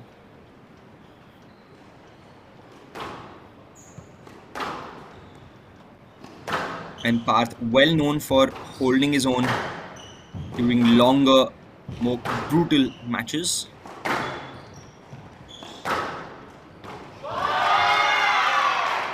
And wow, what an amazing volley drop from Seojin, drawing it again equal at 9-all. There has not been, the score line has not had more than a space of 1 throughout this whole game. This first game has been extremely promising from both these players, and again a very exciting encounter.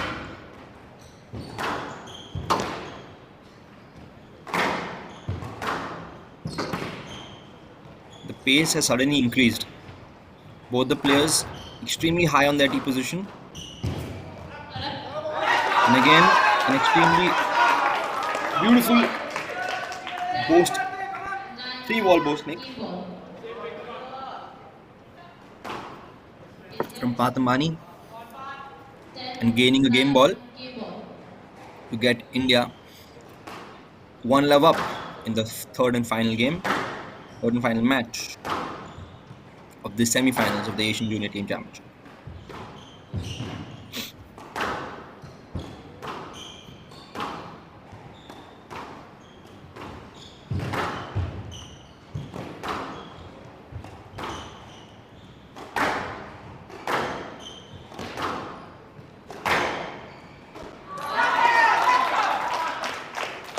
And that error from Sojin gives Parth that 1 love lead in the first game. And the third and final match of this semi-final.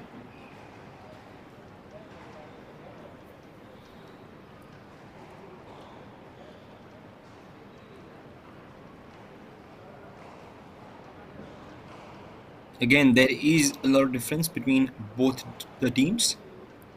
The Korean team, again, pretty relaxed.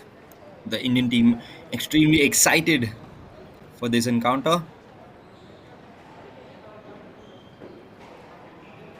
This was a similar position when Japan played against Hong Kong earlier this morning.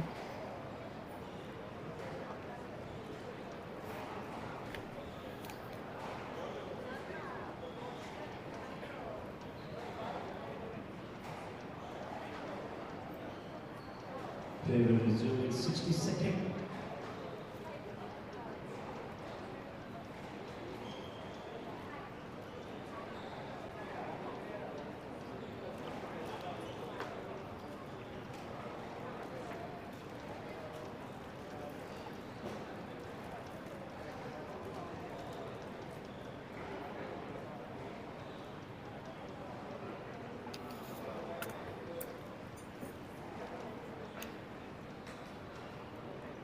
They will resume in 30 seconds.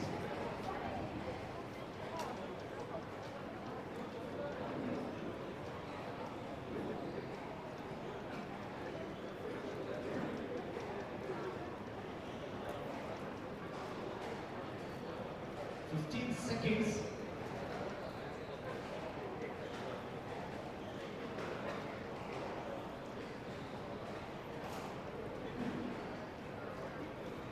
Time.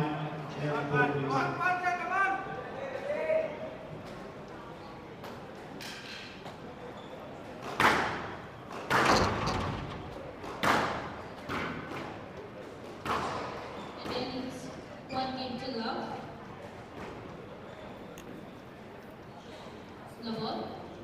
We're back. Padamani leads 1 game to love.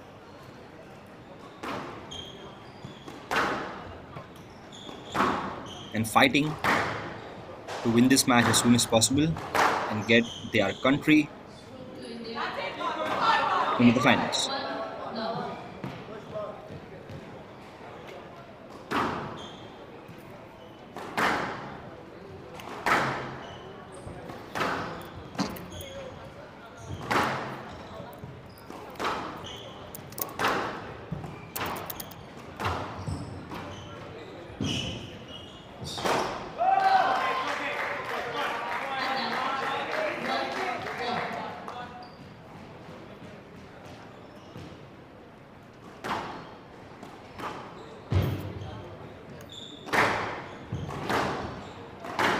The pace has significantly increased since the last game, and it has been like this since the end of the last game.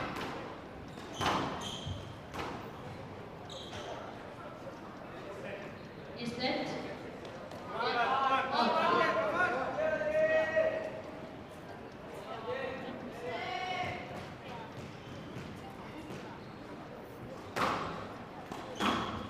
Again, this game has also started with a 1-all, and it's been pretty tight since the last game as well.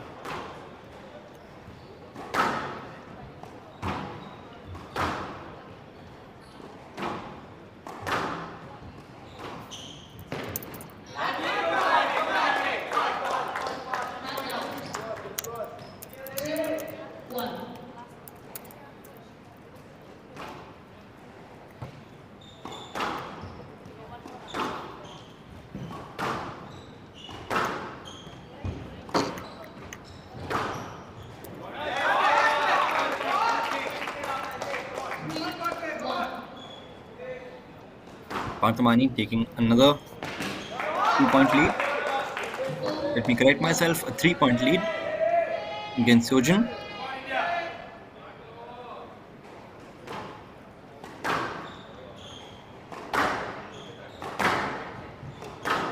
Part looking pretty relaxed. Down. And out. 2-4.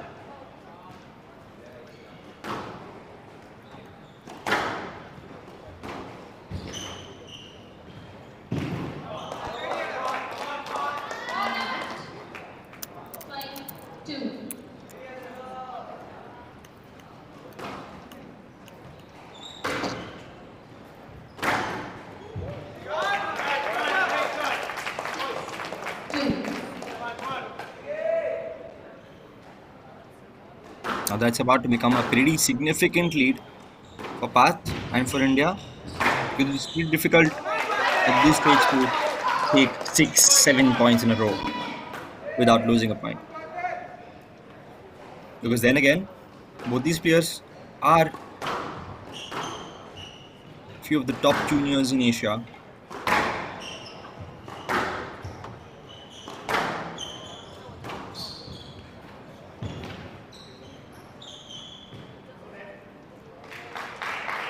Yeah, the decision was a simple no let. Path should have gone ahead and played the ball. I don't know why he didn't go ahead and play it.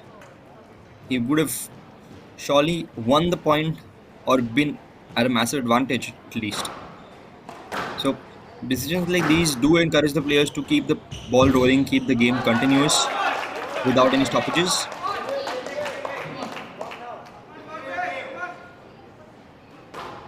Of course, it makes it slightly more dangerous, but it's all in good faith.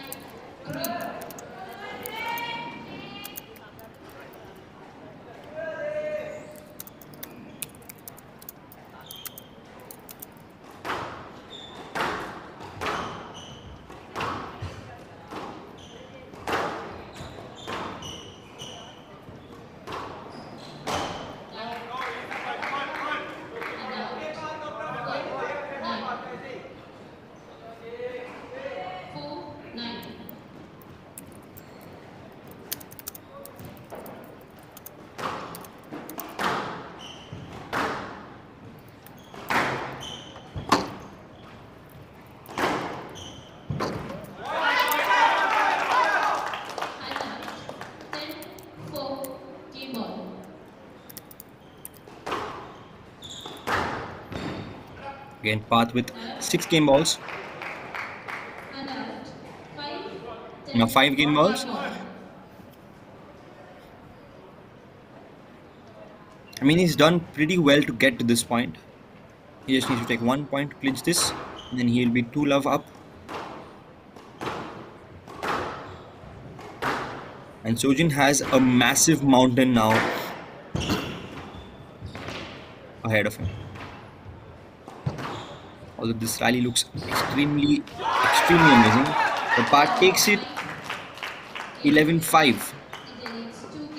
Now Path leaves 2 games to love, winning the first 11-9 and the second 11-5. And into the third we go. Parthamani looking down up from the mountain, and Sojin looking up, and he has a huge mountain to climb.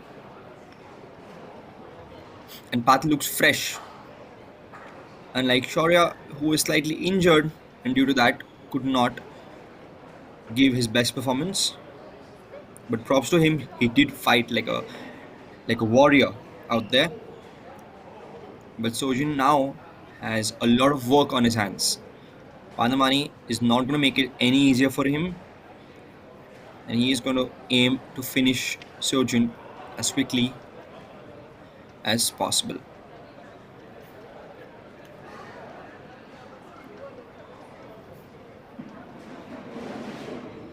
Then resume in 60 seconds.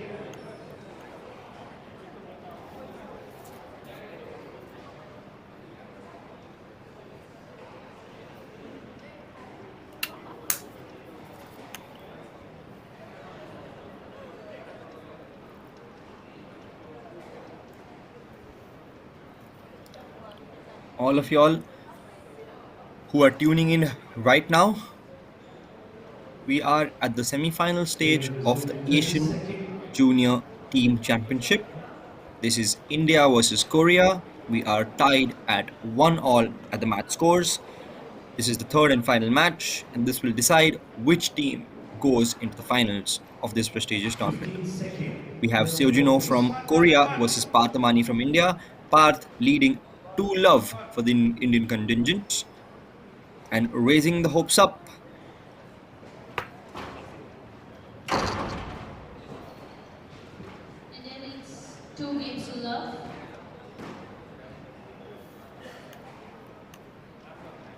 Love.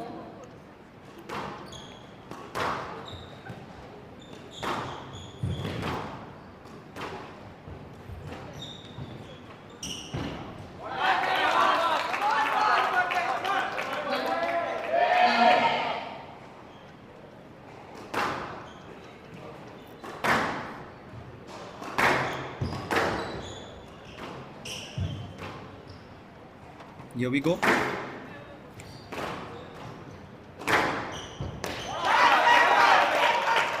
Parth starting extremely amazing with the 2-love lead in the very first minute of the third game.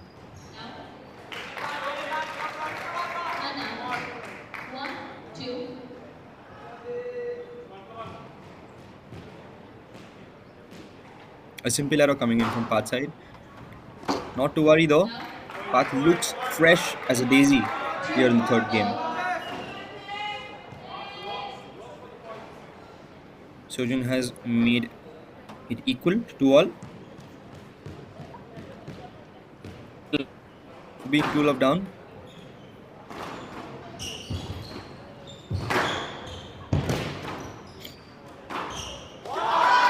What a flick that is from Parth. And that was almost a taxi for Sojin. He almost went the other way towards the side courts. Again, quick fire 2 points from Parth. Sojin needs to stay on his mettle because you never know when Parth can just rattle away a few points.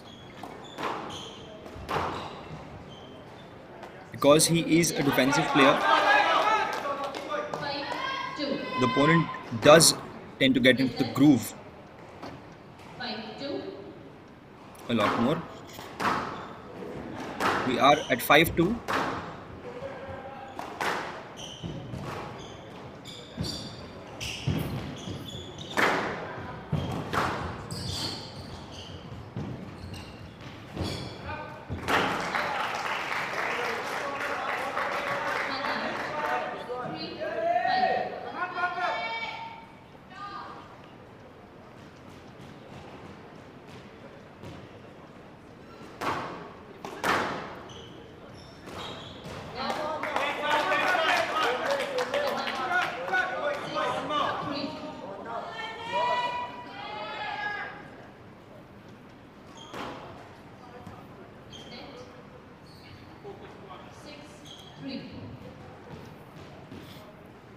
I like how Parth has all of his focus on himself rather than just getting irritated by what the opponent and the refs are doing.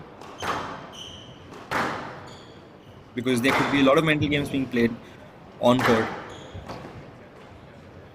between two players.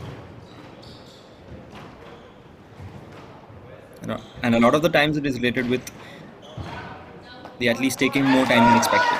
And here comes another error from Seojin, giving Parth a 4-point lead and taking him up to 7-3. Seojin trying to reset, the referee telling him that he needs to play on. The time between points in squash is also not a lot. You get barely 10 seconds to recover from point to point.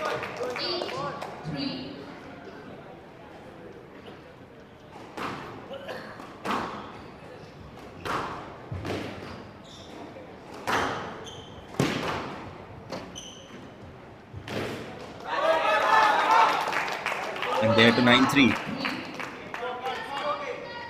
Seojin has to fight back Right now or it's never. It's do or it's die. Parth giving Seojin a free gift at this crucial stage. But it's still all fine for the young champ. He still looks focused on the job at hand. Parthamani at 9-4.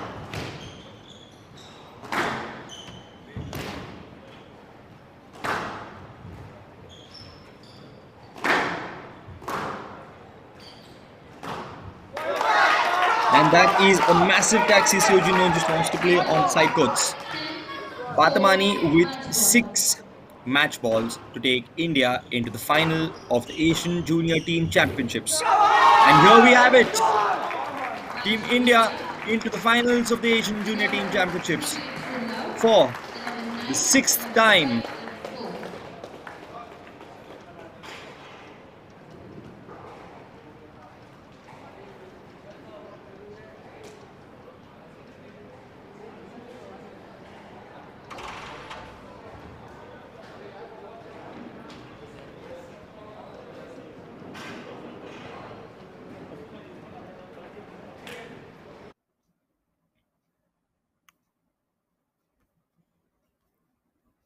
India has gone into the finals now for the 5th time, not the 6th. Coming second twice and first twice. And they will likely want to avenge their loss from 2019 against Pakistan this year. Thank you everyone for watching. Please stay tuned. We do have the women's match coming up next, which is between India and Malaysia.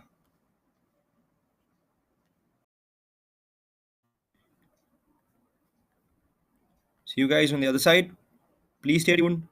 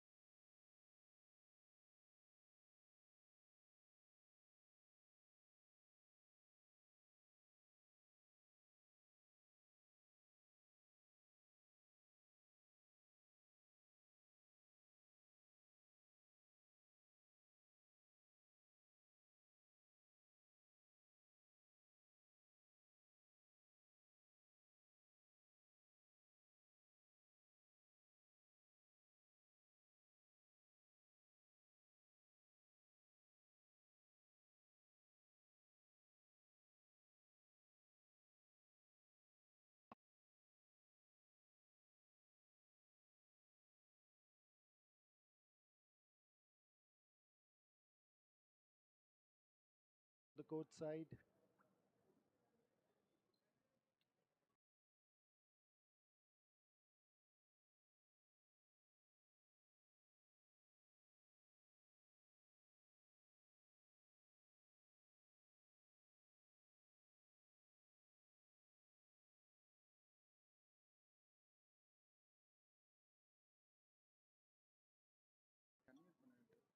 This is Harish Prasad.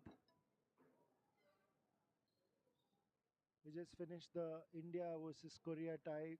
It was quite an interesting match where Krishna Mishra and Parth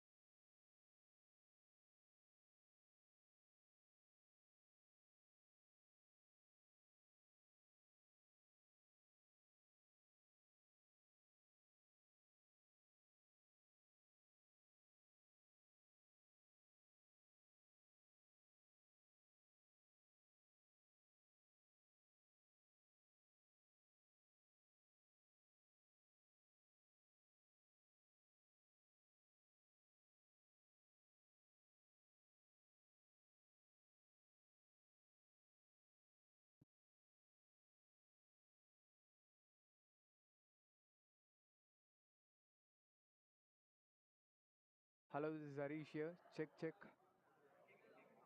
Okay, thank you.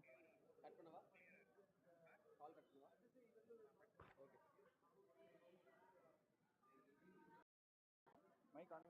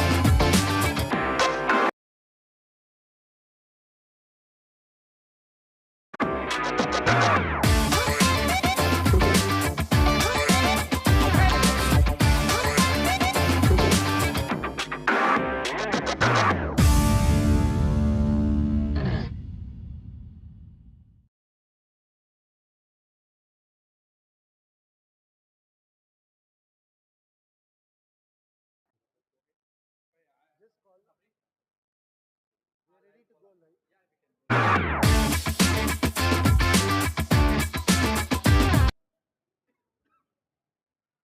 we have the Indian junior men's team with me. We're going to have a set of questions for them, starting with Krishna Mishra. Krishna, yesterday you lost your match and you had to play your first match in this tie. What was your plan like? How did you bounce back? So it was clear that I'll be playing today a little aggressively, and like I was free with my mind because other two were pretty strong today, and like I was in a good flow today. Soria, you won your first two games pretty comfortably, but what happened to the rest of the game was, you lost three straight games after that. Where did you enjoy yourself? So yesterday I played a pretty tough match, even though it was 3 love. But I ran quite a bit and I was a bit tired after that.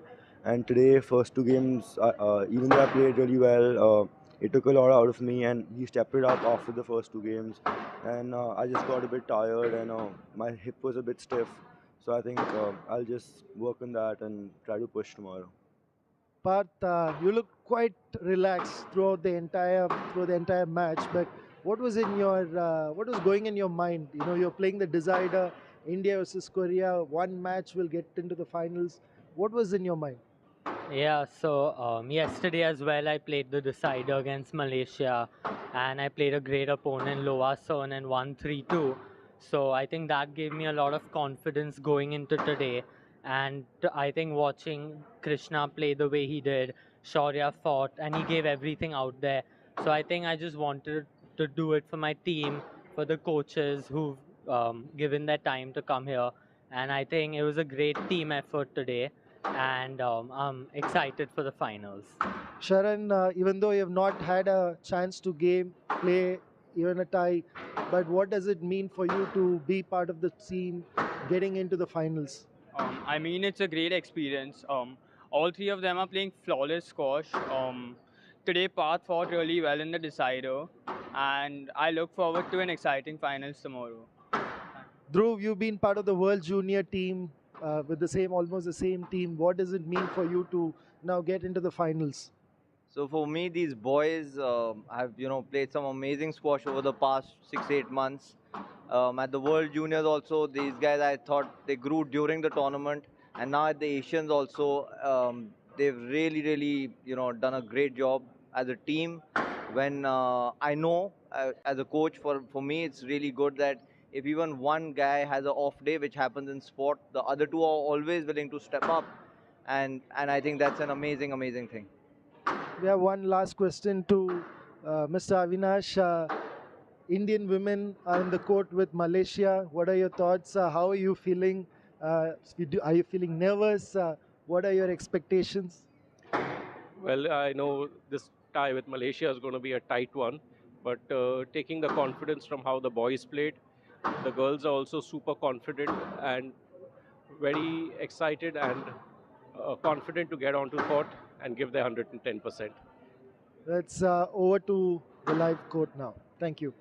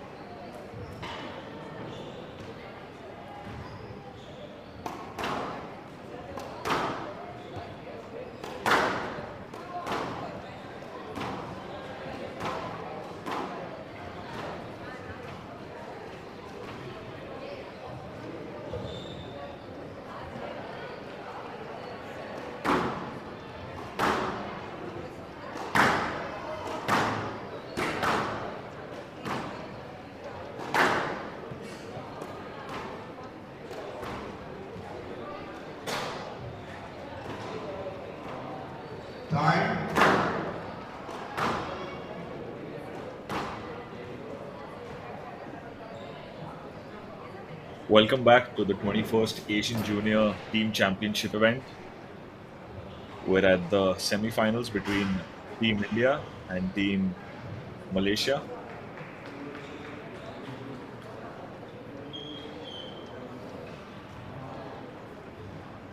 Looks like the first match is going to be between Indian squash's golden girl Anahat Singh and the very dominant Malaysian player Aira Binti Azman.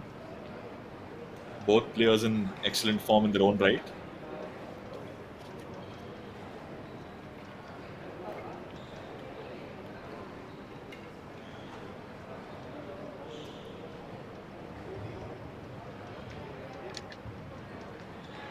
Anahat Singh is the only Indian player in this tournament who has yet to face defeat.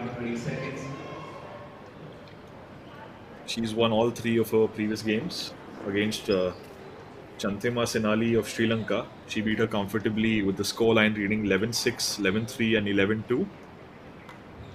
Against Wai Wing of Hong Kong, China, she was the only Indian player to score a win.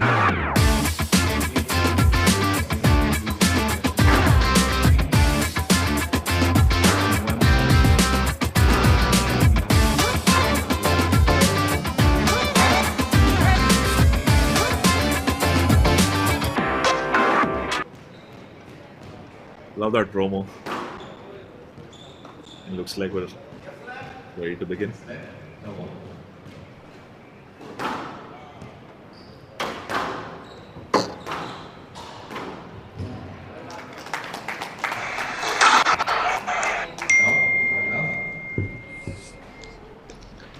Quick point there for Anahat.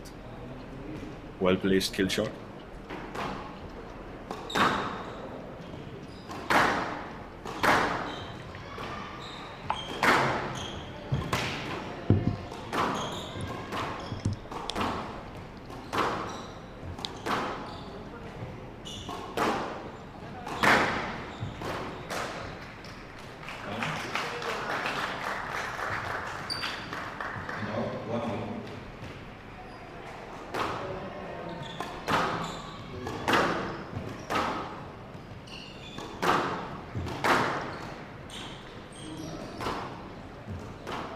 Good deceptive shot there.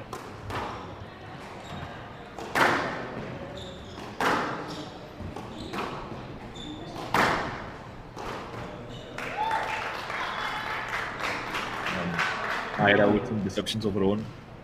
Caught Anahat off guard.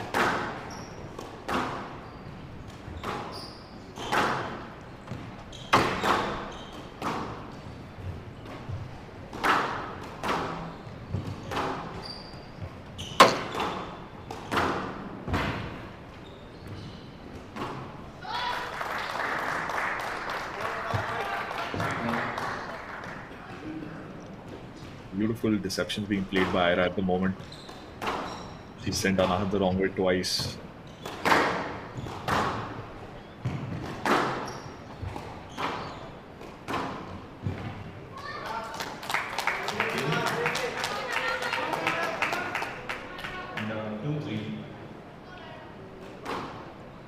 Both players looking very calm and composed at the moment. There's not too much of an overreaction when they lose points.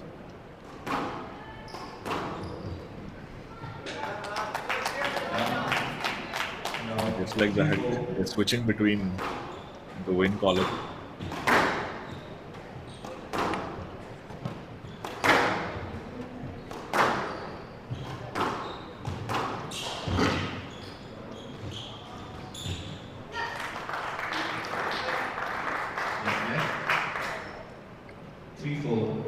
So far, Anahat's falling very easily to some of the deceptive shots being played by Aira.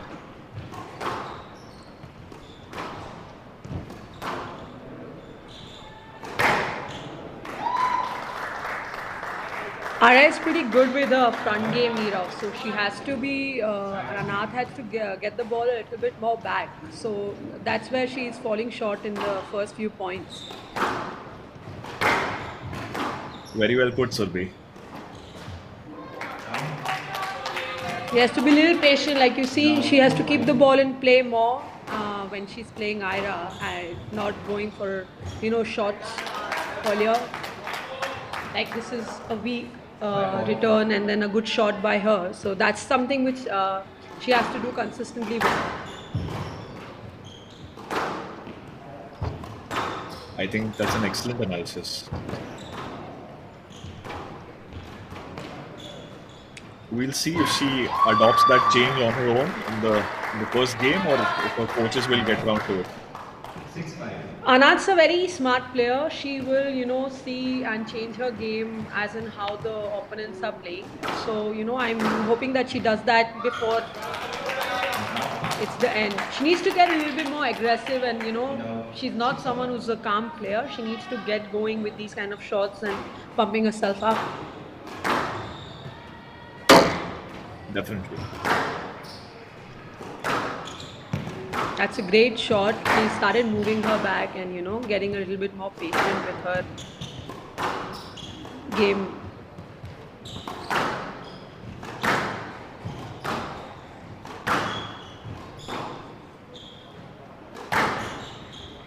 That's a really good rally by both the girls. That's where she needs to get a little patient with Ira. She's a seasoned player. She should, just keep the rally going a little bit more.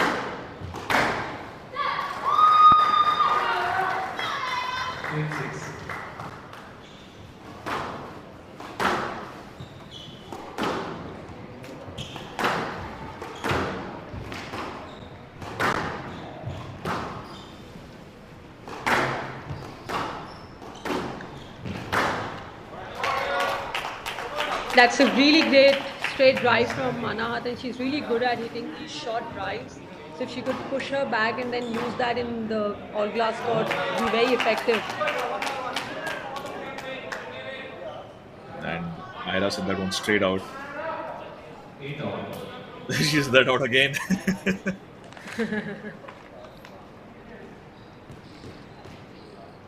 We tried 8 all.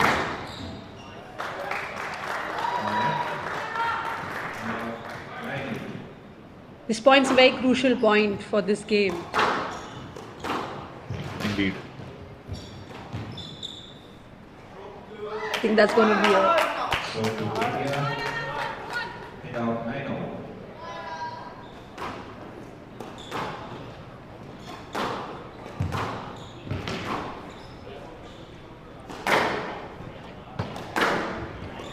It's a great drive.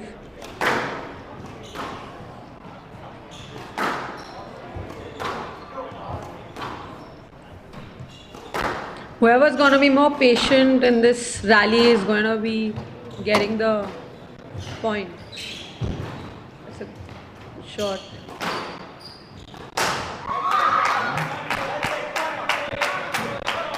That's a great rally, moving her to the front and to all corners, using her game very well. That's what Anahat needs to keep doing consistently.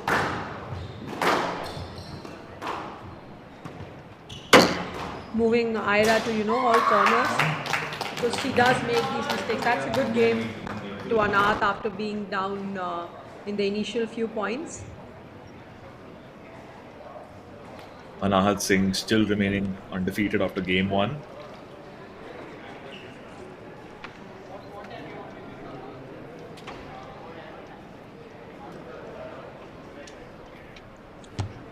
She has to consistently do this, Nirav.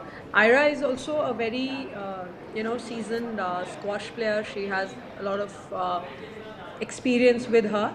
So Anad has to keep doing what she did in the last few points, consistently keeping the ball back and then moving Ira in the front. That's where she, moving her in the front with her drops and Anad's really good with her bows. So if she keeps moving her to the front, she will get those points. But that needs to be done, not very frequently, but taking that time and doing it will, put Anahat in a good place with her.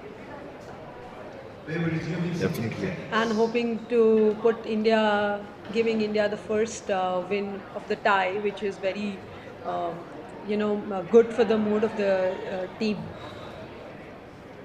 Definitely, he does an excellent job in setting the momentum for the rest of the contingent to live up to. So it's a good True, benchmark. yes. And Anad's been playing not just great in this event, she's been playing consistently well throughout the year, and she just did really well at the HCL Indian Junior Open, winning it, or not losing many points rather than games, and she's a very she doesn't give up that fast, and she's gonna keep fighting till the end, and that's a very good thing about her. Putting the Very true. pressure on Naira will be the key in this game from the start. And there we saw Anahat being advised by her coaches, one of whom is Avinash Bhavnani.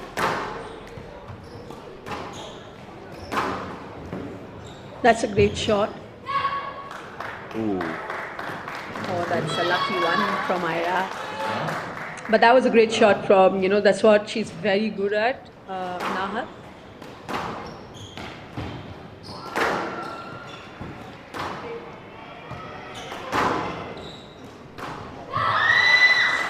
Lucky, but that's good drop by Ira.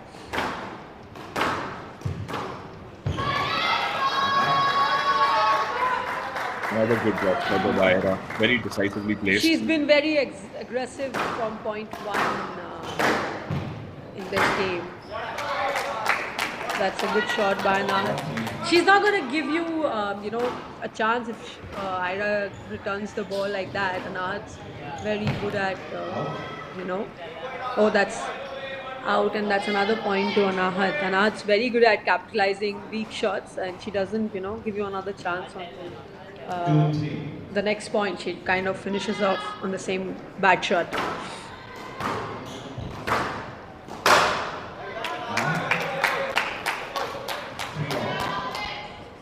And Anahat's tied the score at 3-all. 3-all.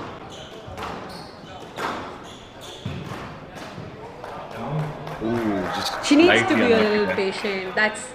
No, I mean just a little impatient, trying to get the points faster. She just needs to keep that patience on, and this is going to be her game as well.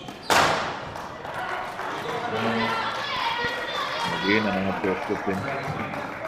2 unforced errors in a row from Anahat.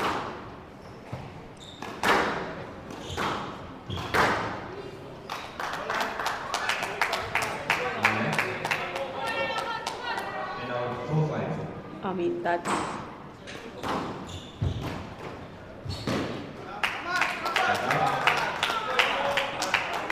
a great shot. She needs to move her to the front. She's not as fast as Anahat, so that's one thing.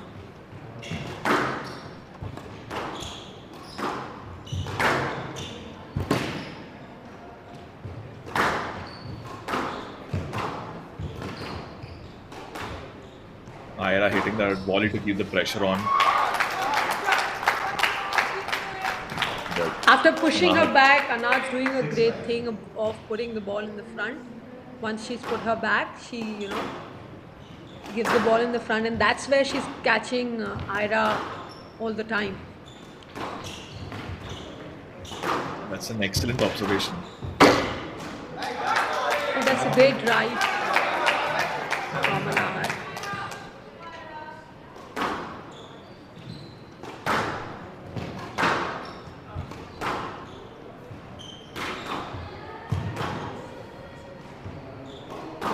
It's a good rally from both the girls. That's a stroke to Anahat.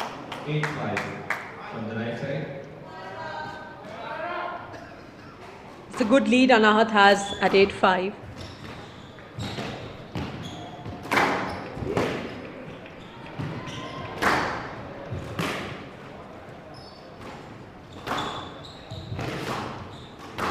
Good rally.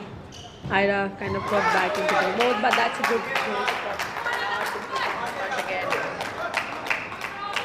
She's using her burst really well to, move her and as well as be a little bit aggressive.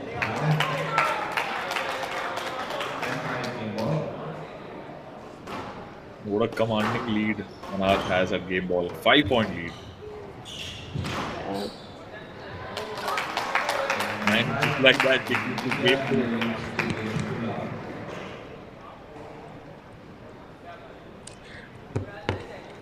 She's put the under 19 Asia number 2 under a lot of pressure today, and she's kind of doing what she does the best by putting the pressure on her opponent. I think she's playing a fantastic game of good squash. That's Andrew Cross from Malaysia, Ara's coach.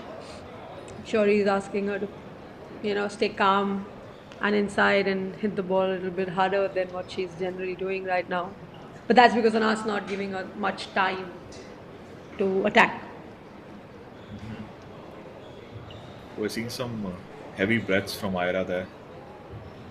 Yes, because Anna's been moving her to the front quite a bit. She's not letting her settle. And Ira's only good when she's settled. And the first few points, what Ira played, the way she played was, she had put the crosses onto the corners, and the drives were deeper and harder. Once she loses that momentum, Anna's not going to give you the chance. Anna's very good at, and she's a very smart player. She doesn't give those free points, which she did though in the first few things, but that was only because Ira was a bit more, tight and hitting the ball hard, aggressive, and then once she got a little loose, Anahat capitalized on all the points from there on. Play will resume in 30 seconds. Like you just saw Dhruv saying to her that, from the point one, she needs to go that way throughout to set the tempo for India's final, towards the final. And I think Anath's done a great job giving that first 2 games too lovely to India. Indeed.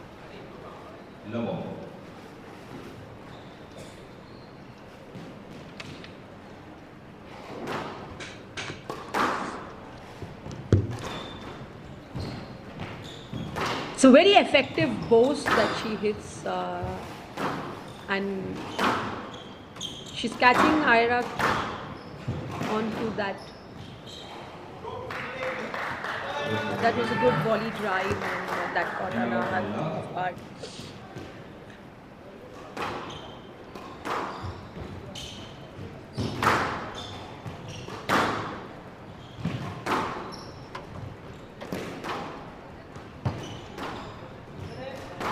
Just a slight unexpected bounce there, but Anahat got to it.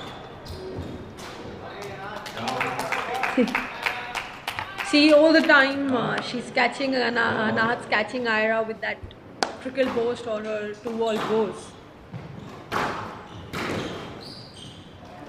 That's another good drop.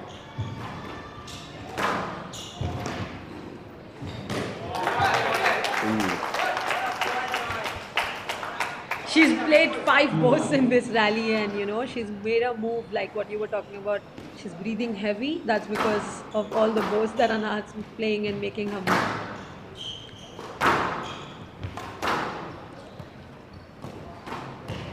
That's a good observation, Surbi.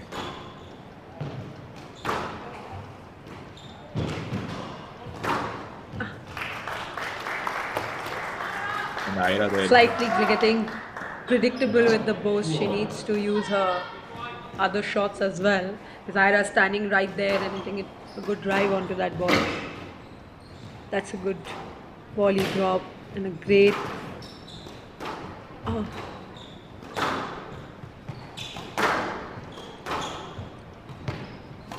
That's a good rally.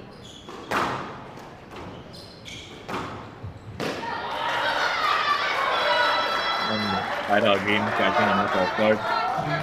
I think Anath was expecting a drop shot there, but Ira pulled it.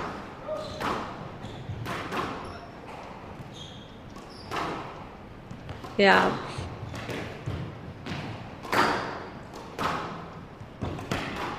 That's a good rally. Both the girls have, both been stuck.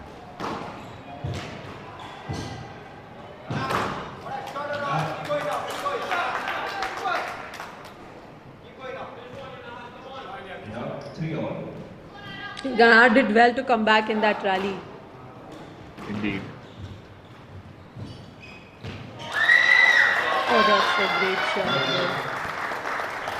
Ira first the volley drop and then a counter drop onto that. 4-3.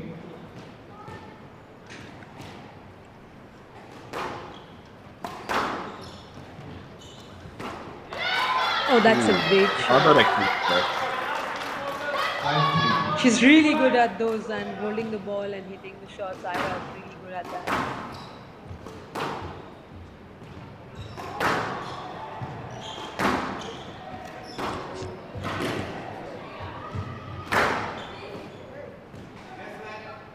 Yes, left.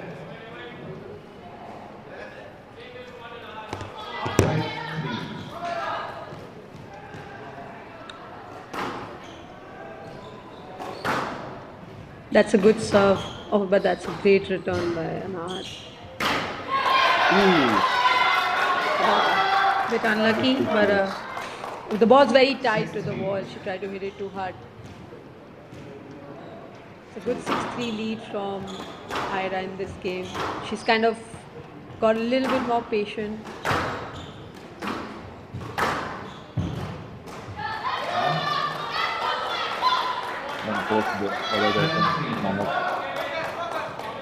Now Ira's commanding a good 4-point lead.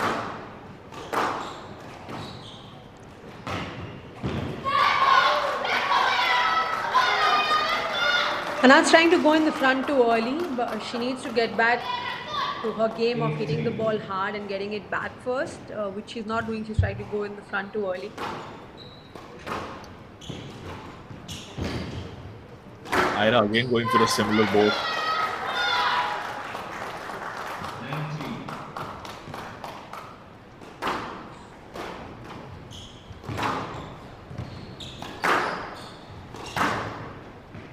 That's a great drive. Down. Now 4-9. Would be quite the storyline if Anahat comes back from this 5-point deficit, but if anyone can, it's her. Definitely. She's done that. Oh, that was a lucky hit from Ira.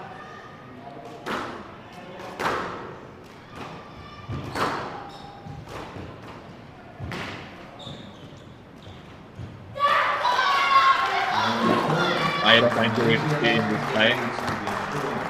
Take game 3 from Anahat, handing her first defeat of this tournament.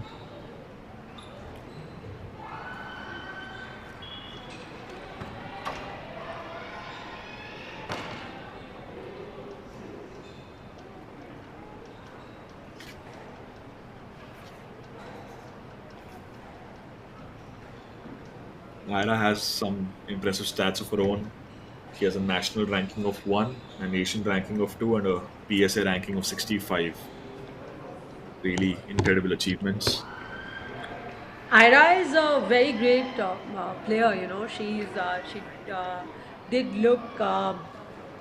Anath made her look a bit ordinary in the first 2 games, but Ira is a great player and she's doing really well for Malaysia. She's been an under 13, under 11 player. So you know, Malaysia has a very strong team coming to this game. Definitely. I mean, historically, they've been, I think, one of the most dominant sides in this tournament. They've won this championship a record of 9 times. Yes. The boys did do well today in their match. You know, the Korean guy in the second match with Shaurya Bava coming from pull-up down. You know, it was great to see that match, and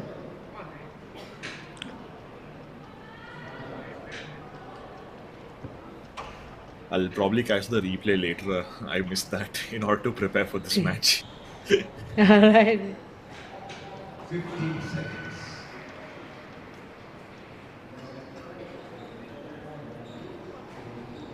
the team pushing Ira to get back and fight hard in this game because a lot depends on this match. The outcome of this tie will set the momentum to Malaysia playing the rest of the matches. Definitely.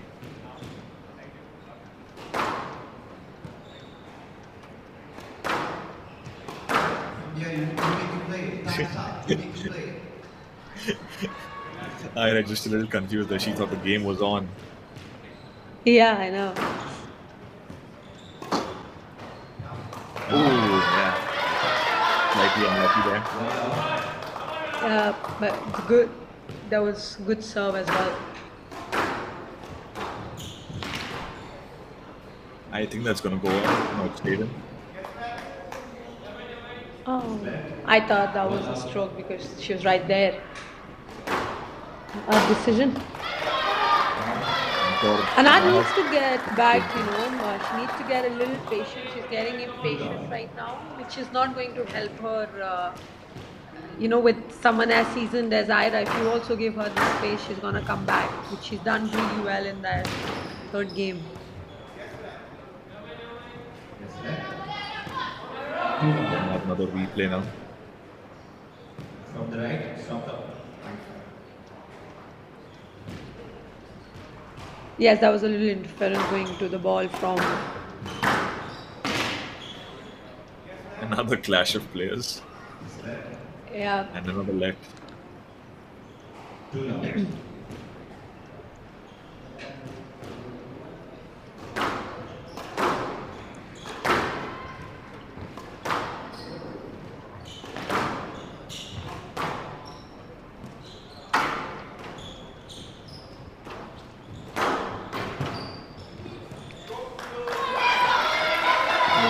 Yeah, see now what Anahat was doing is what Ira's doing, putting Anahat to the back and, being pretty tight with her shots and not being impatient here.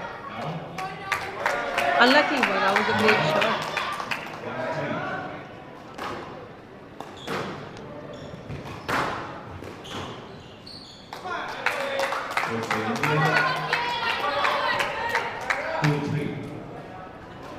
Now Anahat trying to make a comeback. Yeah, that's a good 3 points. And just like that, the game's tied at 3-all again.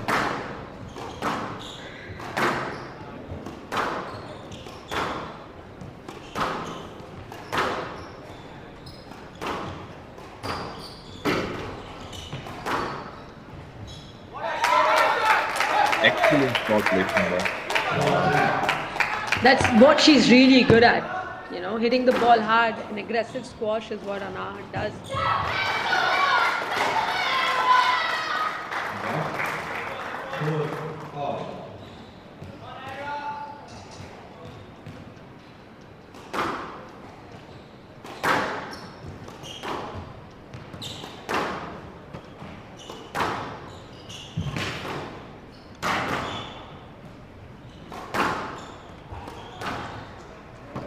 That's a good rally from both the girls.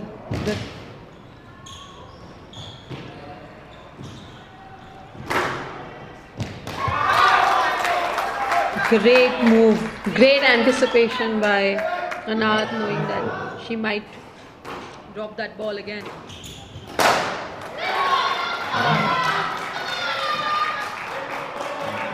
Very unnecessary error at this point in the game. Yes.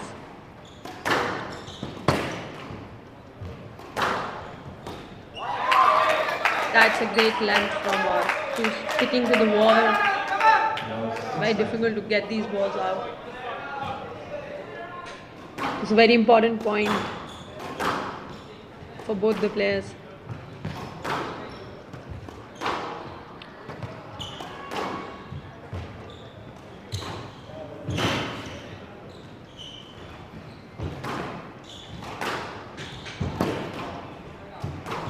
Anahat just somehow managing to stay in this rally despite the constant pressure from Ira. she lifts the ball to get out of the pressure and come back to the tee to get back into the game. She's very smart that way, is Anahat, and that's how she expected a cross drop and a great hold and straight drop from Ira in this game. It's the first time she's played it straight. Otherwise, she's kept playing it on the cross, and that's what Anahat looked for. That's a excellent observation there for you. 7-6.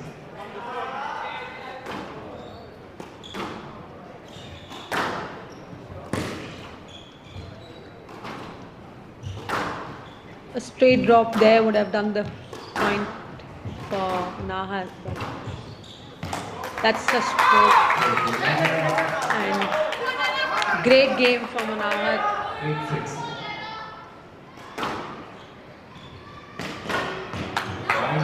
That's a good 3-point lead right now. And he's done a great job for getting these.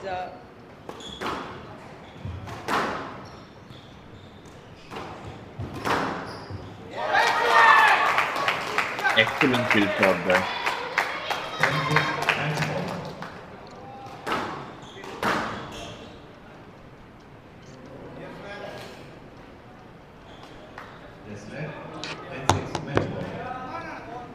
We're at match ball. And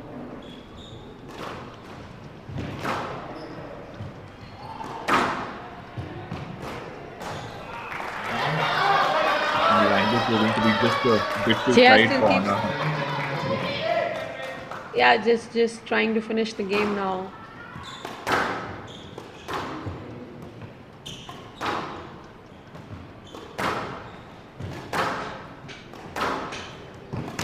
Getting this match for India. That's put unbeaten to the finals till now, beating the Asia number 2 in the under 19. It's a great win for Anahat and for India. Yep, that does it. Good display of sportsmanship by athletes from both the contingents. Yes, and great game from Anahat to put India, giving India 1-love lead in the important tie, semi-final tie against Malaysia.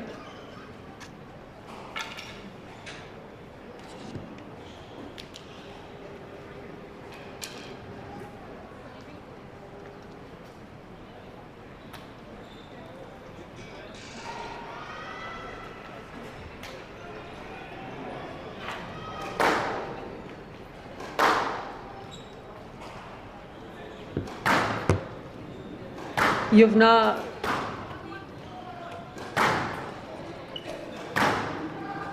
Yeah, I suspected that was Yuvna as well. He started warming up. Yes.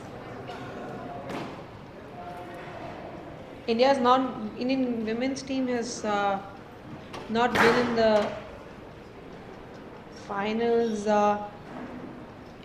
since a long time, and it'll be good to have them.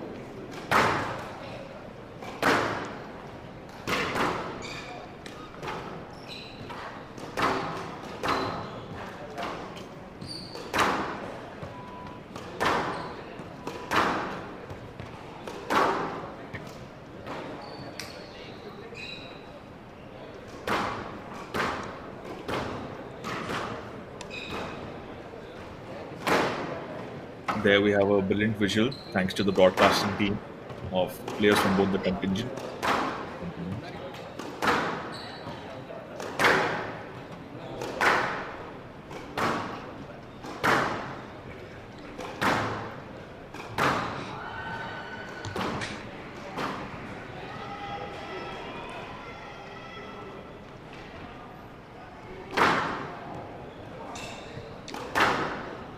This is going to be a good match between Isabel and Yuvna Gupta.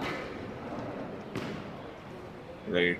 Isabel has played a few matches with Anahat. Anahat can give a really good feedback about her too. I'm sure she must have given in the team meetings to Yuvna as to how she should be playing, because Anahat's played quite a bit of squash with her in her under 11s and 13s, and also in the Asian Championships which they've played. Right, right.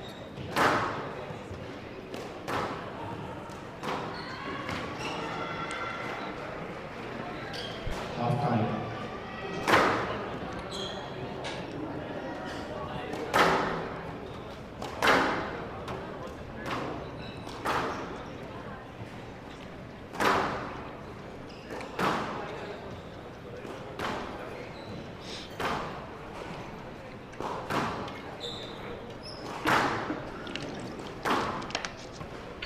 Yumna has played all three matches previously from the Indian team.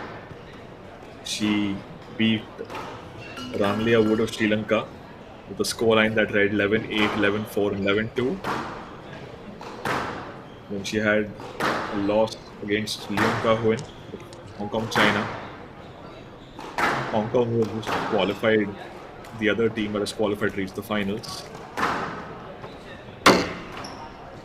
And she beat Aung Se Sim of Singapore with a interesting storyline where she went 2-love down and then she made an emphatic comeback to win the tie 3-2.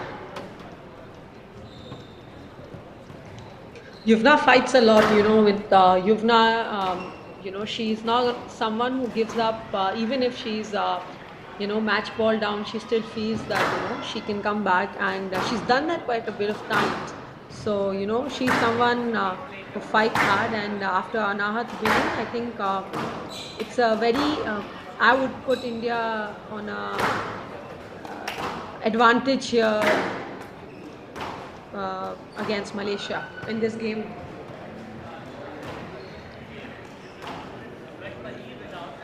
Yeah, I think the fact that Yumna has that tad bit of more experience compared to Isabel is also going to be helpful. Yes, and especially playing in your country, in your home ground, it's always beneficial, especially on a glass court.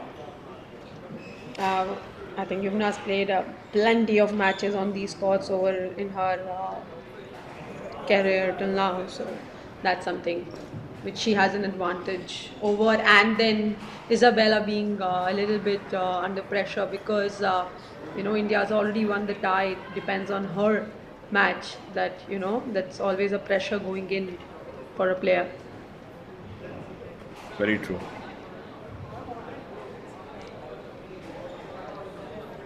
Play will start at 30 seconds.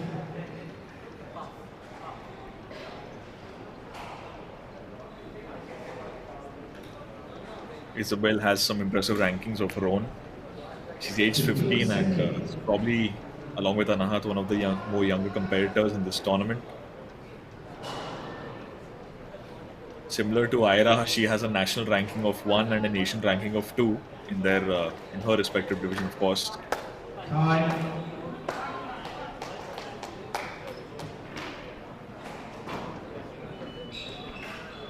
HCL 21st Asian Junior Team Championship 2023. Girls. She played 2 matches for Malaysia previously. One was against Korea and the other against Chinese Taipei, and she won both with relative ease.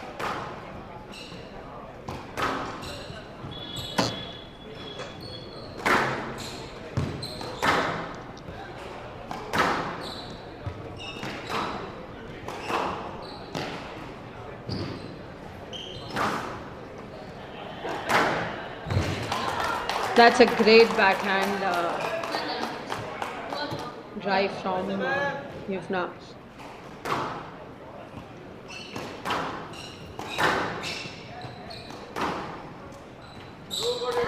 Oh, that's a great Excellent. volley. She's really good at that. She's really good at those drops from anywhere of the court.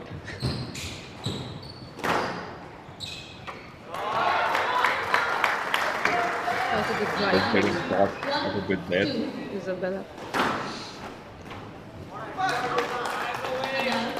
That's what exactly I was saying. That she's really good at doing that. If Isabel doesn't put her service to the wall, she can do that to you.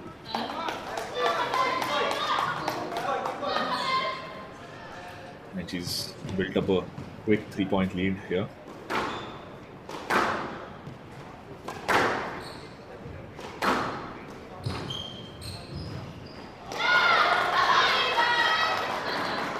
With me there slightly trying to beat Yuvna at her own game with another good drop shot. That was a good. Really wise decision making so far.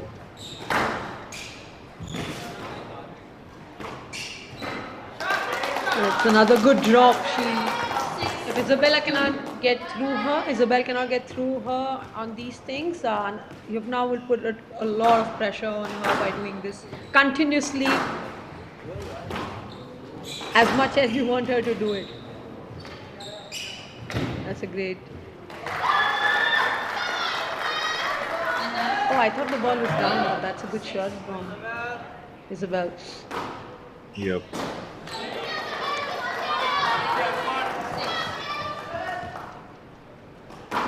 I saw Yuvna's compatriot Shaurya go for similar shots where he'll go for a really low placement just above the tin at volley, and yeah, even he was just hitting the tin a bit too much in those attempts.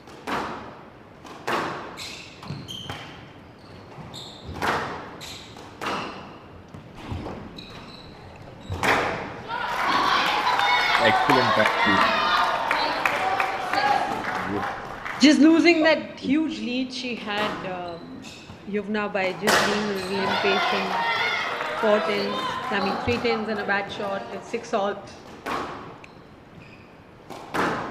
I think she's eager to quickly win this tie and send India to the finals. I think that's what's playing on her mind right now. Yes, but playing the Malaysians, you have to be patient. They do not give you cheap points. You have to earn your points when you play them. You know, they're very steady players.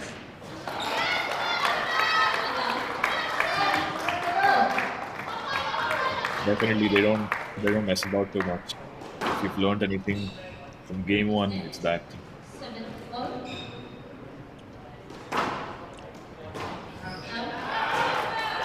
She's just trying to go in the front too early, like what Anath was doing, but she's much better at changing her game. Same, Yuvna has to get a little bit more patient, wait for the right shot to, right time also to play those shots.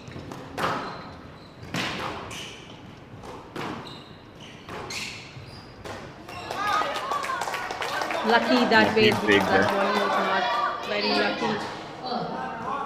lucky. 8 all. It's a very crucial point of the game.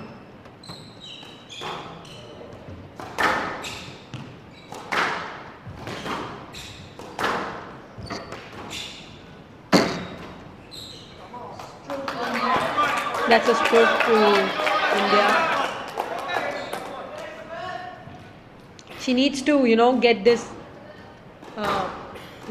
points, hitting the ball back and being patient. She just did that in this rally and she got the point. No need to just keep rushing for your drop shots.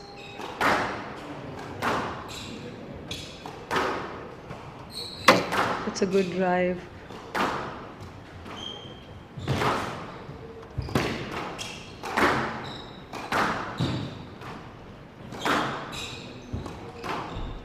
That's a good rally. That's unlucky.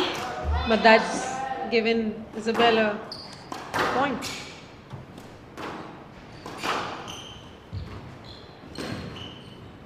Oh, deceptive shot placement there from Yumna, but Isabel caught onto it. That's an OLED. 10-9 game ball to Yuvna. Make or break right now. Yes.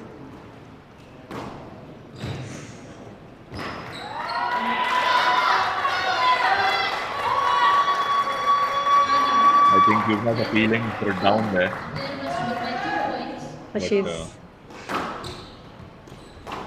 she didn't expect that ball to reach. That's the thing that.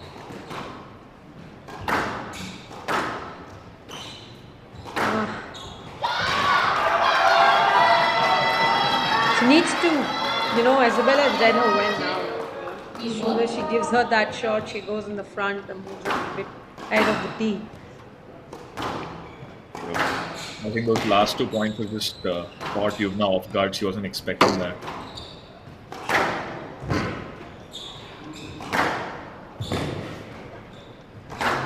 Yes, that's a good rally. Great pickups from Isabel. Though Yumna's putting a lot of pressure on her. Oh, that's a great shot. That's the game that She was building the pressure slowly and it paid off. She found that little bit of extra opening and made a good decision.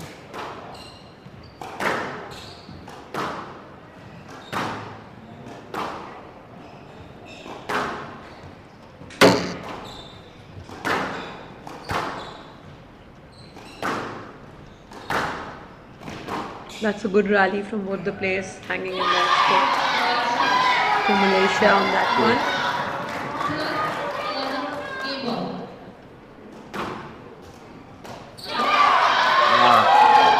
Lucky there. That's a silly point to give at that point, that crucial time of the game. True, very true. I think Avinash, her coach, is going to be very. She needs to tell her that she needs to get a little bit more patient. She needs to wait for the right opportunity and not go for the drops too early. Because Isabel is kind of, the coaches, I'm sure her coaches have told her that, you have to be ready for those drops. So she's already moving in the front as soon as she gets. So if she changes the game a little bit and then uses her shots, I think that's going to be very beneficial for Yuvna.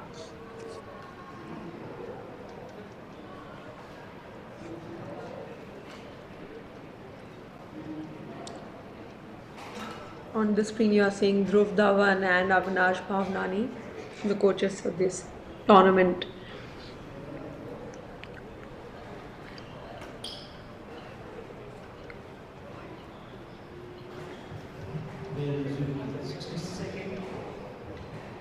There we can see another member of Team Malaysia warming up.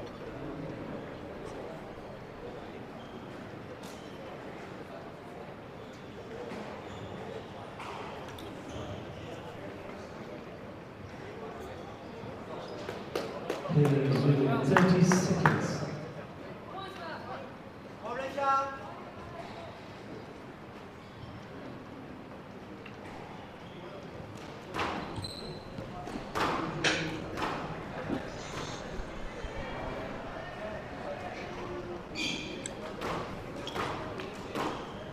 For the people who've just joined in, this is the semi-finals of the Girls Under 19 Asian HCL 21st Asian Junior Team Championship. India playing Malaysia. India's won the first tie, Anahat Singh beating Ira Azman 3-1. This is the second tie between Isabel and Yuvna. Malaysia having the lead of 1-love. That's a great shot by Yuvna. If she keeps getting the ball back and then attacking will be the most important thing in this game.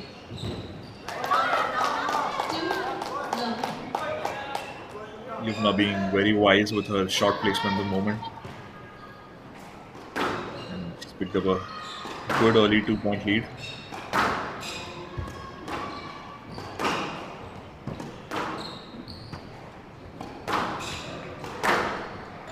Yes, she needs to be a little bit smarter in this game by not going for her shots too early, because the shots are really good and very effective, but you need to get the game going and not be impatient and put the shots in the front too early. True.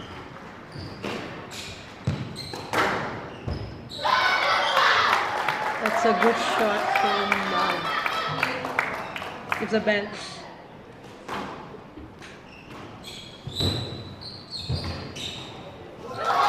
Oh, that's a great pick. That's a great pick and a great drop from Yugna. Both players really giving it their all to reach the ball.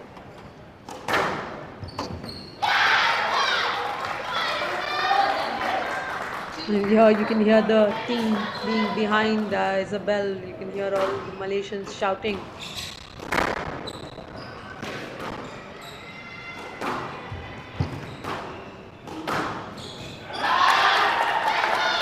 Excellent decision there. I think Isabel's instinct just taking the right time, telling her to take it at volley. And Yuna was too busy trying to recover from the previous shot. Again, you're not trying to go in the front too early, and Isabel capitalizing on that. You can't have these shots coming in the center. I mean, and short. She needs to get the ball deeper. Like you see this shot, yeah, that's a great good return, and it will give her that chance.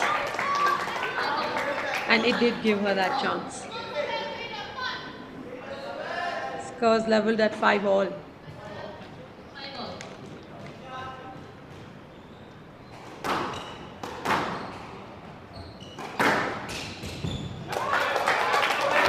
That's a great drive.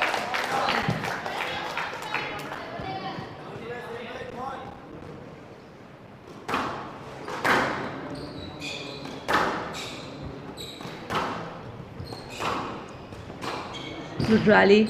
Oh, that's a great shot from Isabel. She read that shot from Yugna and capitalized on it.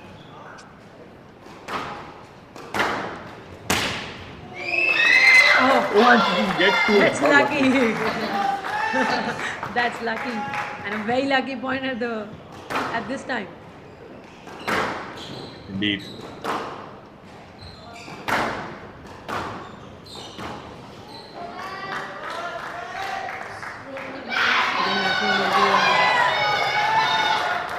Oh, I expected it. Protesting there.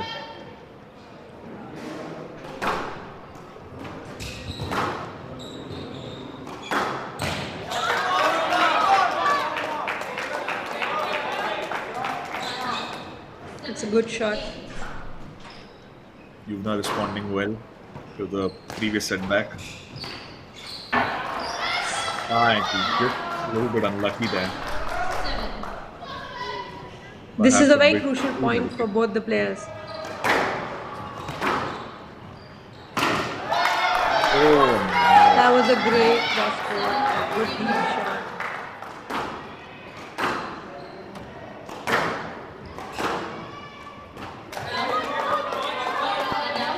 The difference between both the players is the level of patience, and the one who's playing the ball more deeper is getting the points here.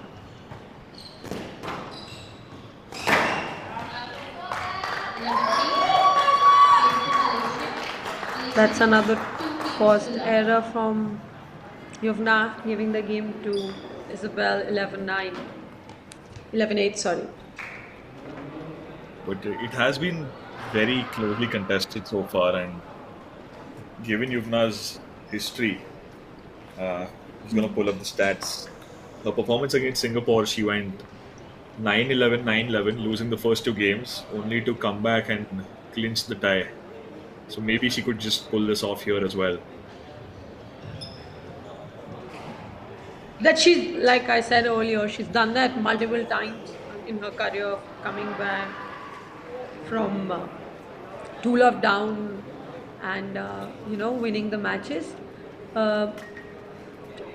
That's one thing that she's good at, and I will not give up thinking that she's 2 love down and she would not come back as a coach. But right now, she's doing too many errors, and Isabel looks the more disciplined player between the two. That's why she's having the 2 love lead on Yuvna. I think that's Pooja. Oh, sorry, that's Anahat again. No, that's Pooja Aarti. Pooja? Okay, right. From that Yeah. angle, they look pretty similar. Side view. Yeah, I think yeah, the side wise. Pooja might be next in line. Yes. Here we resume 30 seconds.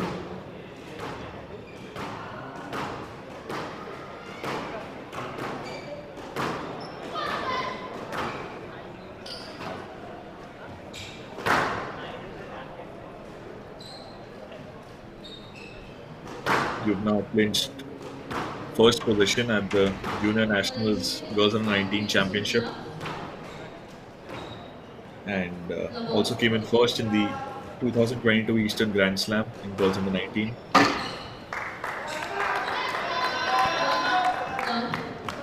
Again, from point one, going for that drop shot. That's much better.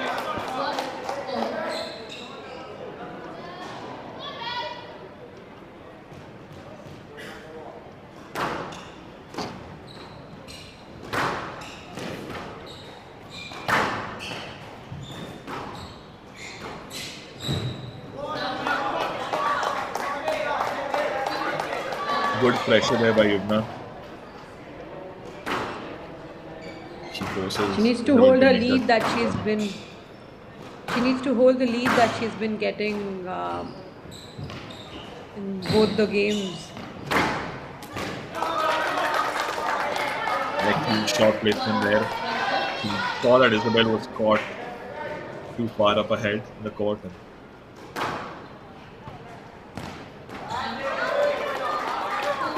Great serve.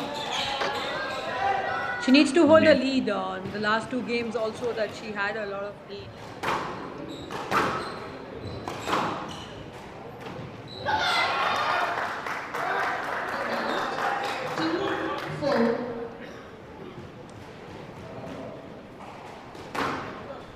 ball just taking a unexpected bounce there from Yumna's perspective.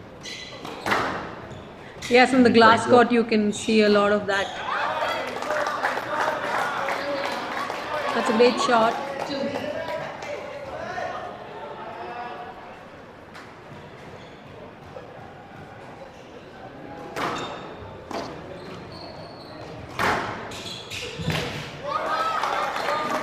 That's a good change that she did from the front, because she's continuously dropping, and Isabella, if you would see that, moved forward for it, and that's good that she played that ball back.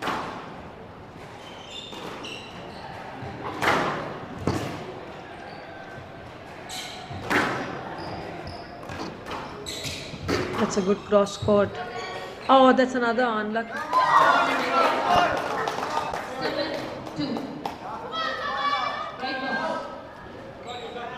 7-2, that's a really good lead to have. 5-point lead is Indeed. really good. I think Yumna really emerged as a dominant force in this third game. And that's purely because she's been a bit more patient and used her game fully and not just one. Ah, that's another back bounce.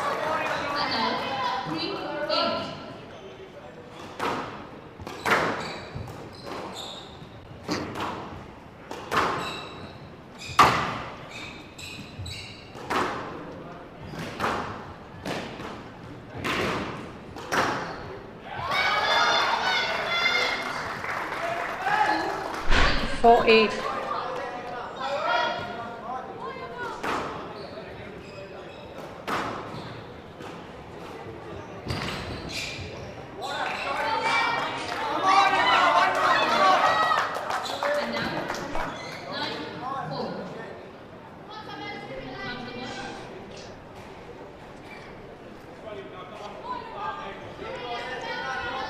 Yuvna just needs to keep her calm and patient that she's put in this game and 9-4.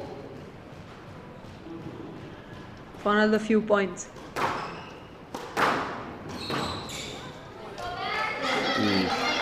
Well, flat there.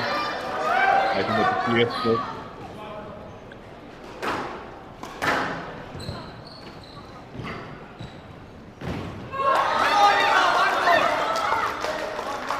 (10-5). A good shot, but a good try from Isabella as well to get the ball played. I think you've done a great job to get this commanding 5-point lead. Yes, and it's going to be a very important thing. And an anticlimactic end to that third tie. I'm sure Isabel was hoping for a bit more, but we'll see what happens in game 4 and 5.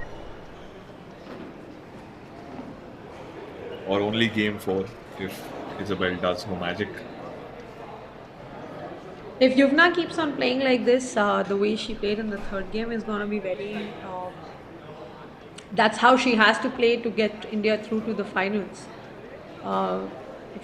There was a huge difference when she started to get the ball at the back, hitting the ball hard and not going for those shots, cheap shots is what we say in squash. And if she doesn't go for those ones, I'm sure you will see Yuvna coming back.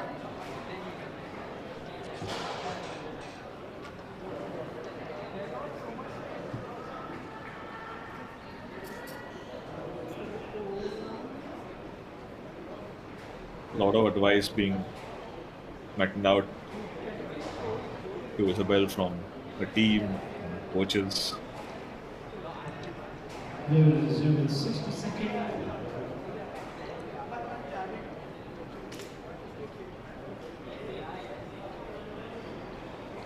There we can see the young Indian men's team contingent probably fooling around a bit. Yes, they... this is Avinash talking to Yuvna. And he has been coaching Yuvna since she's been a young kid on the squash circuit. And he does know her really well, how to push her and, get the best out of her. It's a very important game for India. Yeah, it's going to be crucial. Given that semi-finals day today and finals day tomorrow, we might find ourselves saying that way too often, but each match is crucial. Yes, definitely. These are the matches that decide the color of your medal.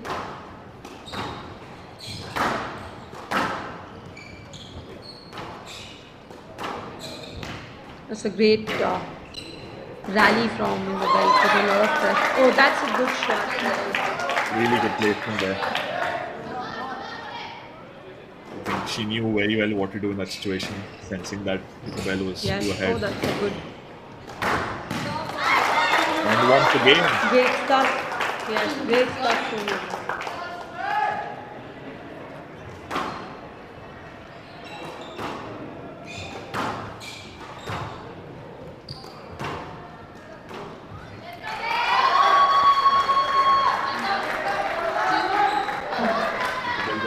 The tie scores at 2-all.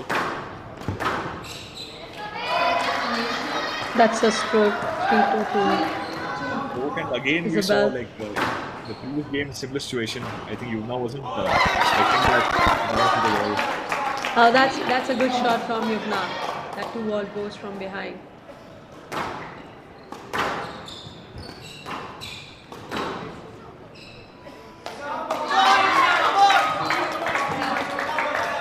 Isabel slightly unhappy with that decision.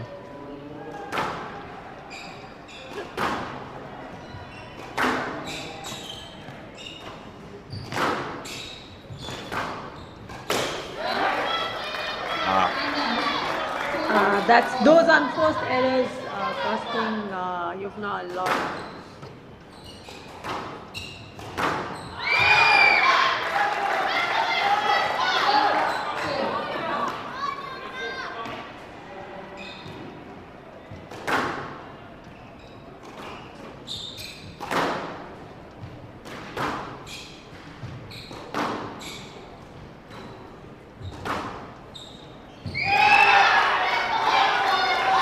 Yuvna probably just anticipating Isabel hitting a shot to the left hand side.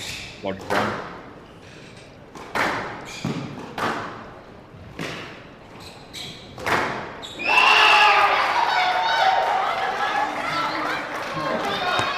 That's a good 3-point lead from Isabel. Again, Yumna being a little bit impatient, trying to do. Need to capitalize on those kind of shots.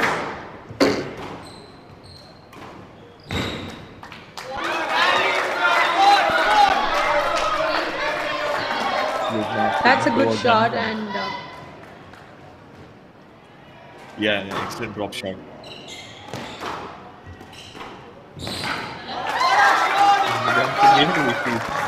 Yuvna strike with that drop shot.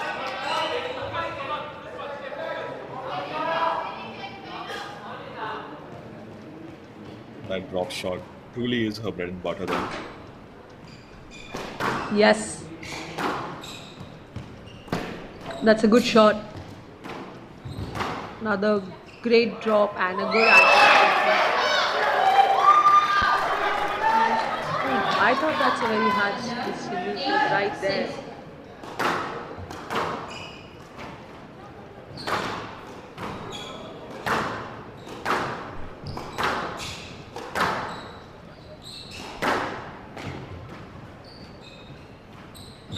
Oh, that's a great drop from Yukina.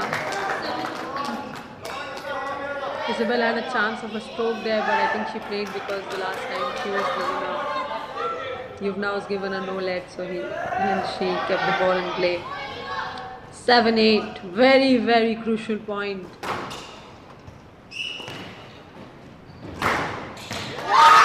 Oh, that's a great drive and a great serve from Yuvna.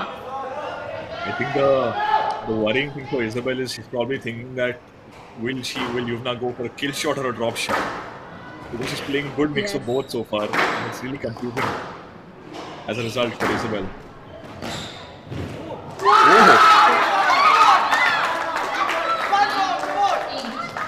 That's a great drive from Isabel, diving to the Rather front. dramatic end to it. Yes, both the players. There's a great shot from Yuvna. 9-8. Yuvna doing what she does best, coming from behind.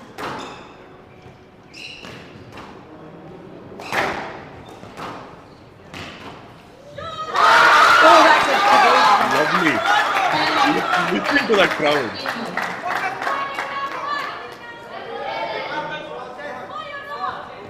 Ten-8. Game ball to Yuvna.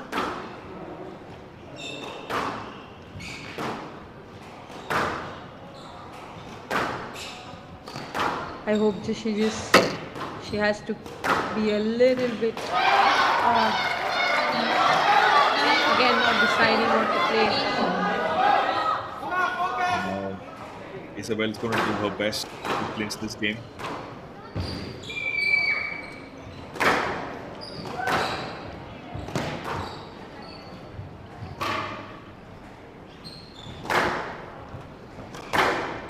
Great rally. It's a very important rally to keep the ball in play and not do anything. Oh, that's a straight. That's going to do it. Yuvna managed to stay in the tie, and we're going to go to game 5 as a decider. Again, Yuvna giving everybody at the courts and the ones watching a heart attack. Yep.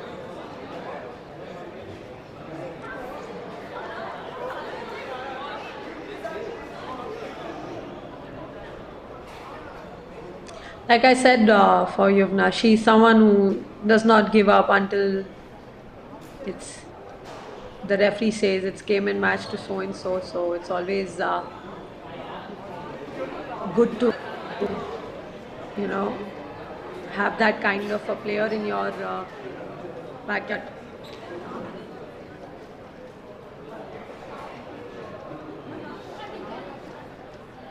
Definitely. But I think it's excellent experience for both players, especially for Isabel. Going up against a senior player, facing another high pressure situation.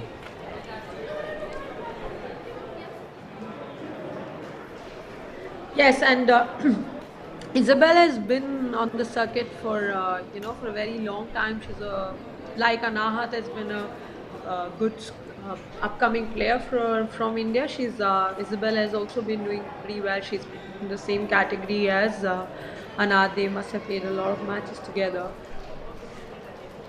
She's quite sensible, and she does to fight quite a bit in a match. So it's this fifth game is going to be a great contest between these two players.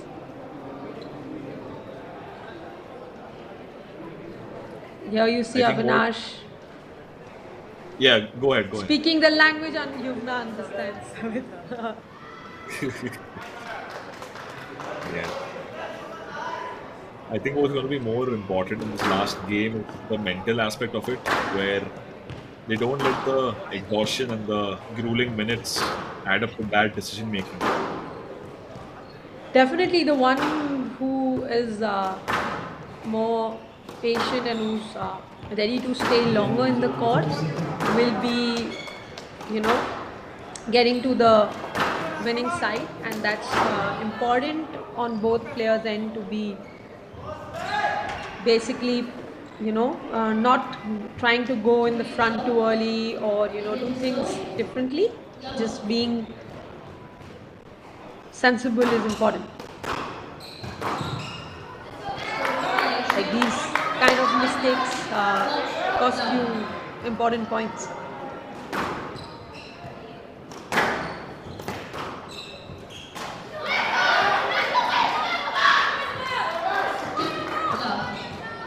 Quick 2-love lead.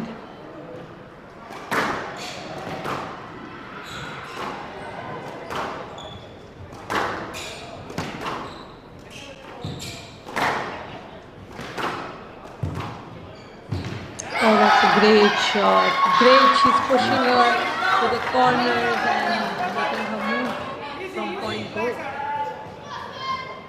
Yumna seeming the more aggressive player at the moment, dictating the flow of the game well. Isabella's pushing. Isabella's pushing Yumna to the back. Oh, that's a great line. Look at the team shooting.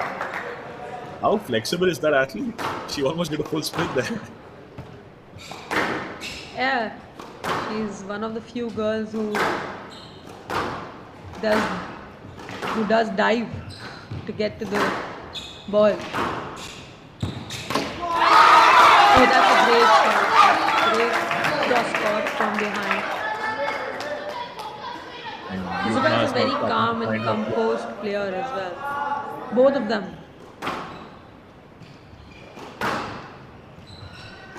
Speaking of dives, Survi, you should have seen some of the men's dives yesterday. There were a few players from Singapore that were just all over the court, just diving, getting up, and they had to wipe the court after every 3 to 4 rallies because he was making the floor wet with his dives. Yes, definitely. I mean, lot of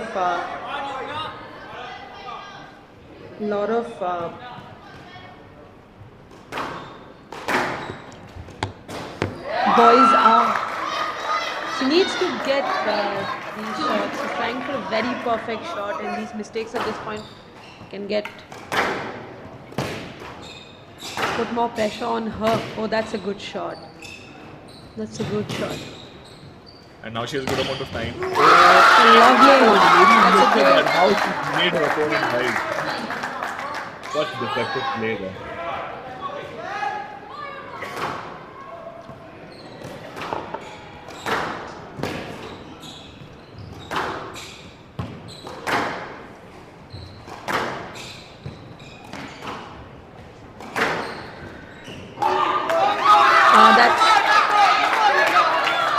5. You can see both the teams calming their players down, cheering them up.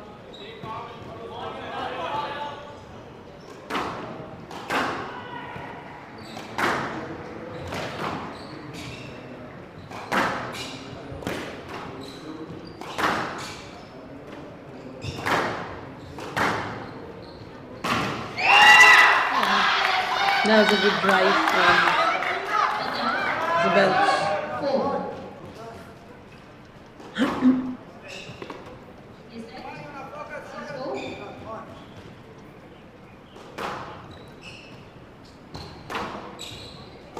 It's over Isabel. Oh.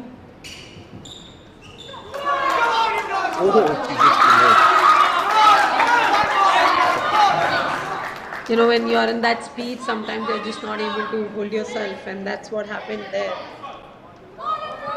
Very true. Sometimes you get caught up in a moment in like tunnel vision. Yes.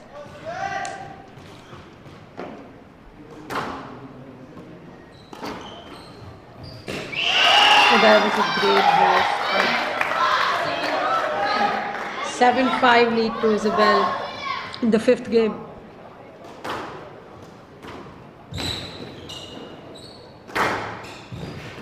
Do you see how quickly she gets back after doing that split? Yep. Very impressive showing there from Isabel. Yeah, no emotions, no shouting, very calm as a player.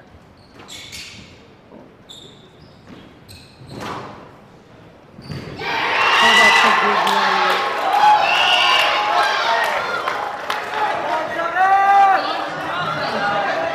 Great rally from both the players. We're in for a treat today.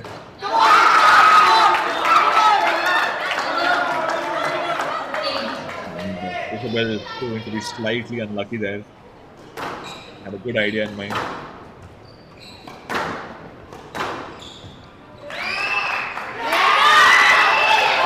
She should have gone for that ball instead of asking for a left.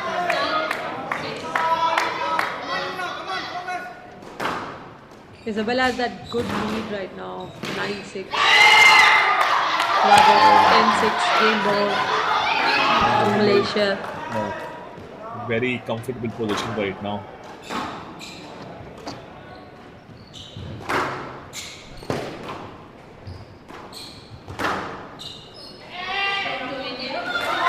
Game still on now.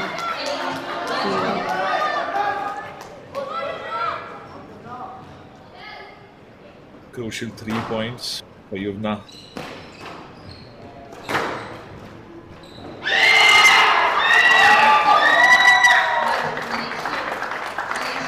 (11-7) game to Isabel. Really hard fought set of games between both of these athletes.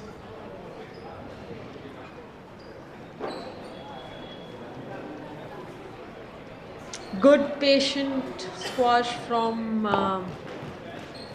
Isabel, fighting till the last point. She's very good at that. Getting a good pat from her coach, hand across.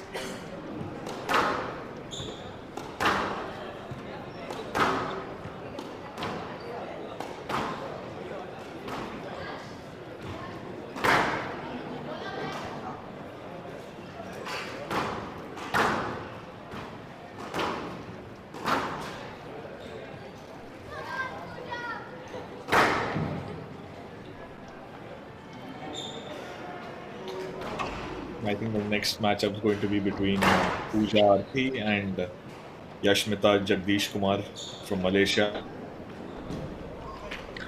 Yes, a good match and a very crucial match. The person who will, stay longer in the game will be on the winning side. Both of the players will be feeling a lot of pressure since the ties are tied at 1-1. Yep, definitely.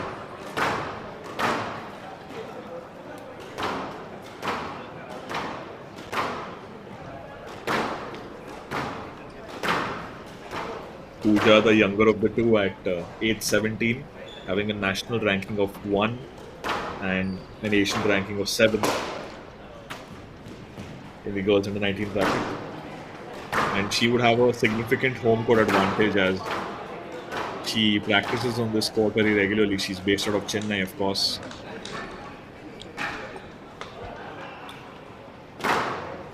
Smiling Malaysian face, who's kept their hopes alive for this match to the finals.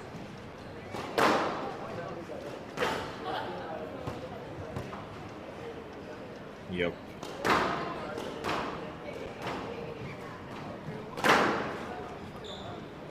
And Pooja had some mixed results in these previous 3 matches, where she beat Sri Lanka and Singapore and lost out to Toby from Hong Kong, China.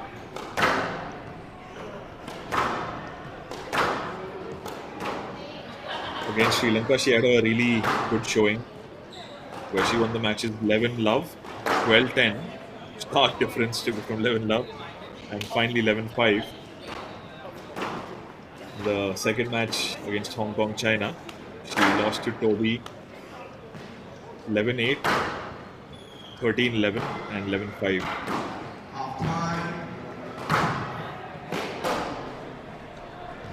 That's the stamina Secretary proved to General be- of Indian Squash, Cyrus Poncha, and that's Fahim Gul, former international from Pakistan, a very celebrated player himself. That's Major Manyam.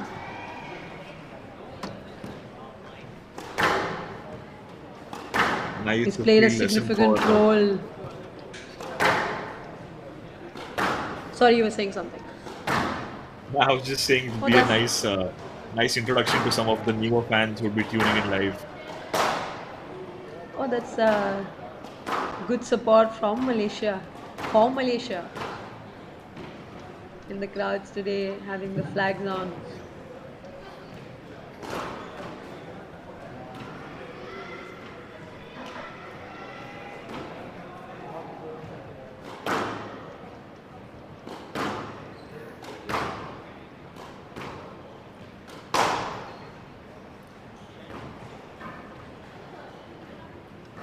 I think that's Pooja's home crowd support. Yeah, she's a prodigy of this academy itself.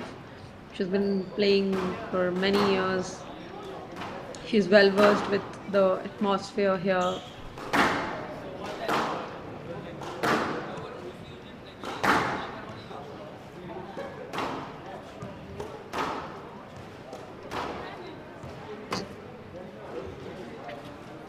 And Pooja's opponent, Yashmita Jadish Kumar, is aged 18, has a national ranking of 13, an Asian ranking of 36, and a PSA ranking of 103. And she's played all 3 matches for Malaysia prior to this Team India matchup, where she beat Sojin Lee from Korea, went 11-3, 11-3, and then 12-10 in the last tie. And then she faced Kurumi Takahashi from Japan, beat her 11-7, 11-2, and 11-3 for a comfortable 3-0 win in that tie. And finally, she defeated Chen Yu Chen from Chinese Taipei, where the scorecard read 11-5, 11-3, and 11-4 in her favor.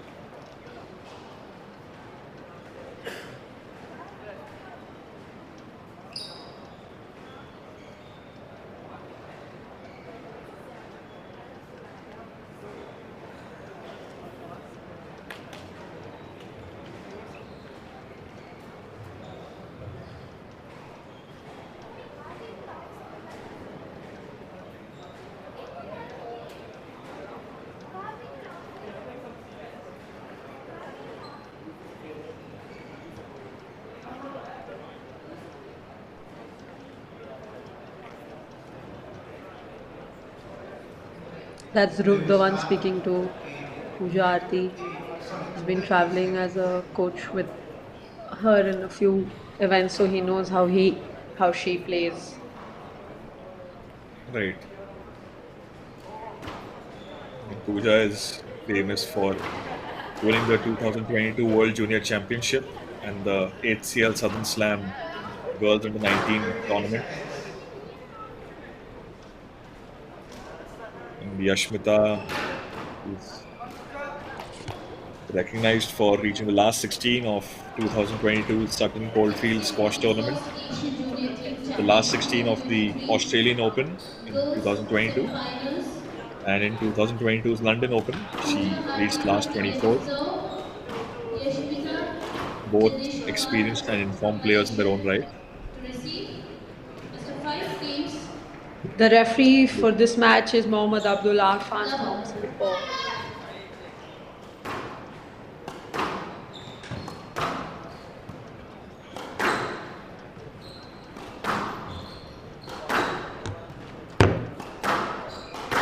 And we are on the way to the most crucial match of the tie. Good finish there from Yashmita. That's a stroke, a good shot from Pooja, and anticipating the shot well.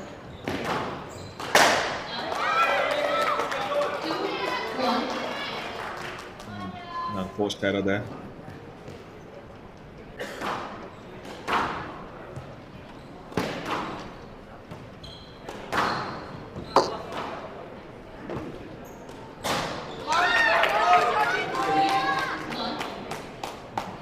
Both of them have a very similar way of playing squash, is what I can understand from what I see right now. Interesting. Should be a amazing matchup. It's very Pooja's quite aggressive from the point go right now. Which is, the referees asked them to play the ball again because he's not sure if the ball is good or not.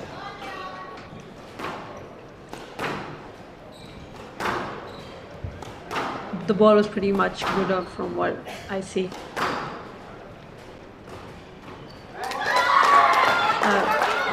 That's a good game that Pooja played.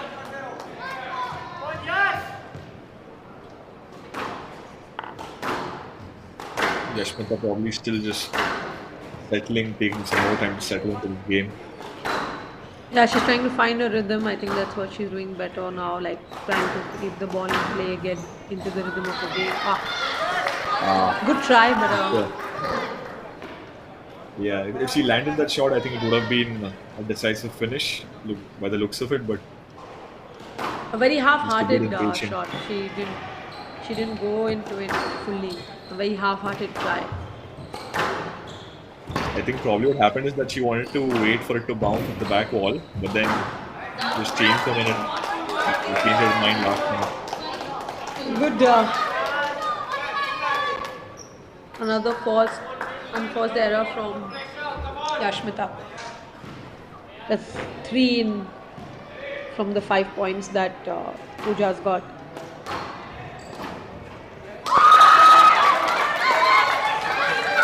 But a great shot from Pooja. That good volley bows. She's quite pumped.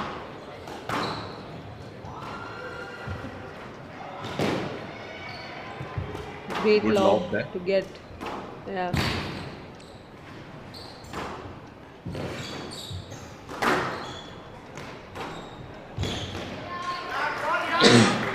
Oh, that's a great shot from Yashmita.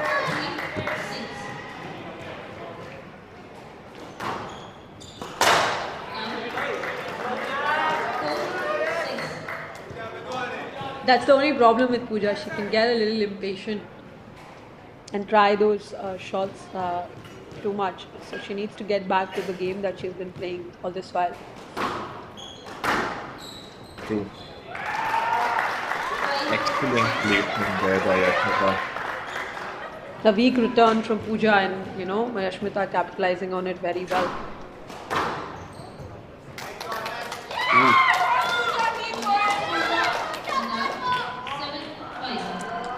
Yashmita visibly upset there by that decision.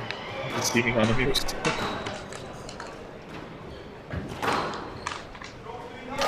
That's another stroke. She played the ball onto herself.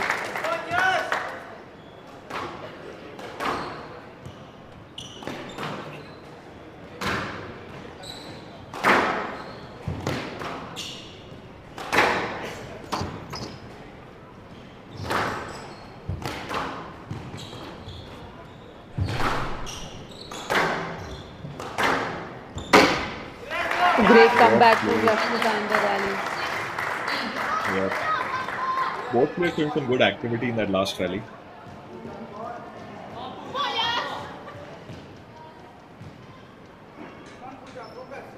No, you tied double knot, Pooja. You won't open the game.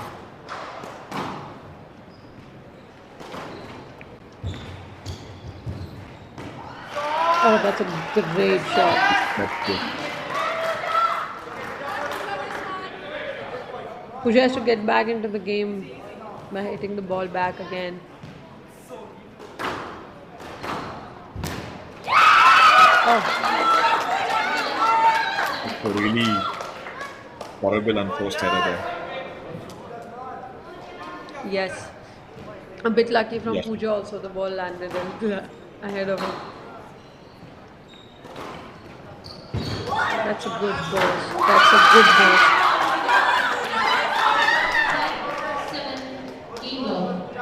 Pooja just catching Yashmita off guard with that last shot. Really good thinking there from Pooja. She has a comfortable 3-point lead at game ball.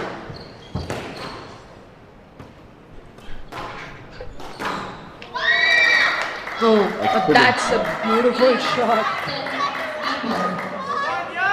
And to play it at that point where you could lose the game. Yashmita announcing a comeback with a statement shot.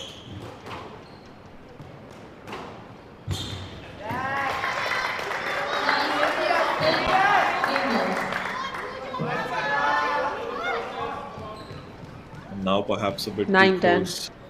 Comfort.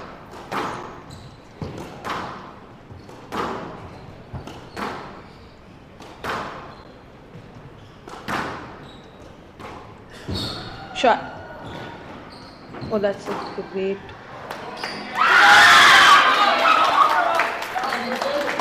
That's a stroke and in game 2, Pooja Aarti. Good rally. I think Yashmita walked out feeling a bit frustrated with some of the decisions going against her.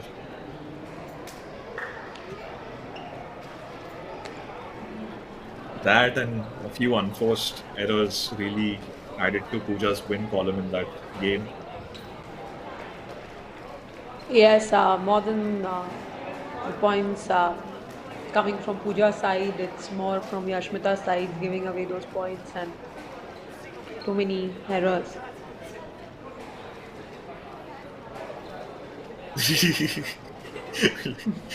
Yumna just being caught off guard there by the cameraman. Yeah. That's a huge hurdle. I mean, that's the team giving them giving her some support and comfort that, game's still on.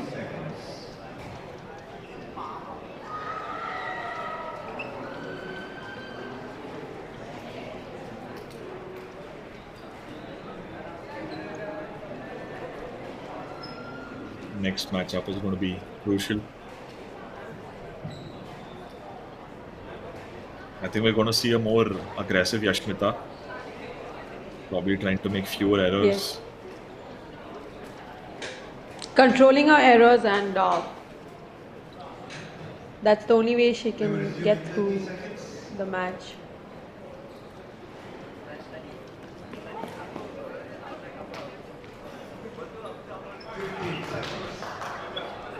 That's Bala Murugan sir. He's one of the coaches at the academy who's seen Pooja play since she's been a 7-8-year-old. He knows her quite well, her game well, and how and when she plays.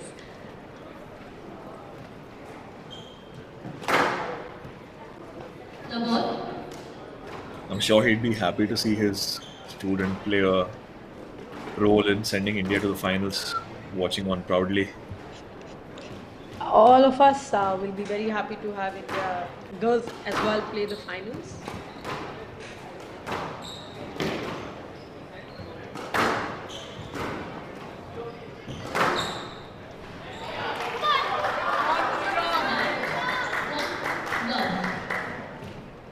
We are just overcommitting in her anticipation of that shot.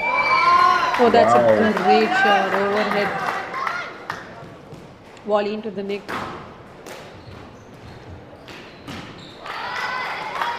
Seeing very different Yashmita of what we saw in the first game, having a quick 3-love lead.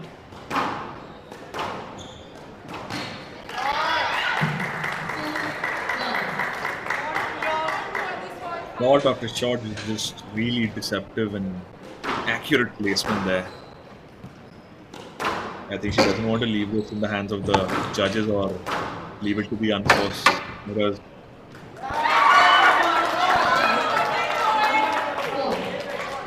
Slightly unlucky there from Yashmita.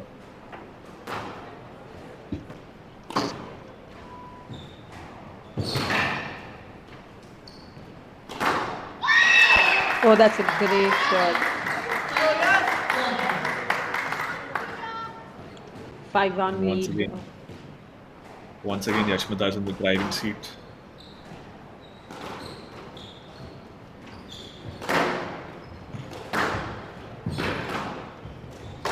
It's always another unforced error from Pooja, trying to go too low and hitting the tin in that process. The idea is always to have the lead on the initial points. You know, you are always trying to come back, and it gets difficult in pressure situations to get those points back. It's a good shot from Pooja, but another error, giving Yashmita comfortable 5-point lead. Yep. I think in that previous part where she went full volley for it, I thought she'd ask for a let because Yashmita was just towards the wall where the ball was going to bounce. You see, Yashmita has been, more patient, more consistent, hitting the ball, waiting for the right opportunity to play the balls. And Pooja has been very weak with her returns, and that's where Yashmita has capitalized very well. Oh, that's a good shot. Supportive chance there from a contingent. They want her to make a good comeback. Oh, wow! That's a great shot. A very nice flick on the backhand. Yashmita is just finding these good shots out of nowhere. It's just the returns are pretty weak. That's the first good shot Pooja played in this game, getting the ball back.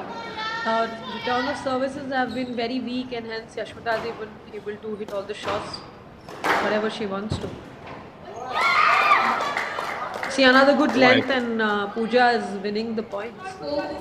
The idea is to get good lengths going. You cannot, go short and, hitting the ball on the service lines at this level. Nobody needs those kind of shots.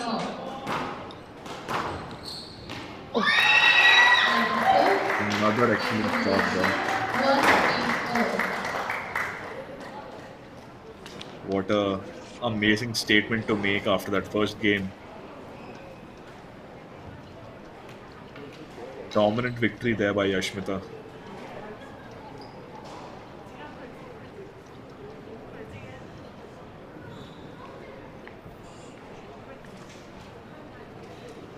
She's displayed a remarkable ability to decisively place the ball at difficult to reach areas in the first 3-4 shots with this after service.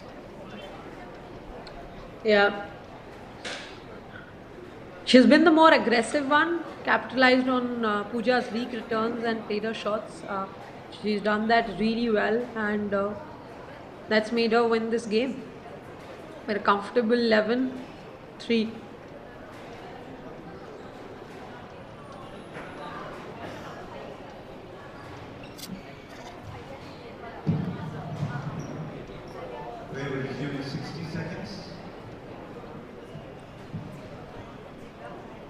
The game will resume in 60 seconds.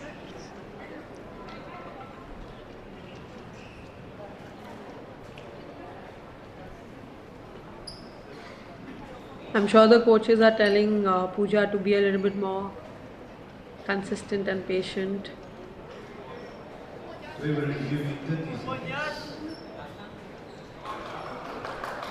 This is a very beautiful academy in Chennai, the Indian Squash Academy. It's been kind of Makkah for squash in India. That's Balasar giving his last few inputs to Pooja.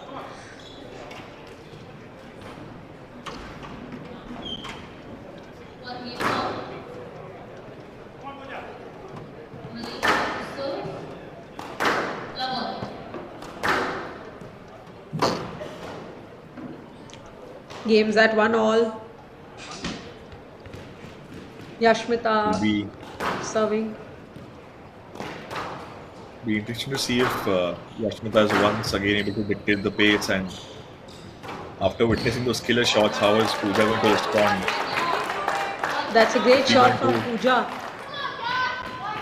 indeed.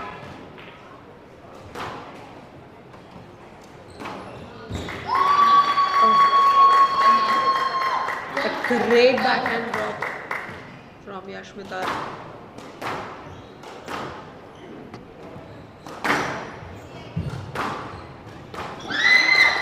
Ah, She was not doing these mistakes in the first game.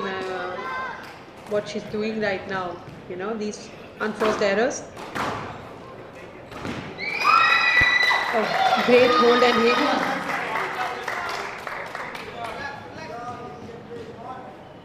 Yashmita once again getting momentum That'll her be way. no let.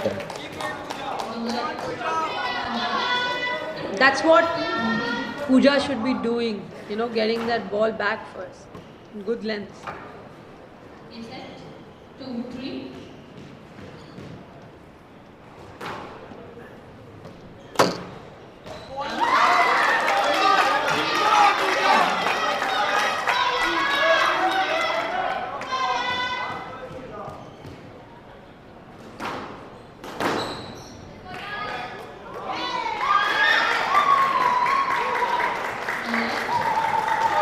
The referee expects her to please play these balls and not just put her racket out, which is what he thinks she did there. That's a great shot. Covering Pooja up with her body and then playing that cross-court flick. Great shot from Yashmita. She's very good at playing these sublime, deceptive shots. Even Yes, Pooja is she's an she holds. Oh, great shot from Pooja. Good volley, backhand volley drive.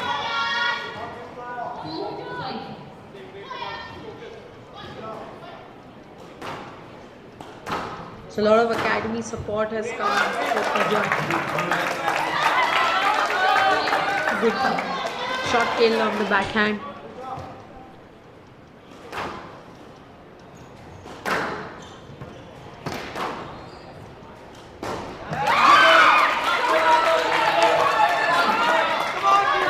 Another great shot.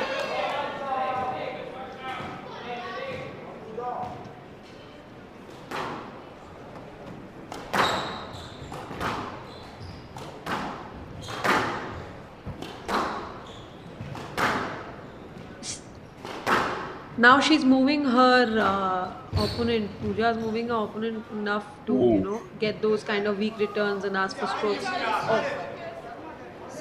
I think she should have just gone and played the ball, would have been better for her. Instead of stopping there. I noticed a similar pattern in a match yesterday against Toby from Hong Kong, China. Lot of appeals from lets and as a result, some of those didn't really go her way, and she ended up losing at least 2 to 3 points across the tie. I think the clash has affected Yashmita's back. Contributed injury. Malaysia has 15 minutes to recover. Or she's taken a injury time. So contributory time, the referee said for a injury break.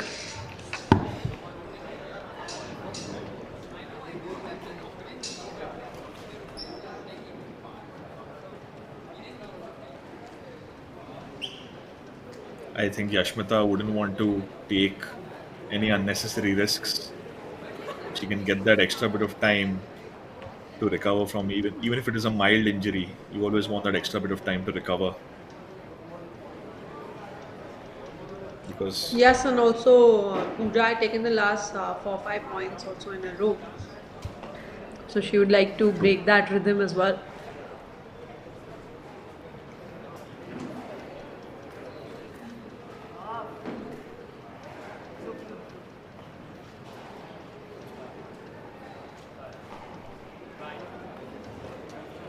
situation seeming a bit tense there in the Malaysian contingent.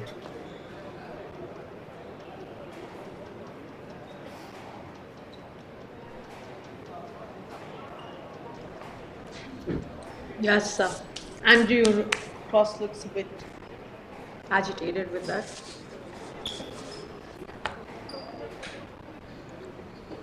The impact was definitely there, Pooja going into her and asking for a let.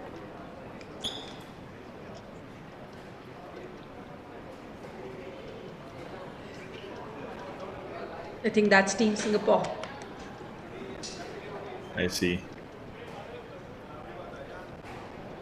Everyone looks happy to be on camera. Yes.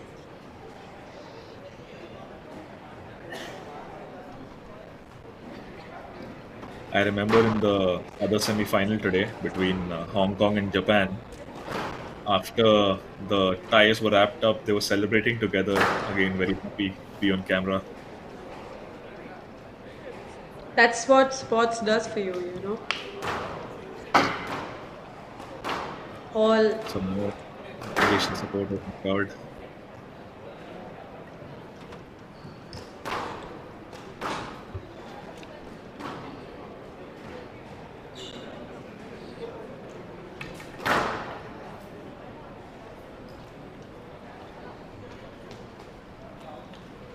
There we have Team Pakistan.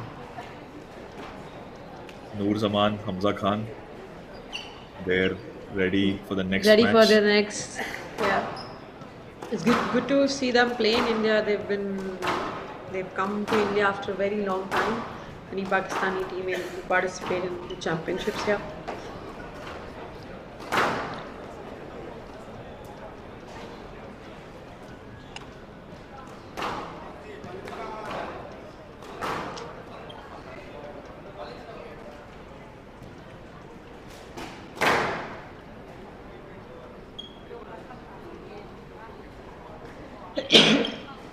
I think there's some physio work going on Yashmita's back. Right, and who just trying to stay busy by continuing to stay warmed up and not lose track of the goal ahead. Yes.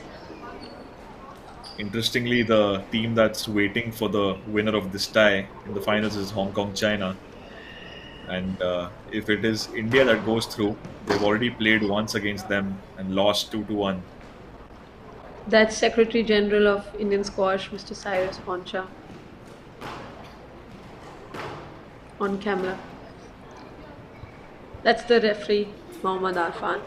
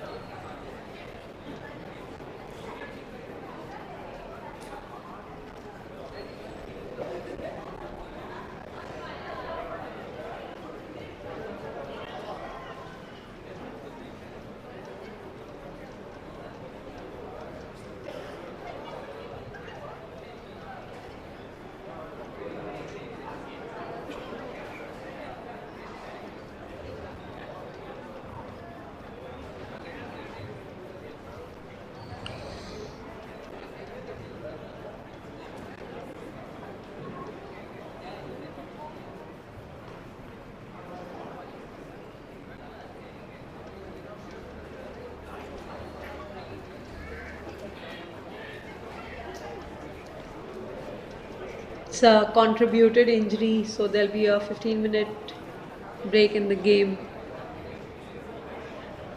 since the time she has injured herself.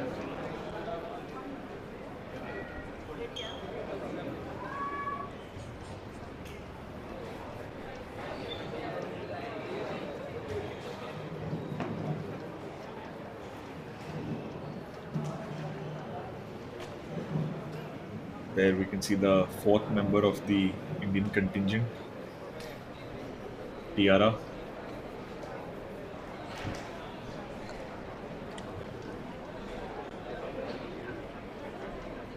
So Get to play a game in this campaign.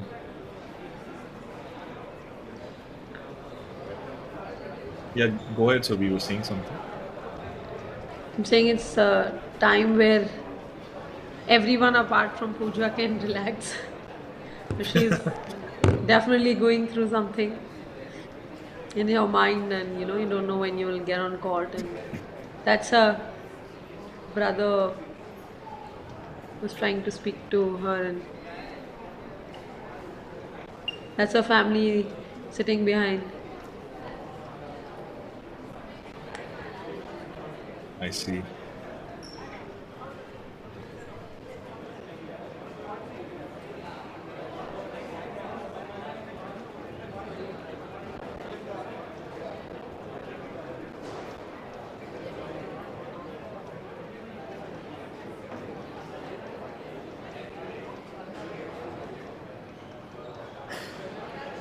I'm sure Pooja's thinking to herself, I can't wait to wrap this one and then fool around with my teammates. Definitely, definitely.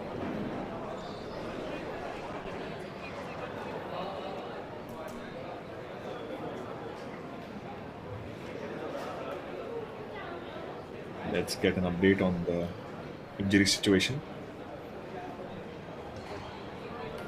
Doesn't seem to be getting better.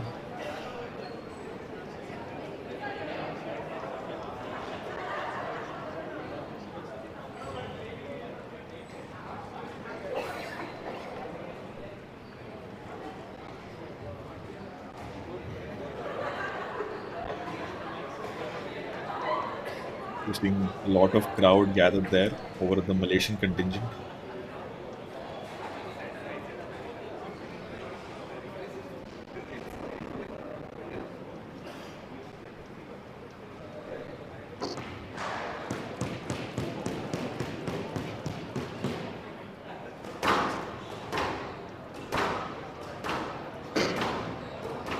And in anticipation of the time, the clock running out, we're just back warming up.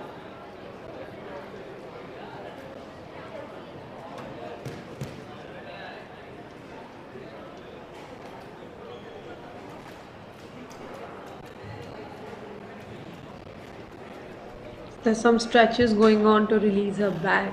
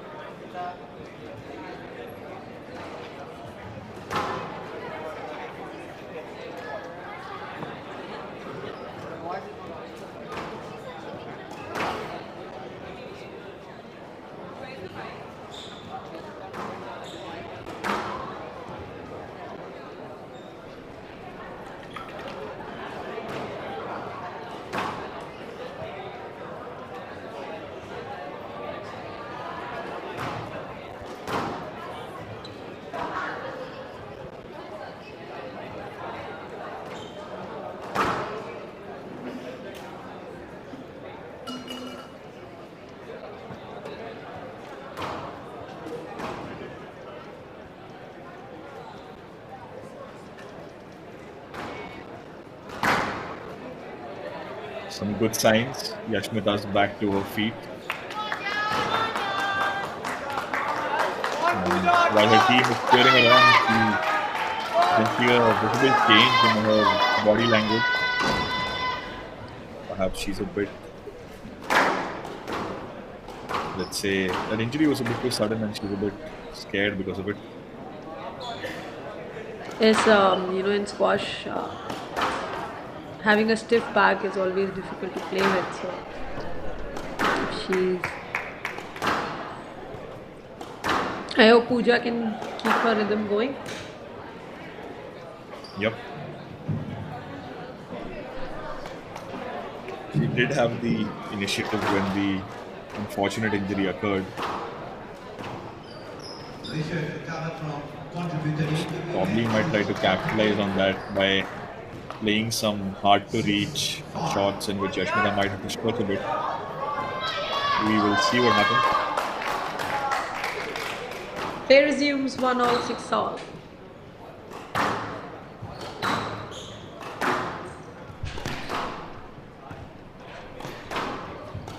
Yes, sir.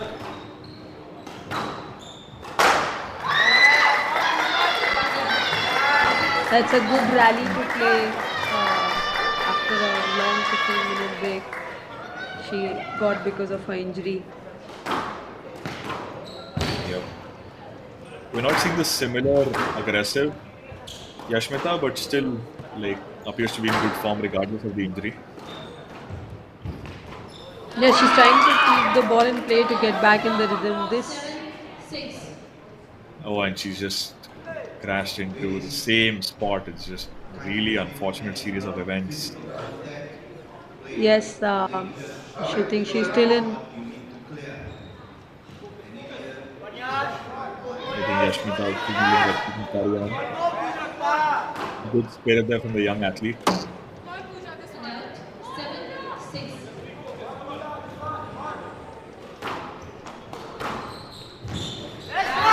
Oh, that's a good shot from that side from Yashmita.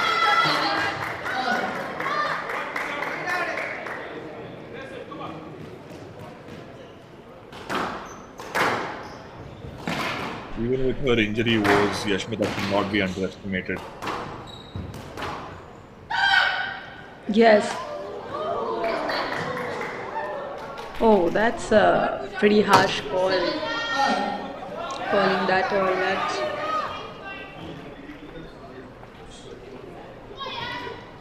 I think it might be because Pooja already had stopped in her tracks. And that's what's bothered the referee. Yeah, she's double-minded to get her stroke or. I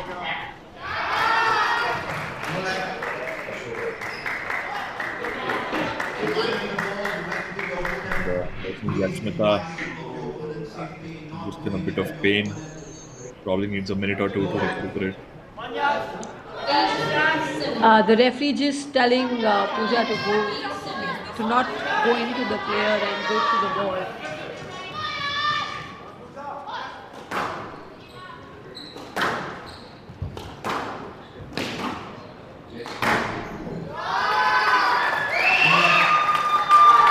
No let. 9-7. Pooja needs to get the game back and be the aggressive one than be, the defensive one in this game right now.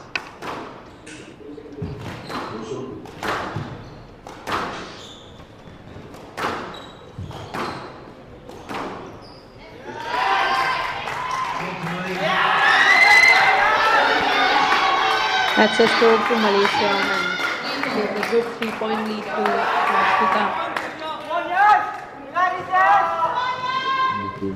The decisive rally, in my opinion. After this game, Yashmita's going to have even more time to rest and get her batteries charged. So that's a good drop, but she's struggling to go in the front. Pooja needs to capitalize on that. Yep. Excellent showing there by Yashmita. Good heart, good spirit. Despite that injury, she's come back into the game. And now she leads the tie 2-1. We're seeing silence in the It's Indian team. 1-0. Yes, it's always difficult to, for both the players after a break of 15 minutes to get back on the court, with the same rhythm, same uh, thought process. It's always different. And Yashmita was more stable than Pooja.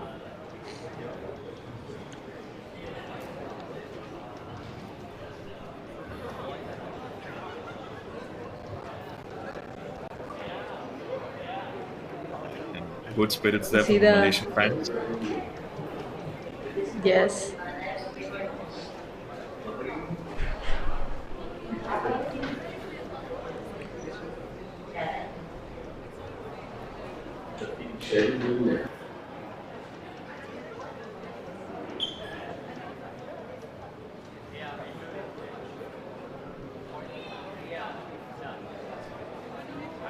We will resume in 60 seconds.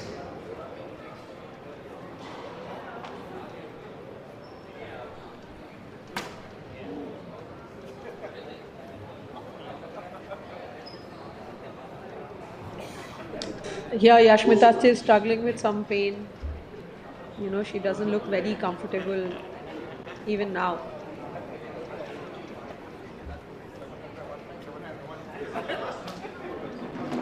We will resume in 30 seconds.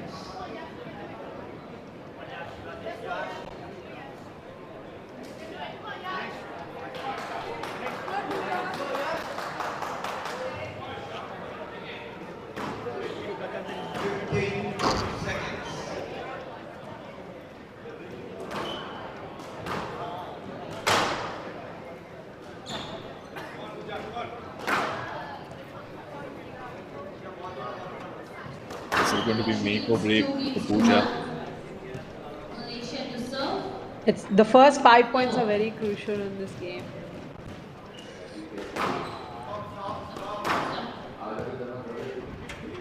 Okay, I think some intervention there from the officials. I don't know what's gone wrong.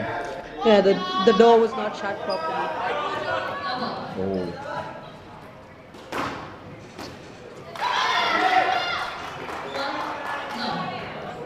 Pooja being the more physically fit one between the two right now, I think she needs to be a little bit more patient and she should try and keep the ball. Okay, that's a good shot from her. Keeping the ball in play and moving Yashmita is going to be the main important thing that she needs to do here. I agree with you, Sorku. I think that's an excellent analysis. Once again, almost they collide into each other in the same position. Yes, and this time Pooja stopped herself well before.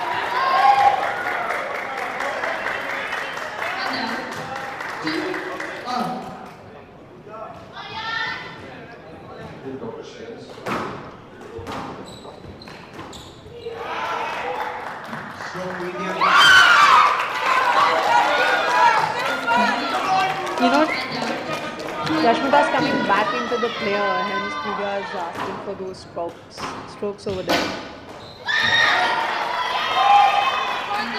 This is something that she needs to be very careful with right now, these unforced errors that she's doing.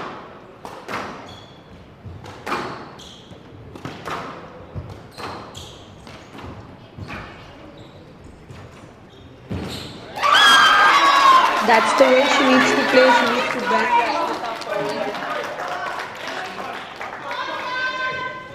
Wants to get to win the game.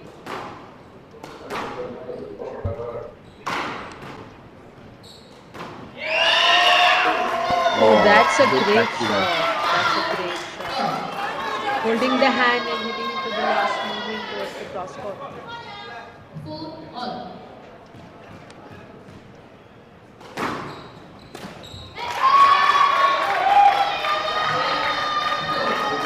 Another unforced error from Pooja.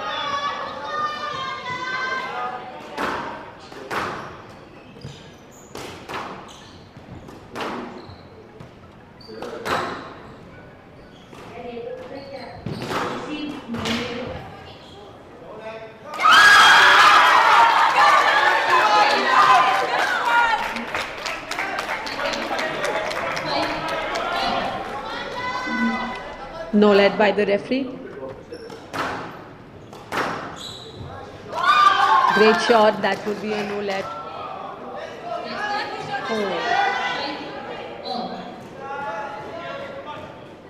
I think that was given a yes let. Yes, very. Oh, again they collide. What's going on there? This is one of those games. I think the referee's been a bit lenient on this one. She needs to go around and play those kind of shots.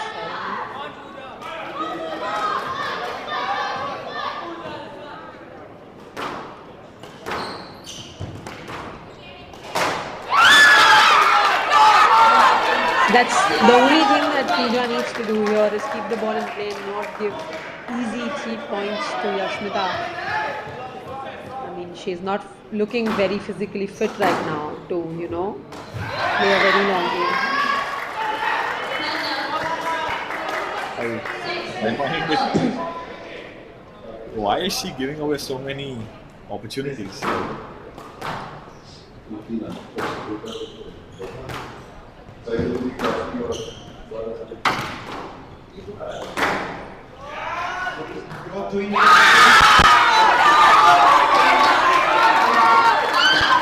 That's a stroke to India, and Yashmita just looks really unhappy with these last few turn of events, the decisions. it's a very important. Oh,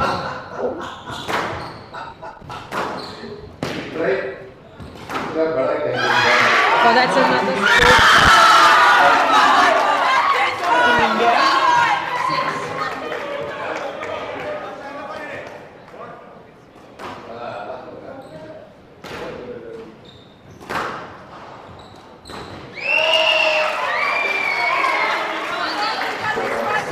She needs to move her to the front. She's standing behind after hitting the shots.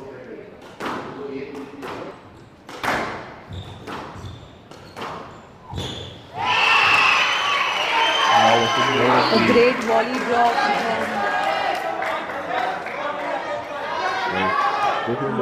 Game 1, Yashmita here. Game 1, game 2, Yashmita, who is able to go for those decisive shots. She might be beginning to recover from her injury. Oh, damn. Lucky shot for Pooja over there.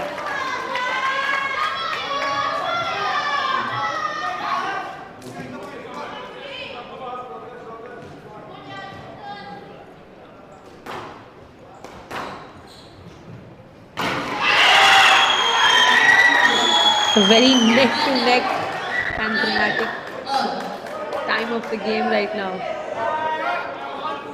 9-8 to Yashmita. Almost a nail-biter finish it's proving to be. A great shot.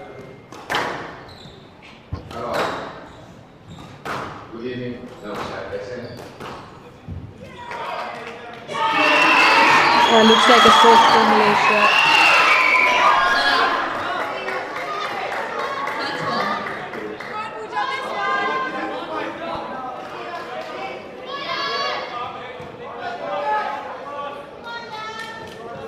I think it's at 0.9.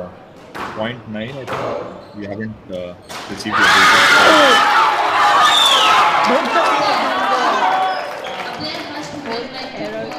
Errors at the wrong time.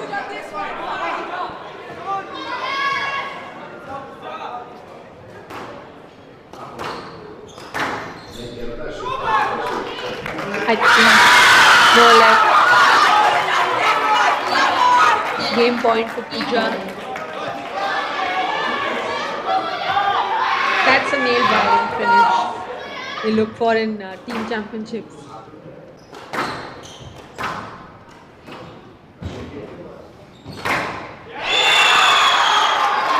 And Yashmita stays in the game. Really good thinking there on Yashmita's part. I believe its scores are tied at 11 all right now. We haven't received the scoring yet. She She needs to go around to play these balls. 11 match ball. That's the Pooja too championship reliant ball. perhaps on some of these lets.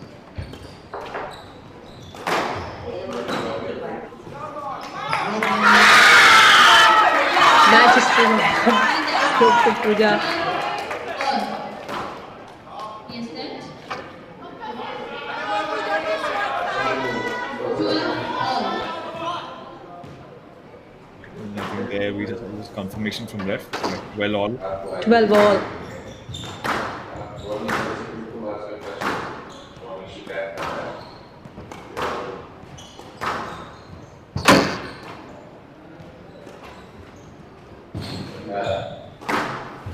Oh, that's a good rally from both the players.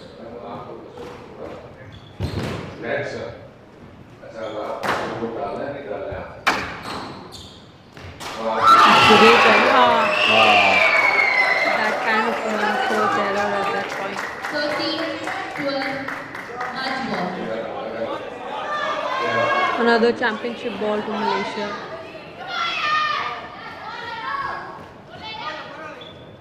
Once again, we're at game ball at the scores being 13-12 in favor of Malaysia.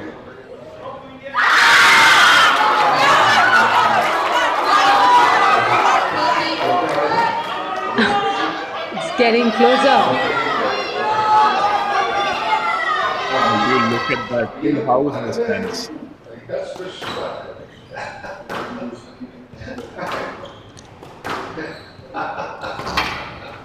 The more calmer one will get through.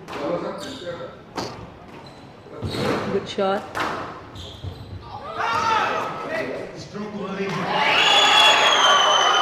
Oh, and Pooja looks so unhappy with that decision. Yeah, but the ball was coming. That is the ball was right in front of her.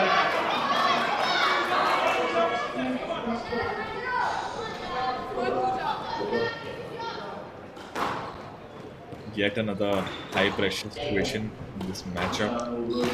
Yes.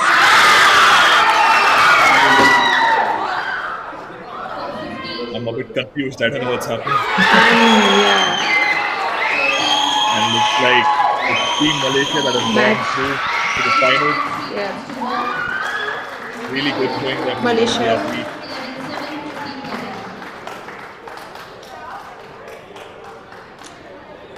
A very nail-biting match and a good fight from Yashmita after being injured. The unforced errors costed Pooja the match.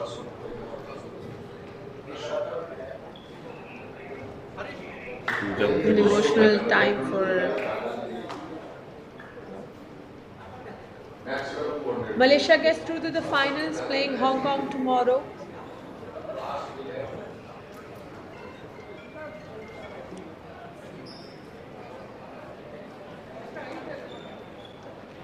Here, look at the Malaysian players congratulating each other on getting to the finals.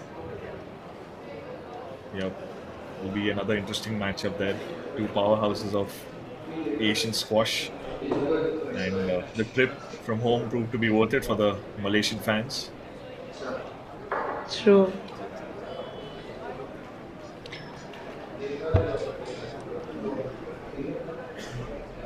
India has had one victory today and they moved into the finals in the boys event, and in the girls they lost to Malaysia in the final semi-finals today. All matches went apart from Anahat's match, everything went quite close for the Indians, and we wish to be on the winning end, but the girls couldn't make through. Next match up is in the boys category.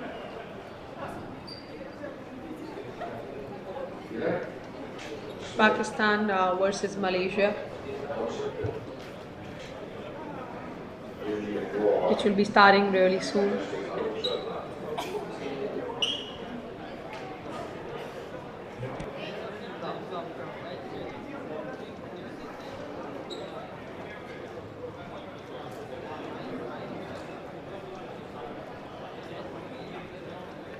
yet another series of exciting games at the 21st Asian Junior Team Championship. Do tune in for the next matchup.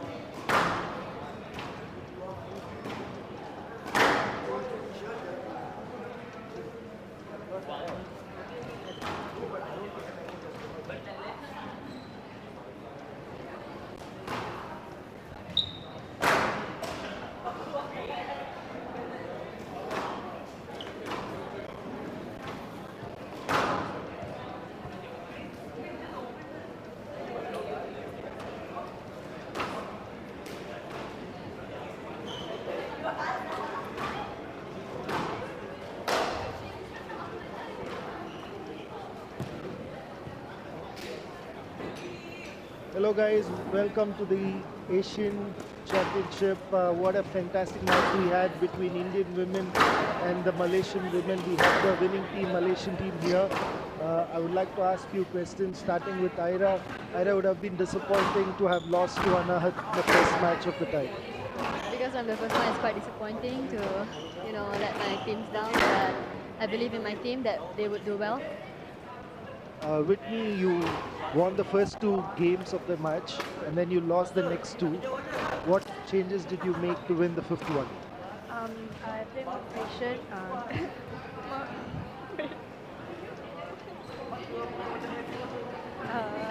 I play more by court. Like I let her run left, right, and just pick up every shot. So just defending. Yashmita, how are you feeling first of all? So really relieved. I was really nervous because obviously it was 1-1 and I was the decider. And Malaysia has been like defending champions like 3 times, so like I was panicking like big time. But thanks to Jess and Andrew, like I don't know, they gave me calm somehow. I just gave in my all. Yeah. So after getting injured, did you have to change your game plan, or whatever that you planned before the match you just executed? I know I'm injured. I tried to play more, like I know I'm not really fit to like run that much, so I try to keep it to the back, like do my basic game first and then go for like the winning shots. And my opponent was really competitive as well. And yeah, I didn't really change much. I was just keeping I was just trying to play the basic game and like get it through. Andrew, you must be a much relieved man. It must be, I'm sure there are some nails on your fingers. There's not many nails left on my fingers, and yeah, that was a tough match. But the girls did well to come through. We got a pretty young, this is all their debuts basically. So they did well. Obviously, it's another Malaysia-Hong Kong final for about the 5th year in a row now, 5th edition in a row, so hopefully we can get the better of them again tomorrow, but it's going to be tight. It's not going to be one-way traffic. They're going to come here with a plan in mind tomorrow, so we'll have to be ready, regroup tonight and come back out tomorrow. How did the Indian girls play? What would be your advice to the Indian girls who lost the match today? I actually thought they played really well today. Anahat, I thought, was really good at number 1. She's obviously going to be a star of the future. So she got them off to a good start. Number 2 and 3, they didn't make it easy for us. They hung in there, they battled well, and it just came down to a few fine margins here and there. But yeah, very happy that we got through, and yeah, look forward to tomorrow really. Congratulations, Team Malaysia. All the very best for the finals tomorrow.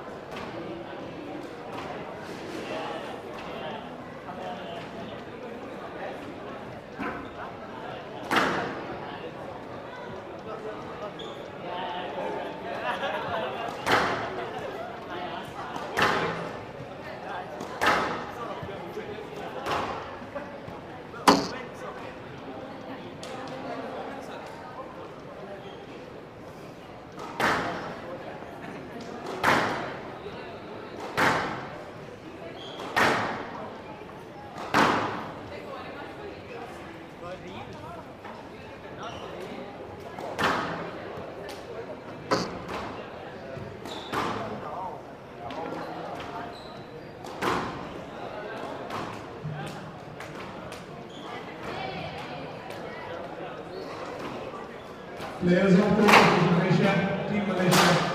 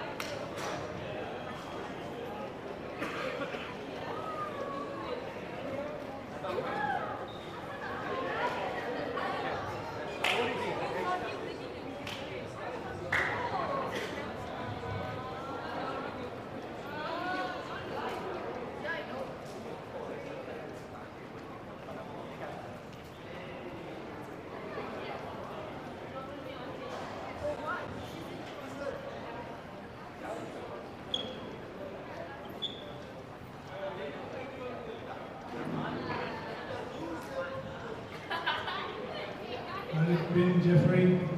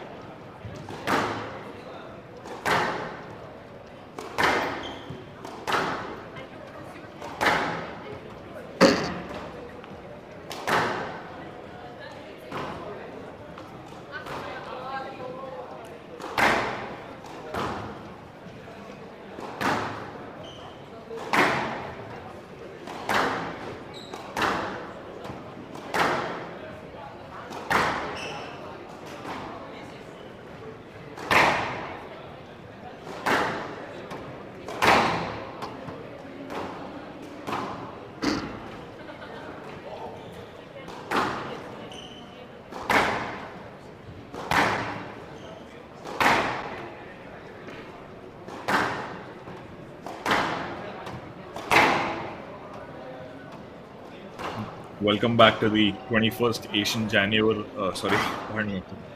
Welcome back to the 21st Asian Junior Team Championships, brought to you by HCL. We have Pakistan versus Malaysia in these last leg of the semi-finals. The winner will go on to face India in the finals.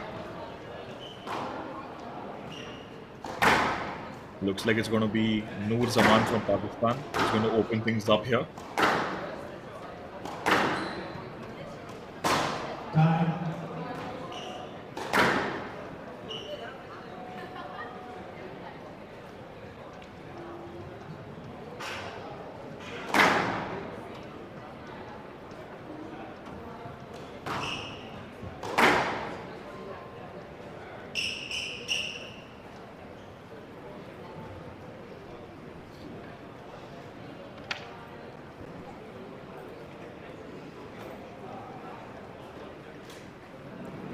This is a really fresh matchup because this is the first time that Pakistan and Malaysia are going head to head in this campaign.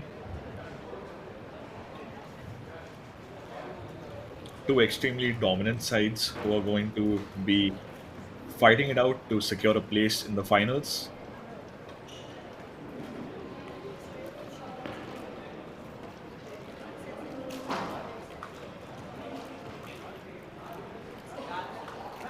Pakistan is coming into this tournament in very good form. They've won all 4 of the previous matches that led up to this semi-final. They dispatched Kuwait 3-0, Sri Lanka 3-0, Korea 3-0 and Hong Kong, China 3-0 as well. And while Malaysia also had 3 victories, they're coming into the semis after a 2-1 defeat to the hosts India. And from Malaysia, it's going to be Danial bin Jeffrey.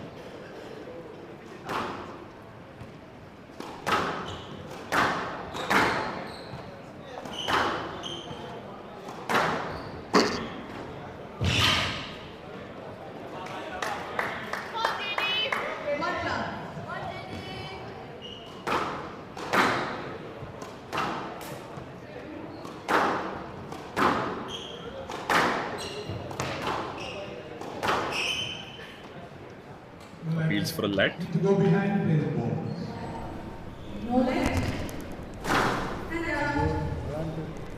No let. Given in the favor of Malaysia, and we're tied the scores at 1-1.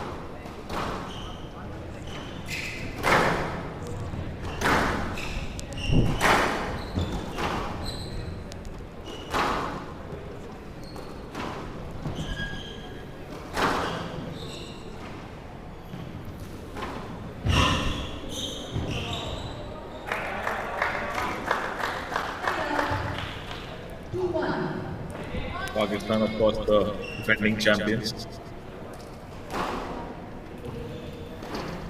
Beat India the last round of this tournament. Could be wanting to maintain that legacy.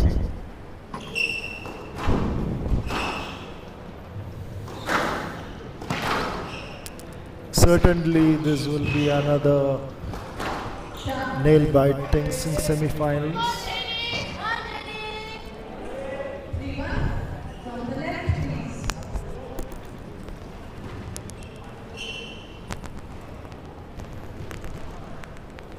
Noor with an early lead here.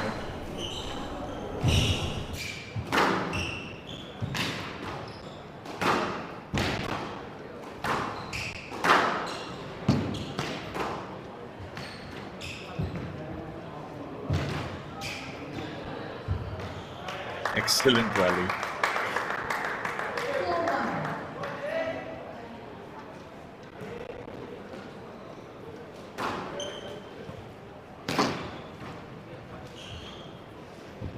Oh, okay. Beautiful drop shot there by Noor.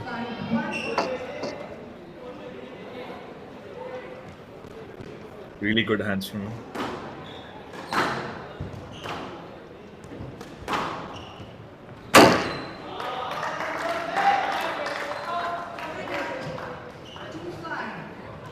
That angle proving to be a bit too tight for Noor.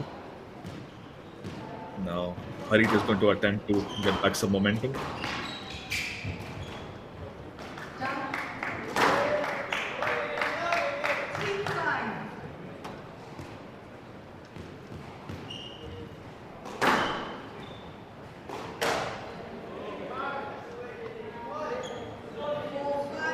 Unforced error there from Noor. He goes to the tin.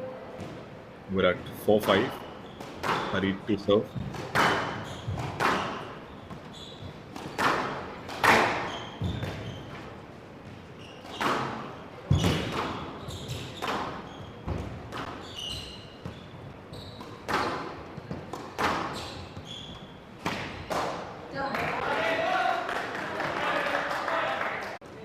Harit's made an impressive comeback here.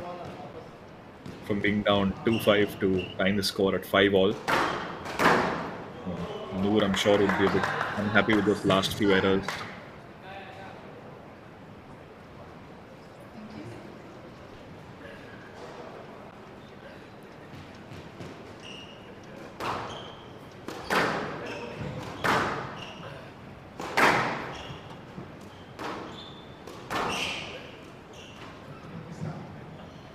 Wheels for a left there.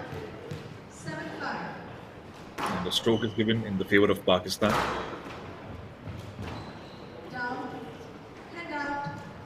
And a good idea, but just slightly missing on the luck part of the execution.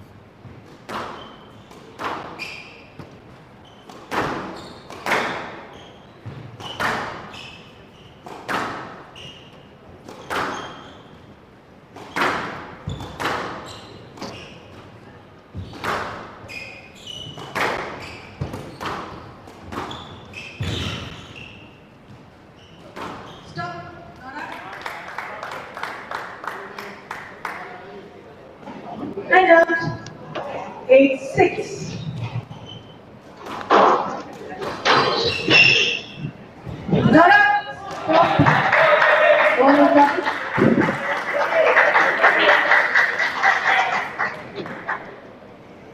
And out, 7-8.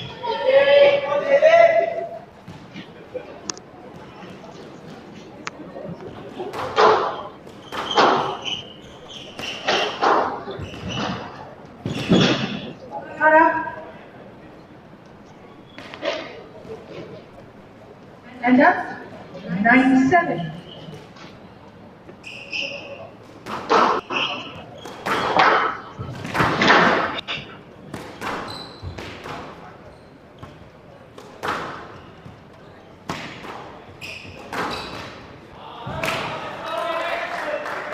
Really good shot placement there by Harit.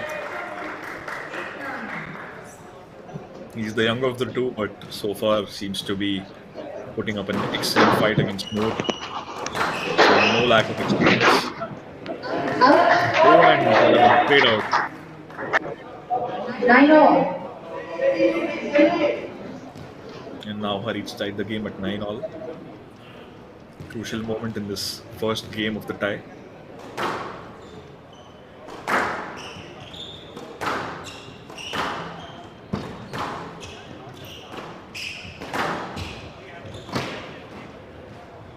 Good early backhand exchange there.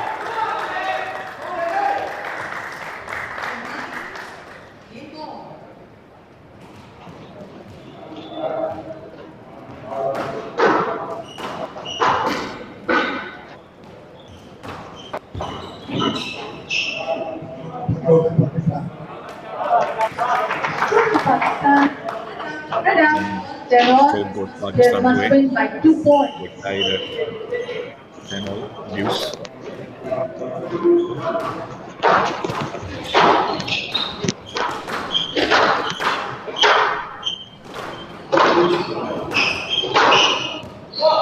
Stroke to Malaysia.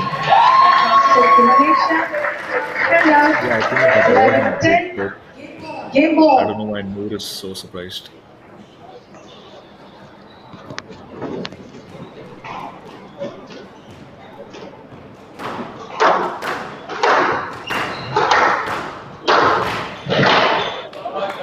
What a beautiful kill shot by Noor.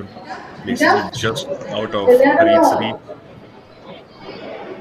either athlete doesn't want to give an inch to the opponent. They're both fighting for this game to go in their corner.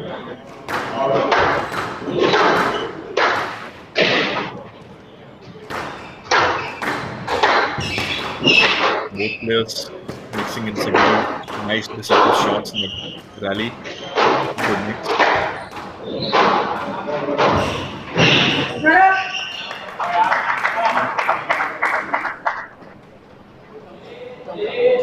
Twelve 11. Game ball.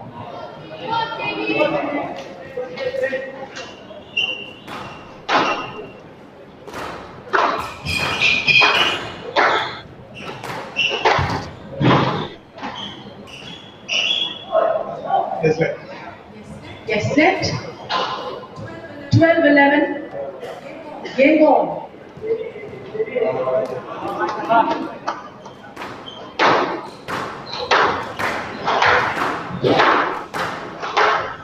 Camera crew is doing an excellent job in giving us viewers some interesting angles to get different perspectives about how these athletes are playing these shots.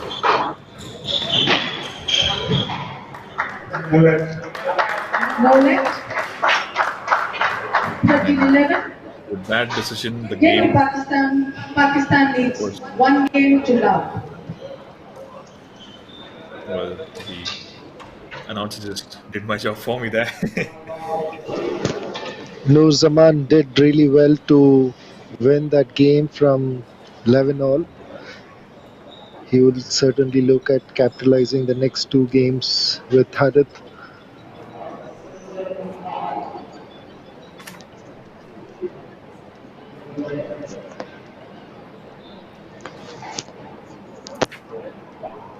Noor Zaman, the older of the two players, is aged 18. He's based out of Peshawar in Pakistan. He has a PSA ranking of 97, which is a credible achievement at his young age. And here we have Harit being mentored. Interesting to look at the different body language of the coaches of the two contingents.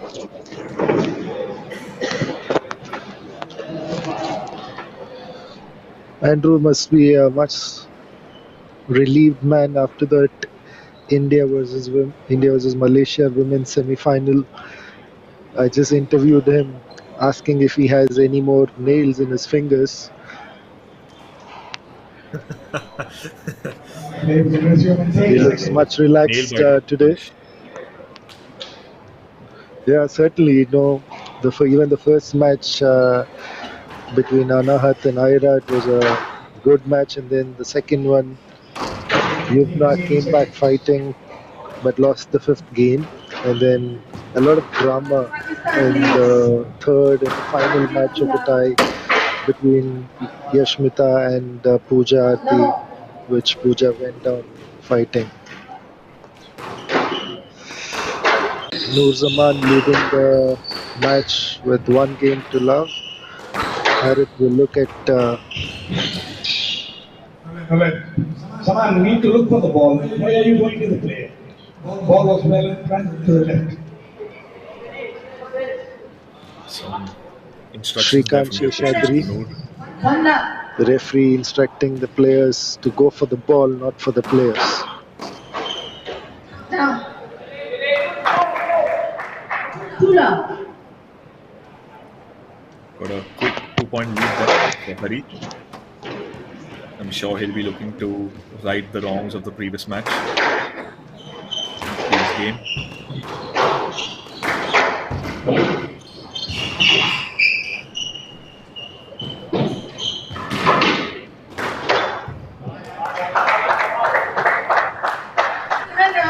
Easy decision there from Noor. Harit was caught way too up in the court.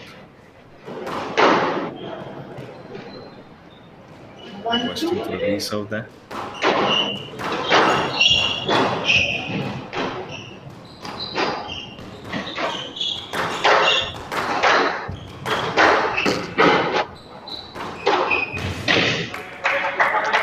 Really beautiful backhand volley to the narrow part of the Quite a net there. fast-paced game, isn't it, Nirav? You know, both players are pretty quick. Indeed, Hari. It's a And good. I think Hari just slipped a bit there. They might It was just a good. request to.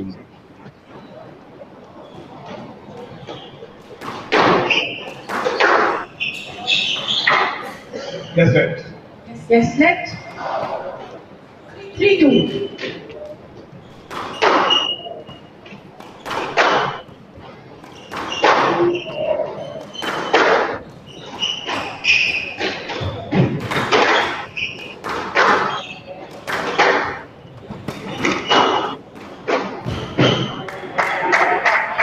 It was a good tight drop. 4-2. Quality match going on between Noor Zaman of Pakistan and Harith Daniel bin Zafri from Malaysia. This is the first match of the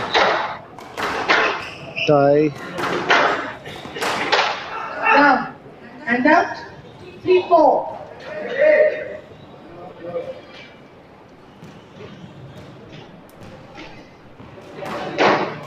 Unforced error there from Noor.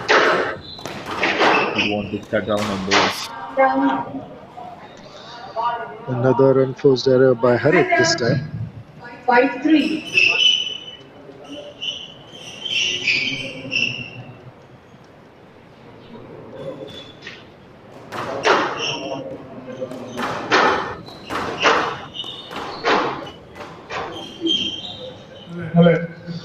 Again, Harith was going to the player instead of the ball. 6-3. The referee rightly giving it no let.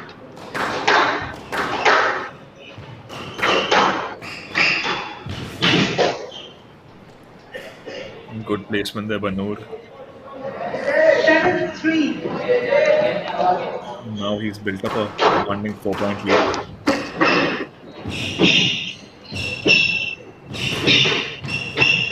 Oh. So, Malaysia. Series of Really drops. unhappy. The line was through you. Certainly, it was a stroke. 4-7. He should have played the ball the other part of the court. Not up.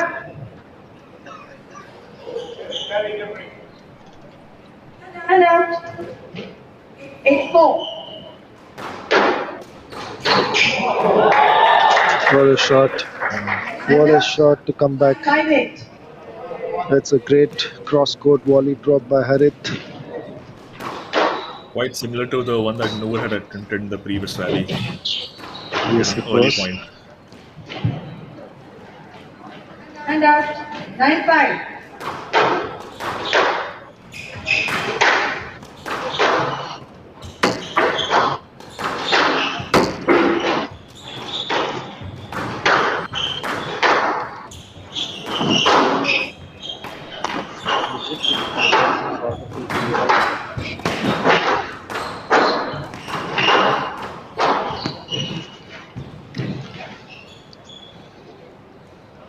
It's a good loft shot from Harith.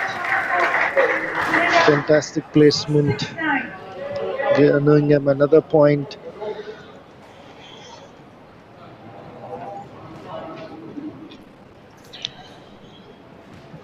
Really excellent rally, the previous one. And Hari's looking to maybe come back in this game. And out. 10-6. And time and again, Noor plays those kill shots which will earn him a point, showing his class and quality. That's the game to Noor. Game to Pakistan. Pakistan needs 2 games to love. Certainly Noor dominating this match, even though Harith is playing some quality squash.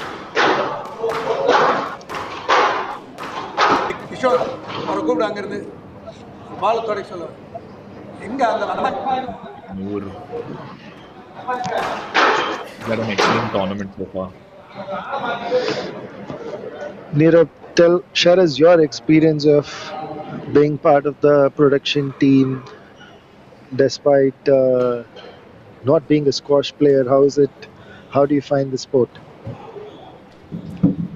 I think it's a beautiful sport. You can see how how physically demanding the sport is of the athletes. That even when I've seen two athletes get injured between yesterday and today, they've Resume in still 60 given their seconds. best for their country to make a comeback. The different variety of shots is always interesting.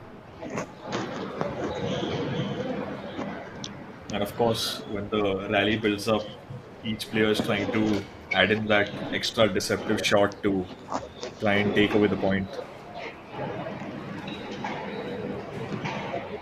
And despite it being a junior tournament, I've seen some really good quality so far. Resume in 30 seconds. Thanks to our partner and sponsor HCL, that Seshmita looks much relieved after her injury. 15 Yes. seconds. Players on court. Pakistan leads 2 games Noor to none. Zaman will look at Love on. finishing this match as quickly as possible. Yep. That's a great deceptive cross-court drop by Harith Daniel bin Zafri. He takes the first point of this game. And out. 1 all. Wow. Noor with He a just played it so befitting reply. casually. He played it so casually, when the Nirav, he just made it look so easy. No net. And out. 2-1.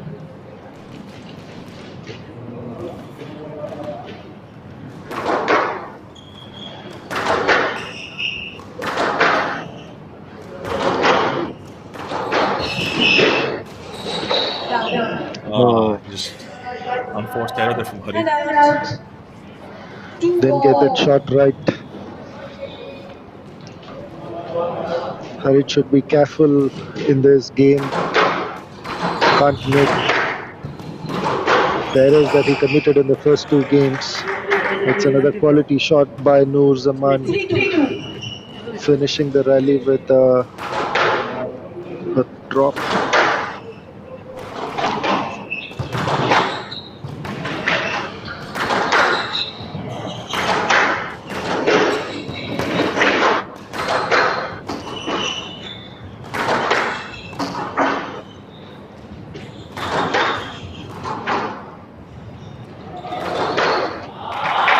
That's a good shot to finish. That is a good rally. Harith had complete control of that rally and ensured that he won the point that he deserved. I've noticed a pattern there that initially the players are very evenly matched. The rally is very tit for tat, sort of back and forth in terms of point scoring and rallies. But it's at the later stages where Noor just sort of picks up and finds the momentum in his favor. And if Hari just challenge that pattern, he'll have to build a lead early on.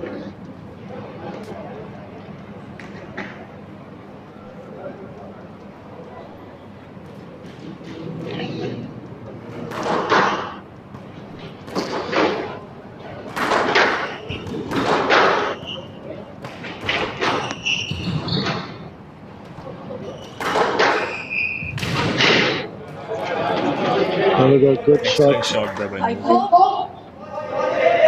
The angle proving a bit too tight for Harith.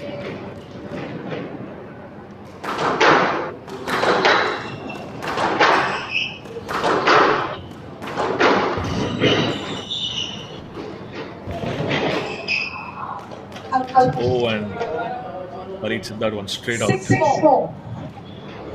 What is great to see is how Noor Zaman playing some quality shots with such ease. Just makes it look so easy. Indeed, it's truly a sight to behold.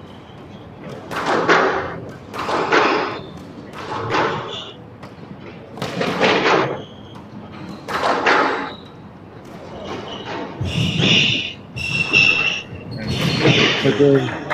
Great only 30 in the deceptive limits. shot again. Nur Zaman is in a hurry to finish this game.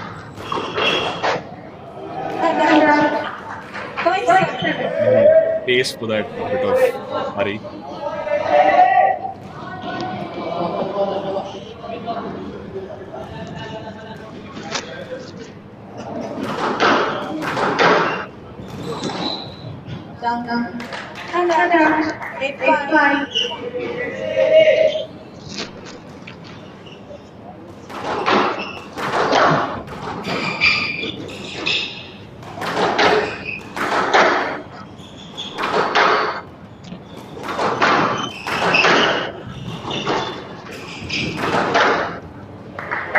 So another very good backhand cross court.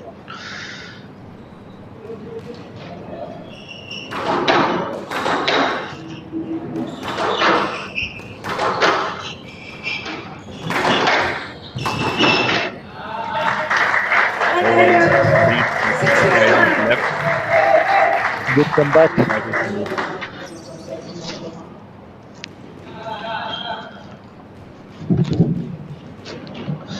Harit certainly has to work really hard and ensure that he doesn't give any easy balls. And as I say, he made another run for post error. That's match ball to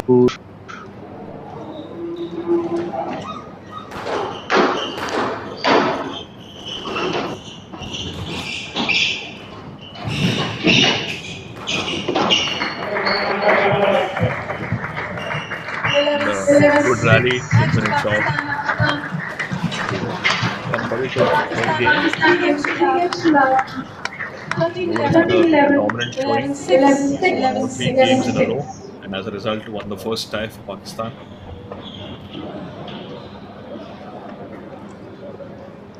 Good display of ஜோதி முதல்ல sportsmanship. பாலை தொடச்சிருங்க முதல்ல பால் தொடச்சிருங்க அதுக்கப்புறம் I think he's looking for the ball.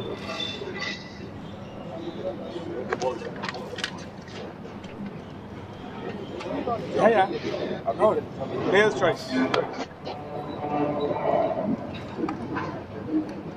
No, it's absolutely player's choice. You want a new ball? No problem. the iconic Indian Squash Academy, a facility that has produced over 70 plus national champions. It's great to have the Asian Junior Team Championship back in Chennai after very many years. 19 teams, 10 countries competing in this championship. Yes, ma'am. So done already, yeah? Yeah. Muhammad, Irfan. Thanks to our partner HCL for supporting yet another event under their initiative Squash Podium program. Wait, I'm going.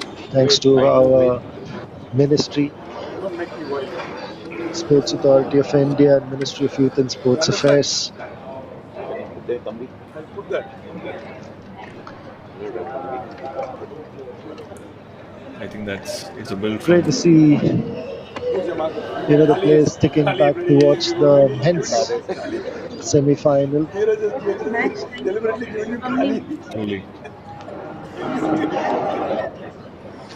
Oh my God.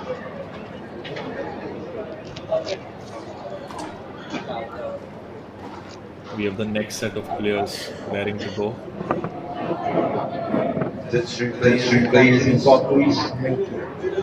And I think that's, if I'm not mistaken, that was Ashraf Irfan. He probably is the next player to step on court for Pakistan. The camera crew is treating us to some excellent angles.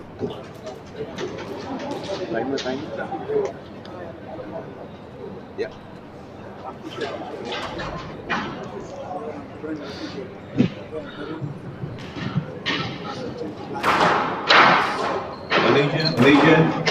Malaysia.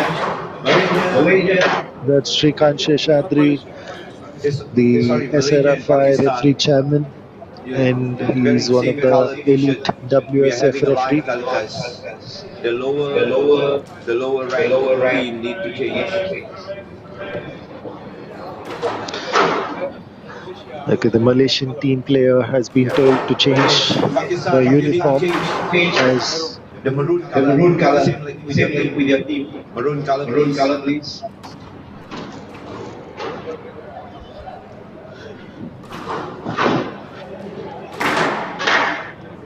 Just for the viewers, when there is such a situation Any of other two color? players Green. wearing the same color Any other t-shirt, color? Because you started off with a the different lower color. ranked player has to change the t-shirt to a different color. Yep. Okay.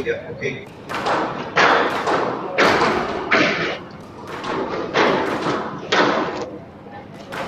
And that's what the match referee Robert is instructing the Pakistan player.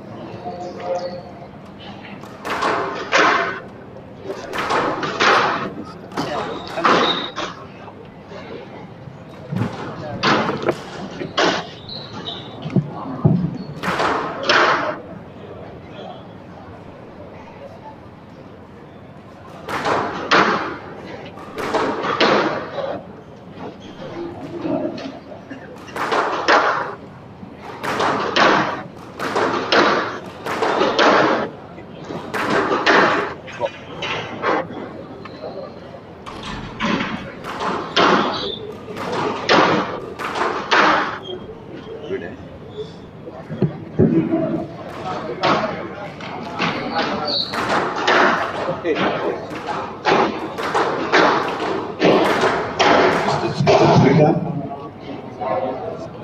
Crucial game, crucial tie for Malaysia. They need to win this and stay to keep their chances of getting to finals alive.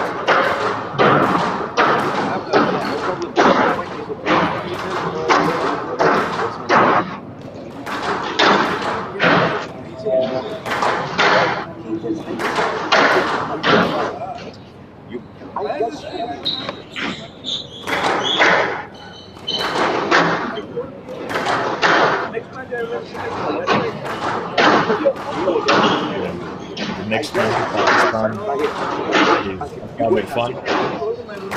Akab Irfan is an 18-year-old player from Lahore, Pakistan, with a PSA ranking of 111. Again, an amazing achievement for a player at his old age. Played an amazing tournament. Sports took everything. All his opponents in the being matches he played before the semis. Beat Kuwait's Abdullah Ali with the scoreline reading 11-6, 11-7, and 11-4. In the second match against Sri Lanka, he beat Sehat Pereira in a similar dominant fashion with the scoreline reading 11-7, 11-4, and 11-2. And he won his match against Korea with 11-5, 11-3, and 11-4 against Likium Jung. And against a tougher opponent in the Low Chun Yu Kelvin from Hong Kong, China. He had a fairly evenly contested fight in 11-6, 11-7, and 11-6 again.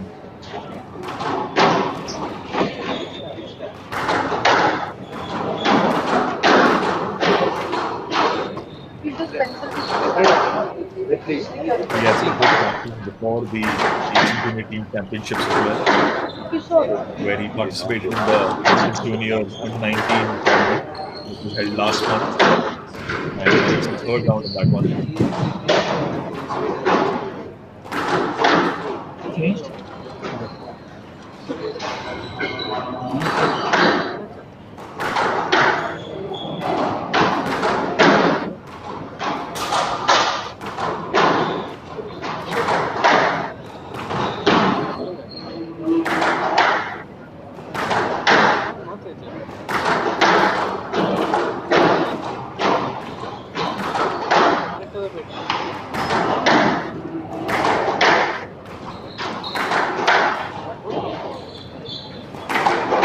Okay, how do you know?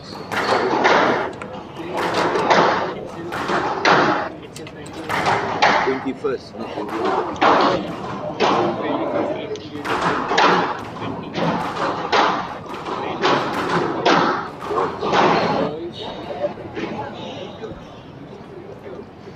Just ask to go. How does it change? Ask to go.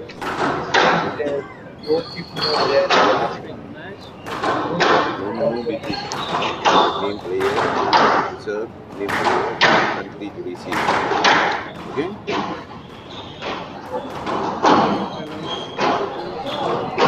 Viewers, this is the second match of the tie between Pakistan and Malaysia. This is the semi-finals clash. Mohammad Asab Irfan of Pakistan versus the Malaysian Samil Irfan to serve. bin Sahil Shah. Muhammad Irfan of Pakistan to serve. Then Samir Reza bin Shahrul Lee.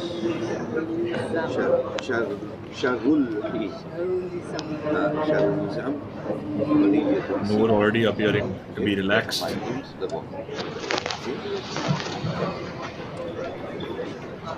I really like the way Noor played.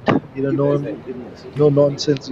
Just went there, looked quite relaxed, and he just looked flawless. Match will start in 30 seconds. I agree. As He's I been kept one of the more telling- enjoyable athletes to watch in this tournament so far. He made it look so simple. He played some quality shots with so much of grace and simplicity, but certainly, a lot of practice and hard work had gone behind. Right, so players on court. The second tie of the semi-finals between Pakistan and Malaysia is about to start. Yep. Shamil will look at HCL 21st Asian Junior Championship 2023 boys semi-final. Third string match. Mohammad Azhar from Pakistan to serve. Sami Shahrul from Malaysia to receive. Best of 5 games. The war. Here we go.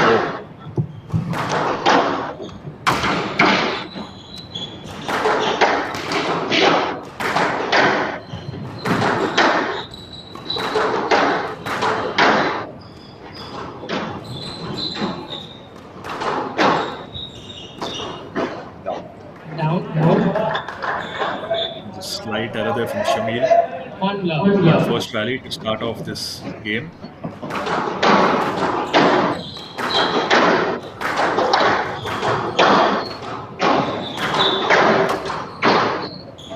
Oh, just a little bit unfortunate there. Rishabh already imposing his authority on this game. He's keeping Shamil on his toes. He keeps him guessing.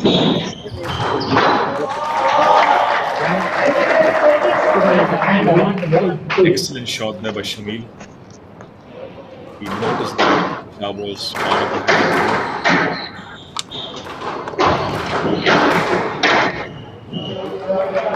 Beautiful shot there by Shah.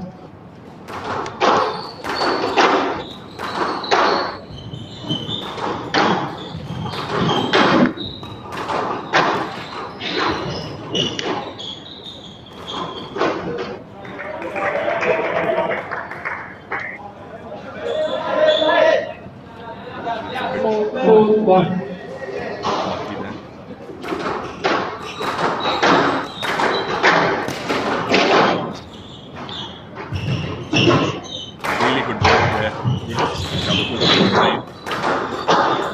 Shamil managed to get to it.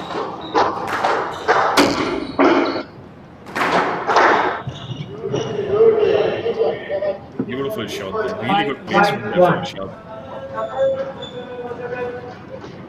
There is an urgency to the way he's playing. He's not making a combination. There was a clean backhand stroke drive from Shamil.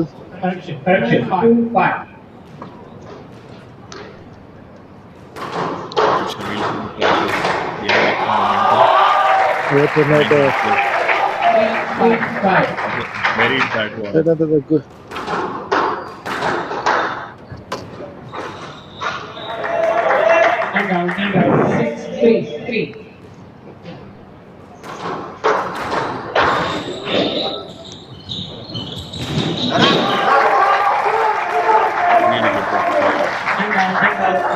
5-4-6.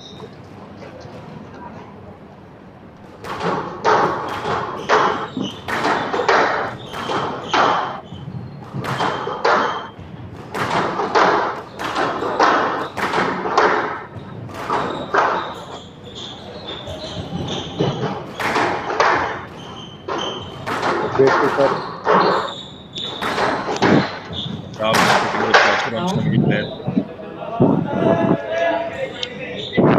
Ultimately, it wasn't almost enough. 7-4. Coming out of Shimano. Illegal for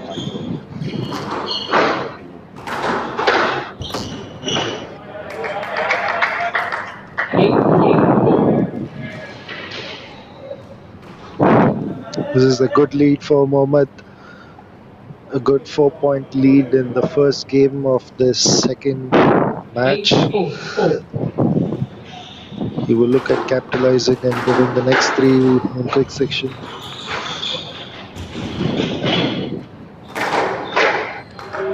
That was a very good cross-court straight drive.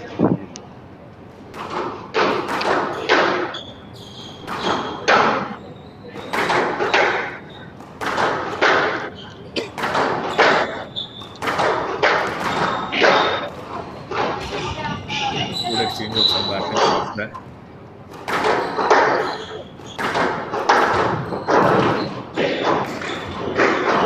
Yes, sir.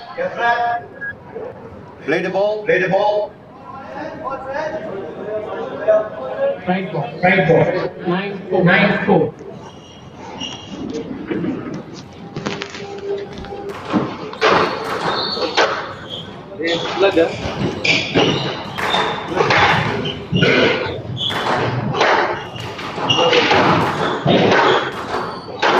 This is a great rally. Really fast-paced A rally. very high Look at that. pace. Yeah.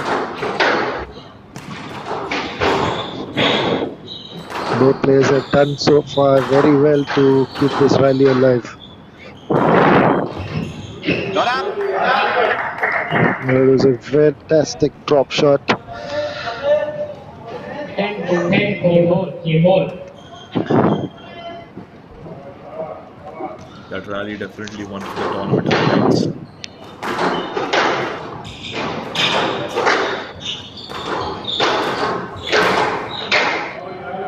Oh, that's another Excellent fantastic finish. volley. Pakistan leads one game to love.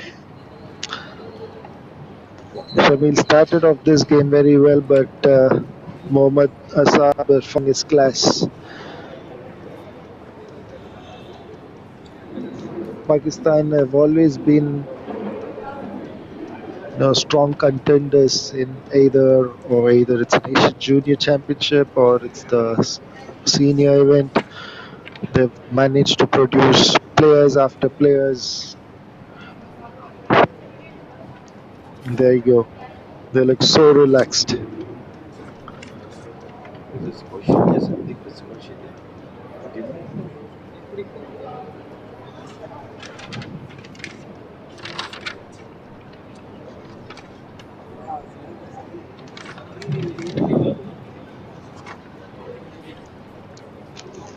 Totally different vibes there coming from the two camps. True. But Shamil still not looking lost there. Still showing some confidence in his body language. Certainly, he started the first game really well. Then he made few unforced errors. Then he lost that game. That would be my summary of that first game. Mohammad capitalized Shamil's errors and ensured that he was patient on the court. Played classic squash and won that game. 30 seconds.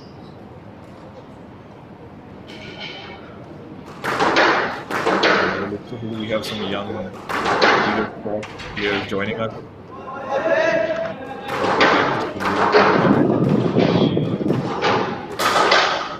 The cameraman hurries to his post.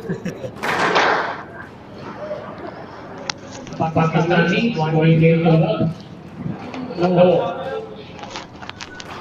love in the play of Pakistan. We'll see what Shamil can cook up in this second game.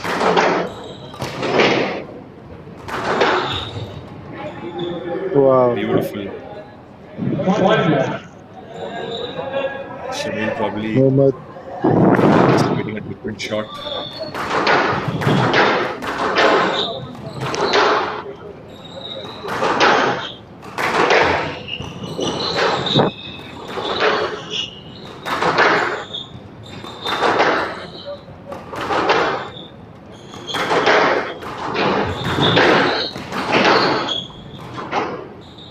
What an excellent rally this is. Wow. Very good shot. That's a reward of a good shot. No left, balls on the left. You're still in the center. No. No left. Shab Irfan just protesting that it's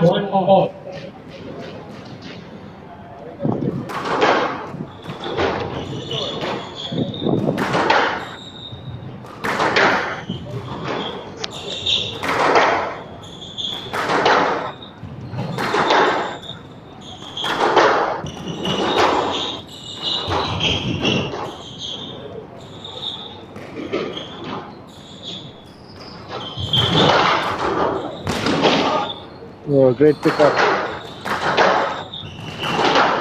Mohammad has done really well to stay on this game.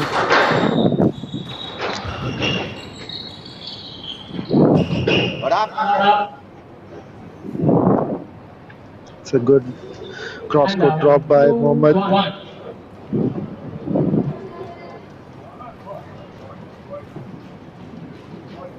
Mohammad has managed to get all the shots right.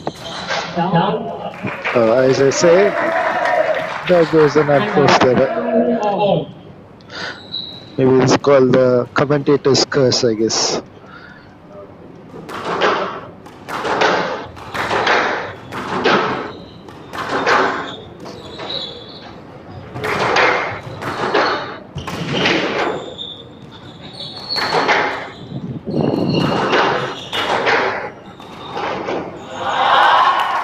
A great backhand burst by Shamil. A much needed point to Shamil to stay in this very important match.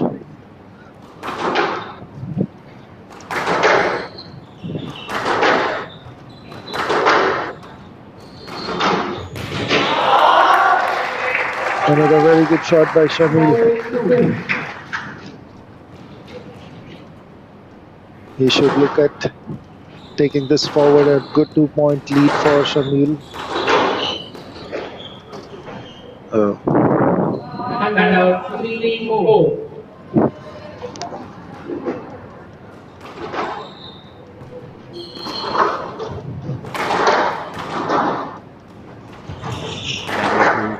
helping us out with some amazing angles there.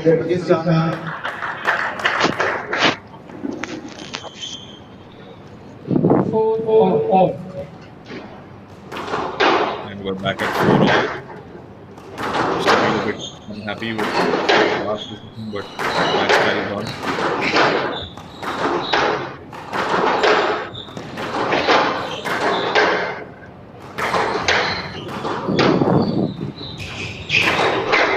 Stroke to Pakistan. 5-4.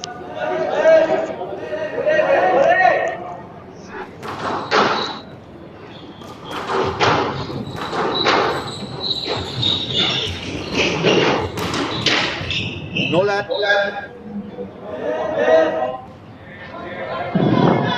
Another excellent rally between these two. Shamil should have played that ball. You know, he had an opportunity to play, expecting the ref to give it as a stroke, but he could have easily played that ball.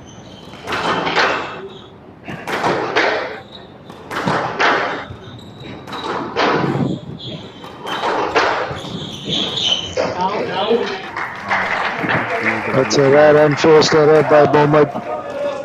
And out 5-6. This is probably his second or third unforced error of the entire match.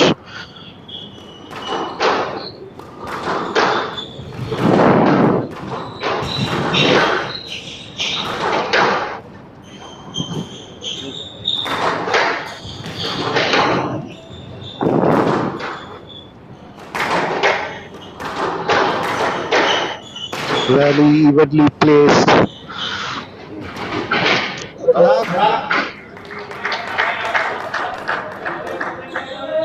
And 7-5. A good drop to finish that rally by Mohammad.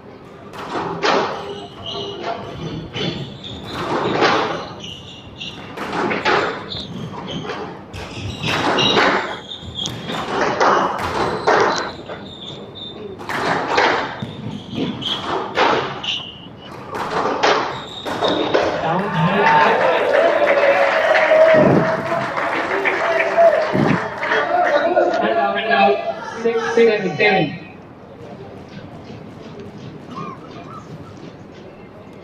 These unforced errors helping Shamil to stay on this game.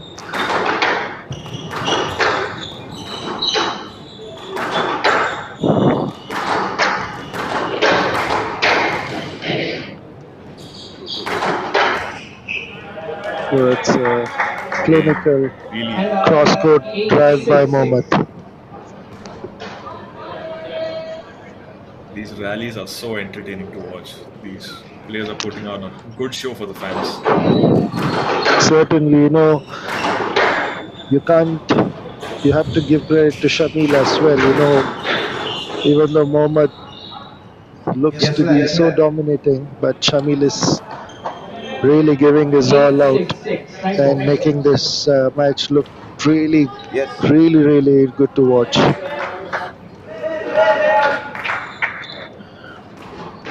I think there's just some issue there with Shamil's cutting there. I don't know, it looks to be okay now.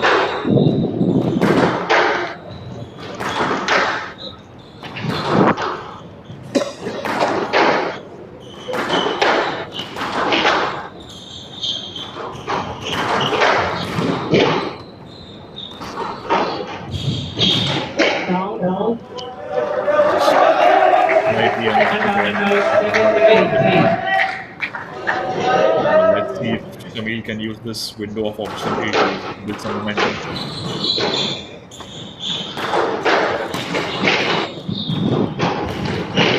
Down. And out 9-7.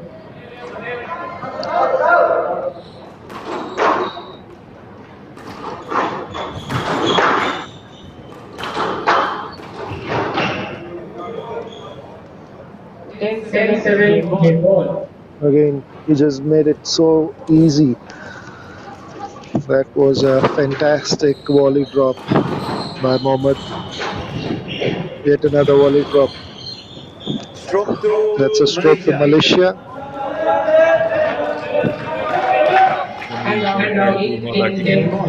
Still stay in this game and maybe even win it.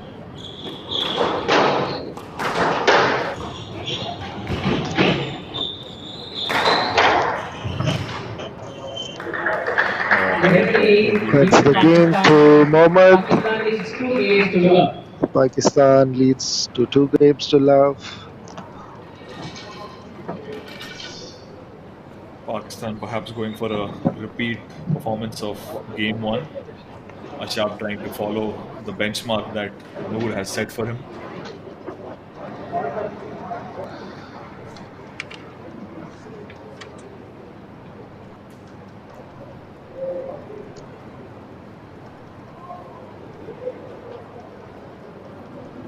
Shamil certainly looked much better than the first game. Yes. Mohammad made few unforced errors that kept the lead very narrow, but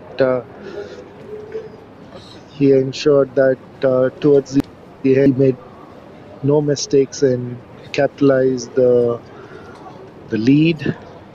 Okay.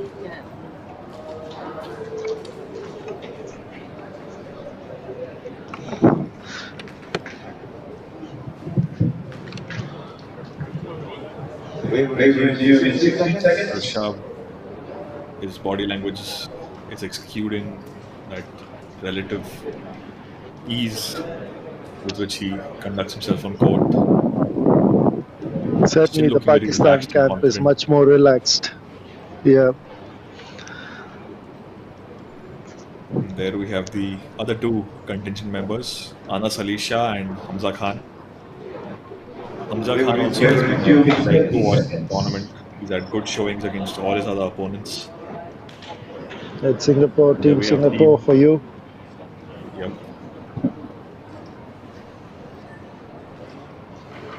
50 seconds.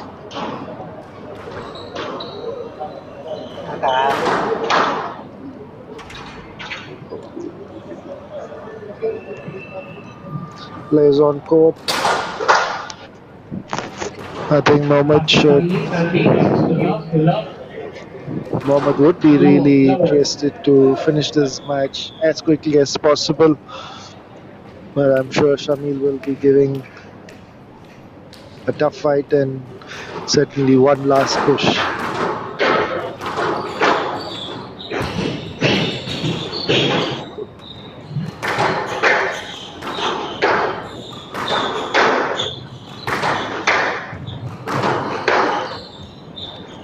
It's a stroke to Pakistan.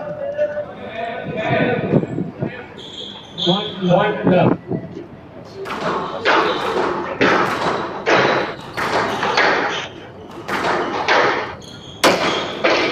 Down. It's another by Shamil.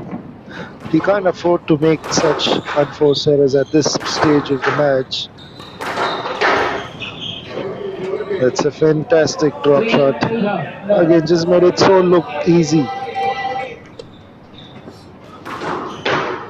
It isn't as easy as what we saw, Nirav, certainly. Oh, definitely. These young players and making it look easy. Thank you. Takes years of Certainly. practice to get it right. And out. 1-3.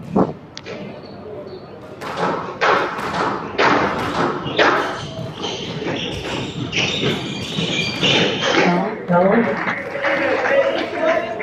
And Ashab with an error of his own. Shamal needs to just double down and increase his lead at this early point of the game. Can't allow Ashab to even pick up momentum.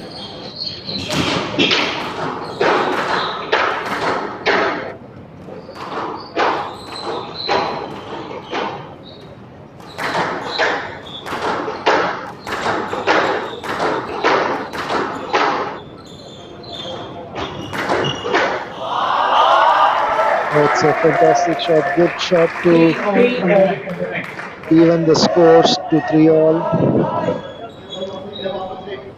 Shamil needs to play more of these to win this game and the match and keep Malaysia in the hope that Mohammad Asab Irfan will look at cashing the situation as early as possible. Stroke to Pakistan. That's a stroke to Pakistan. And out. 3. When I see stuff, you follow. Call this 5-3. I just feel, Mohammad Asab is just going through the motions. And I think he just hit that one slightly out. That's a bad. He looked more relaxed and more confident. Up. 6-3.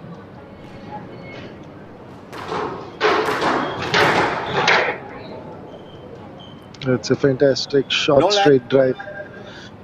Rightly, there is no net for this one. You follow, say no. Ball passed before he even came to the line of the ball.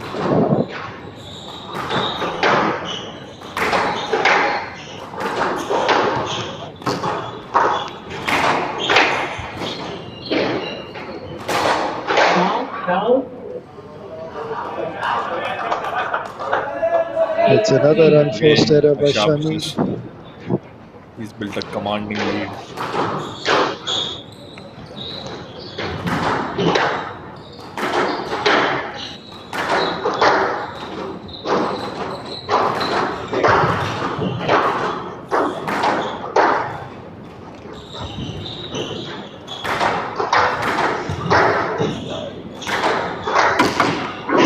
Very intense rally. But Shamil getting the best of it. And now, 4-8.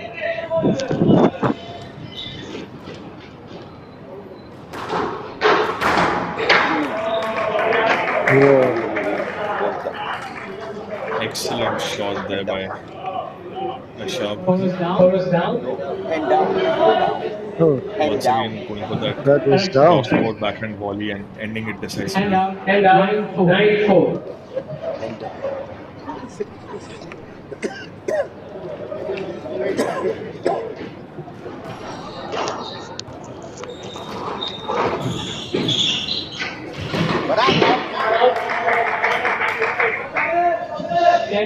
Right, match ball, championship ball. Sorry, that's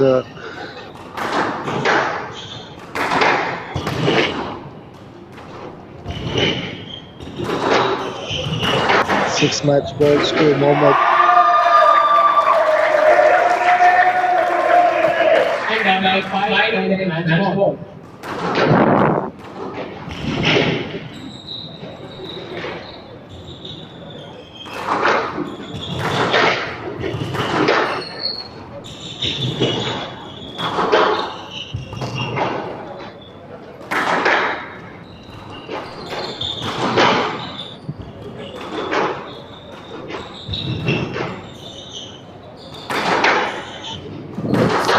Other excellent rally. And an unforced Shamil somehow managing to stay on this game.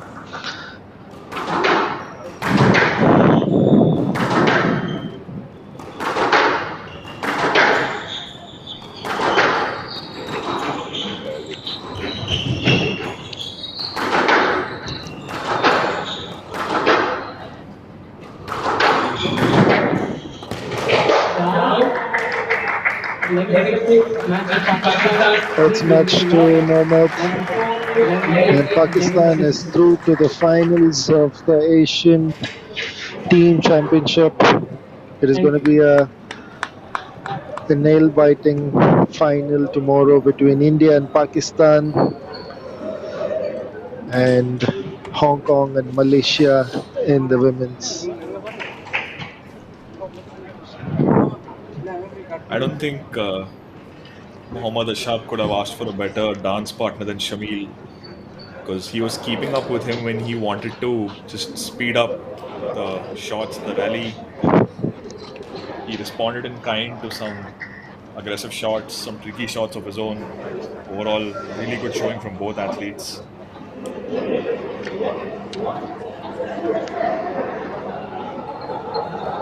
And it's just all smiles and laughter after the competition has ended. And I think Hamza Khan and they still want to play their match. Third match. Yeah. Conclusion.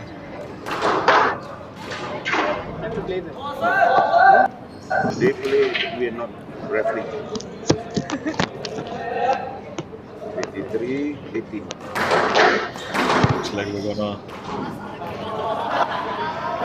have a third match regardless. No warming up there between the two. Straight off the bat.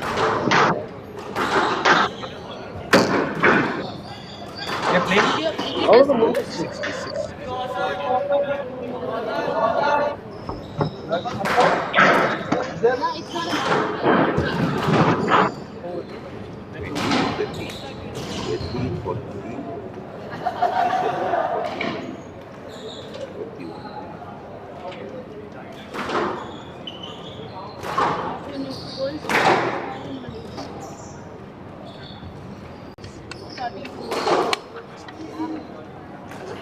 now get the team manager to Just sign, give me okay? the scores. Yeah. Yeah, I'll take the signatures.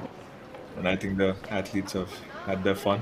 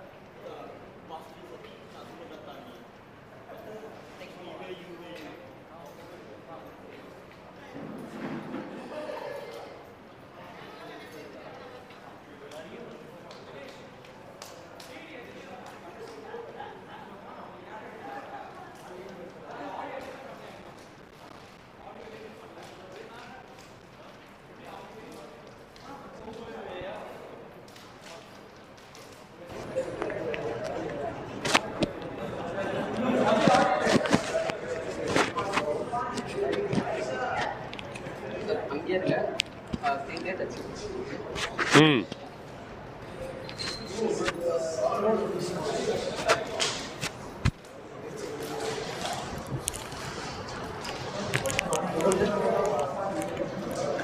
Can I hold the paper?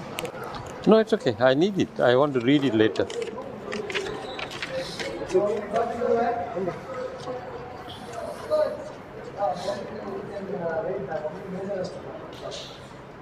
Are we good to go? Yeah. Let's start, sir. Scene start. Okay. Ready? You have to first we record. You have to look here. Okay. Ready, rolling. Action. Semi-finals day today. What a day it was, living up to the expectations of the crowd. It was an awesome day. The matches started off with the girls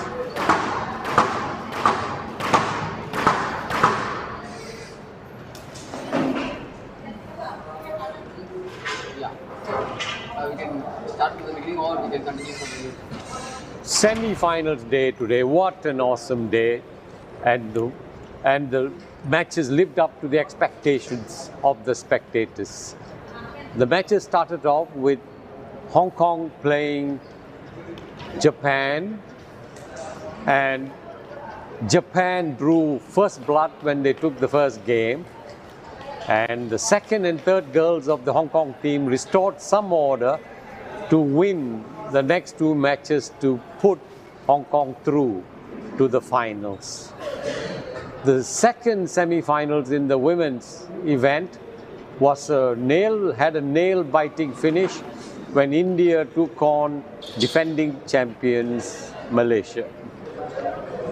Anahat Singh, their superstar, drew first blood when she took on Ira Azman, the Malaysian #1 and reputedly the best player in the tournament, when she was defeated 3-0 by Anahat. Anahat was in really good form, and she went on to win and get their first point for India. The Malaysians staged a huge comeback when Whitney Isabel was in good form to beat Yuvna Gupta, and the final game was between Pooja Aarti and Yashmita.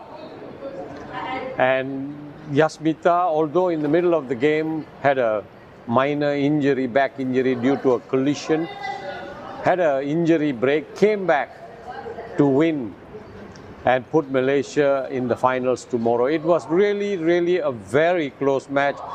All credit to the Indian girls and of course the Malaysian players for putting up such a huge performance, and it was a great show.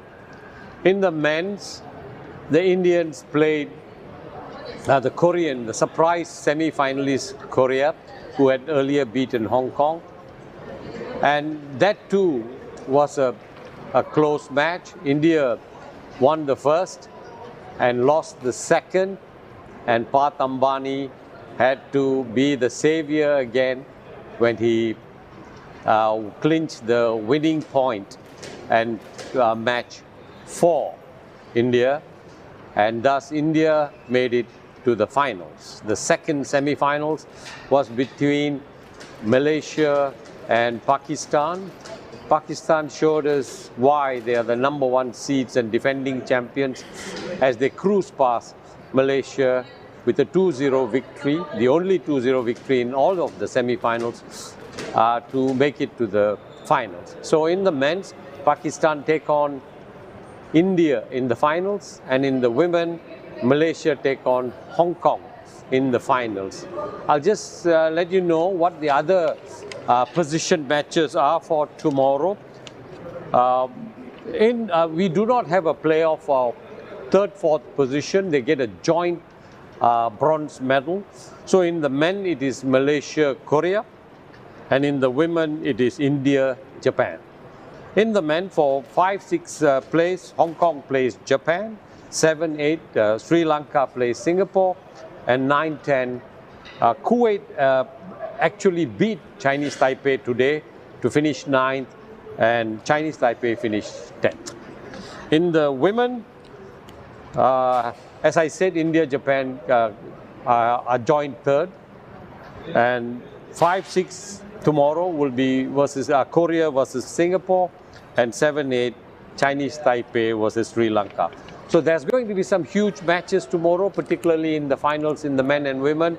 Please come along and cheer your favorite teams, and look forward to seeing you here. Thank you. Thank you, sir.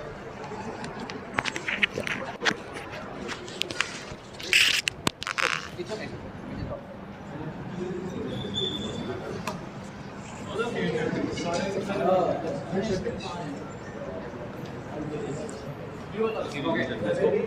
I'll take over. That's fine.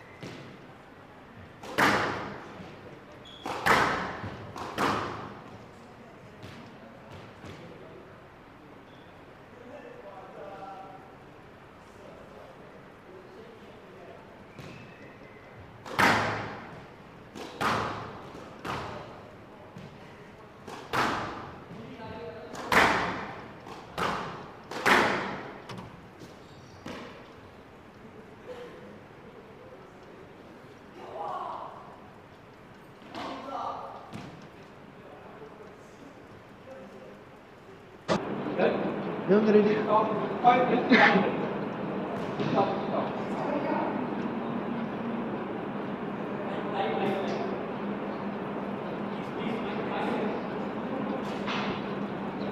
Yeah, we can do it. Hey guys, we have the team Pakistan. Are we live? Hey guys, we have the junior Pakistan team here. Believe me, this is exactly how they look even during the match. Quite relaxed. Starting with Noor. Noor, how was your match today? Even though you are the defending champions, you had to play a tough Malaysian team. What was any match preparation, game preparation you had? Yeah, we was in the morning. We was sitting with our coach, Mr. Imbul. He gave us the plan that how we have to play with these guys. And yeah, I am an individual champion, and team also we are champion. So we are fully comfortable that we will win this match. Mohammad, you had to play against Shamil. Shamil equally put up a good fight, but still he went on to win 3 games to all. You look quite confident and relaxed. Tell me, this is how the game you usually play? Well, yes, Shamil is a very good player. He gives me a very tough fight, but still I managed to win the game. And yeah, this is my usual game style. I usually play like that. India versus Pakistan. In India, what are your thoughts, Ranira? First of all, Alhamdulillah, we are defending champion. Inshallah, tomorrow we will do best. Great. So it's going to be India versus Pakistan in the men's junior team final, and Malaysia versus Hong Kong. Thank you for watching. Stay tuned. English. Nah. that.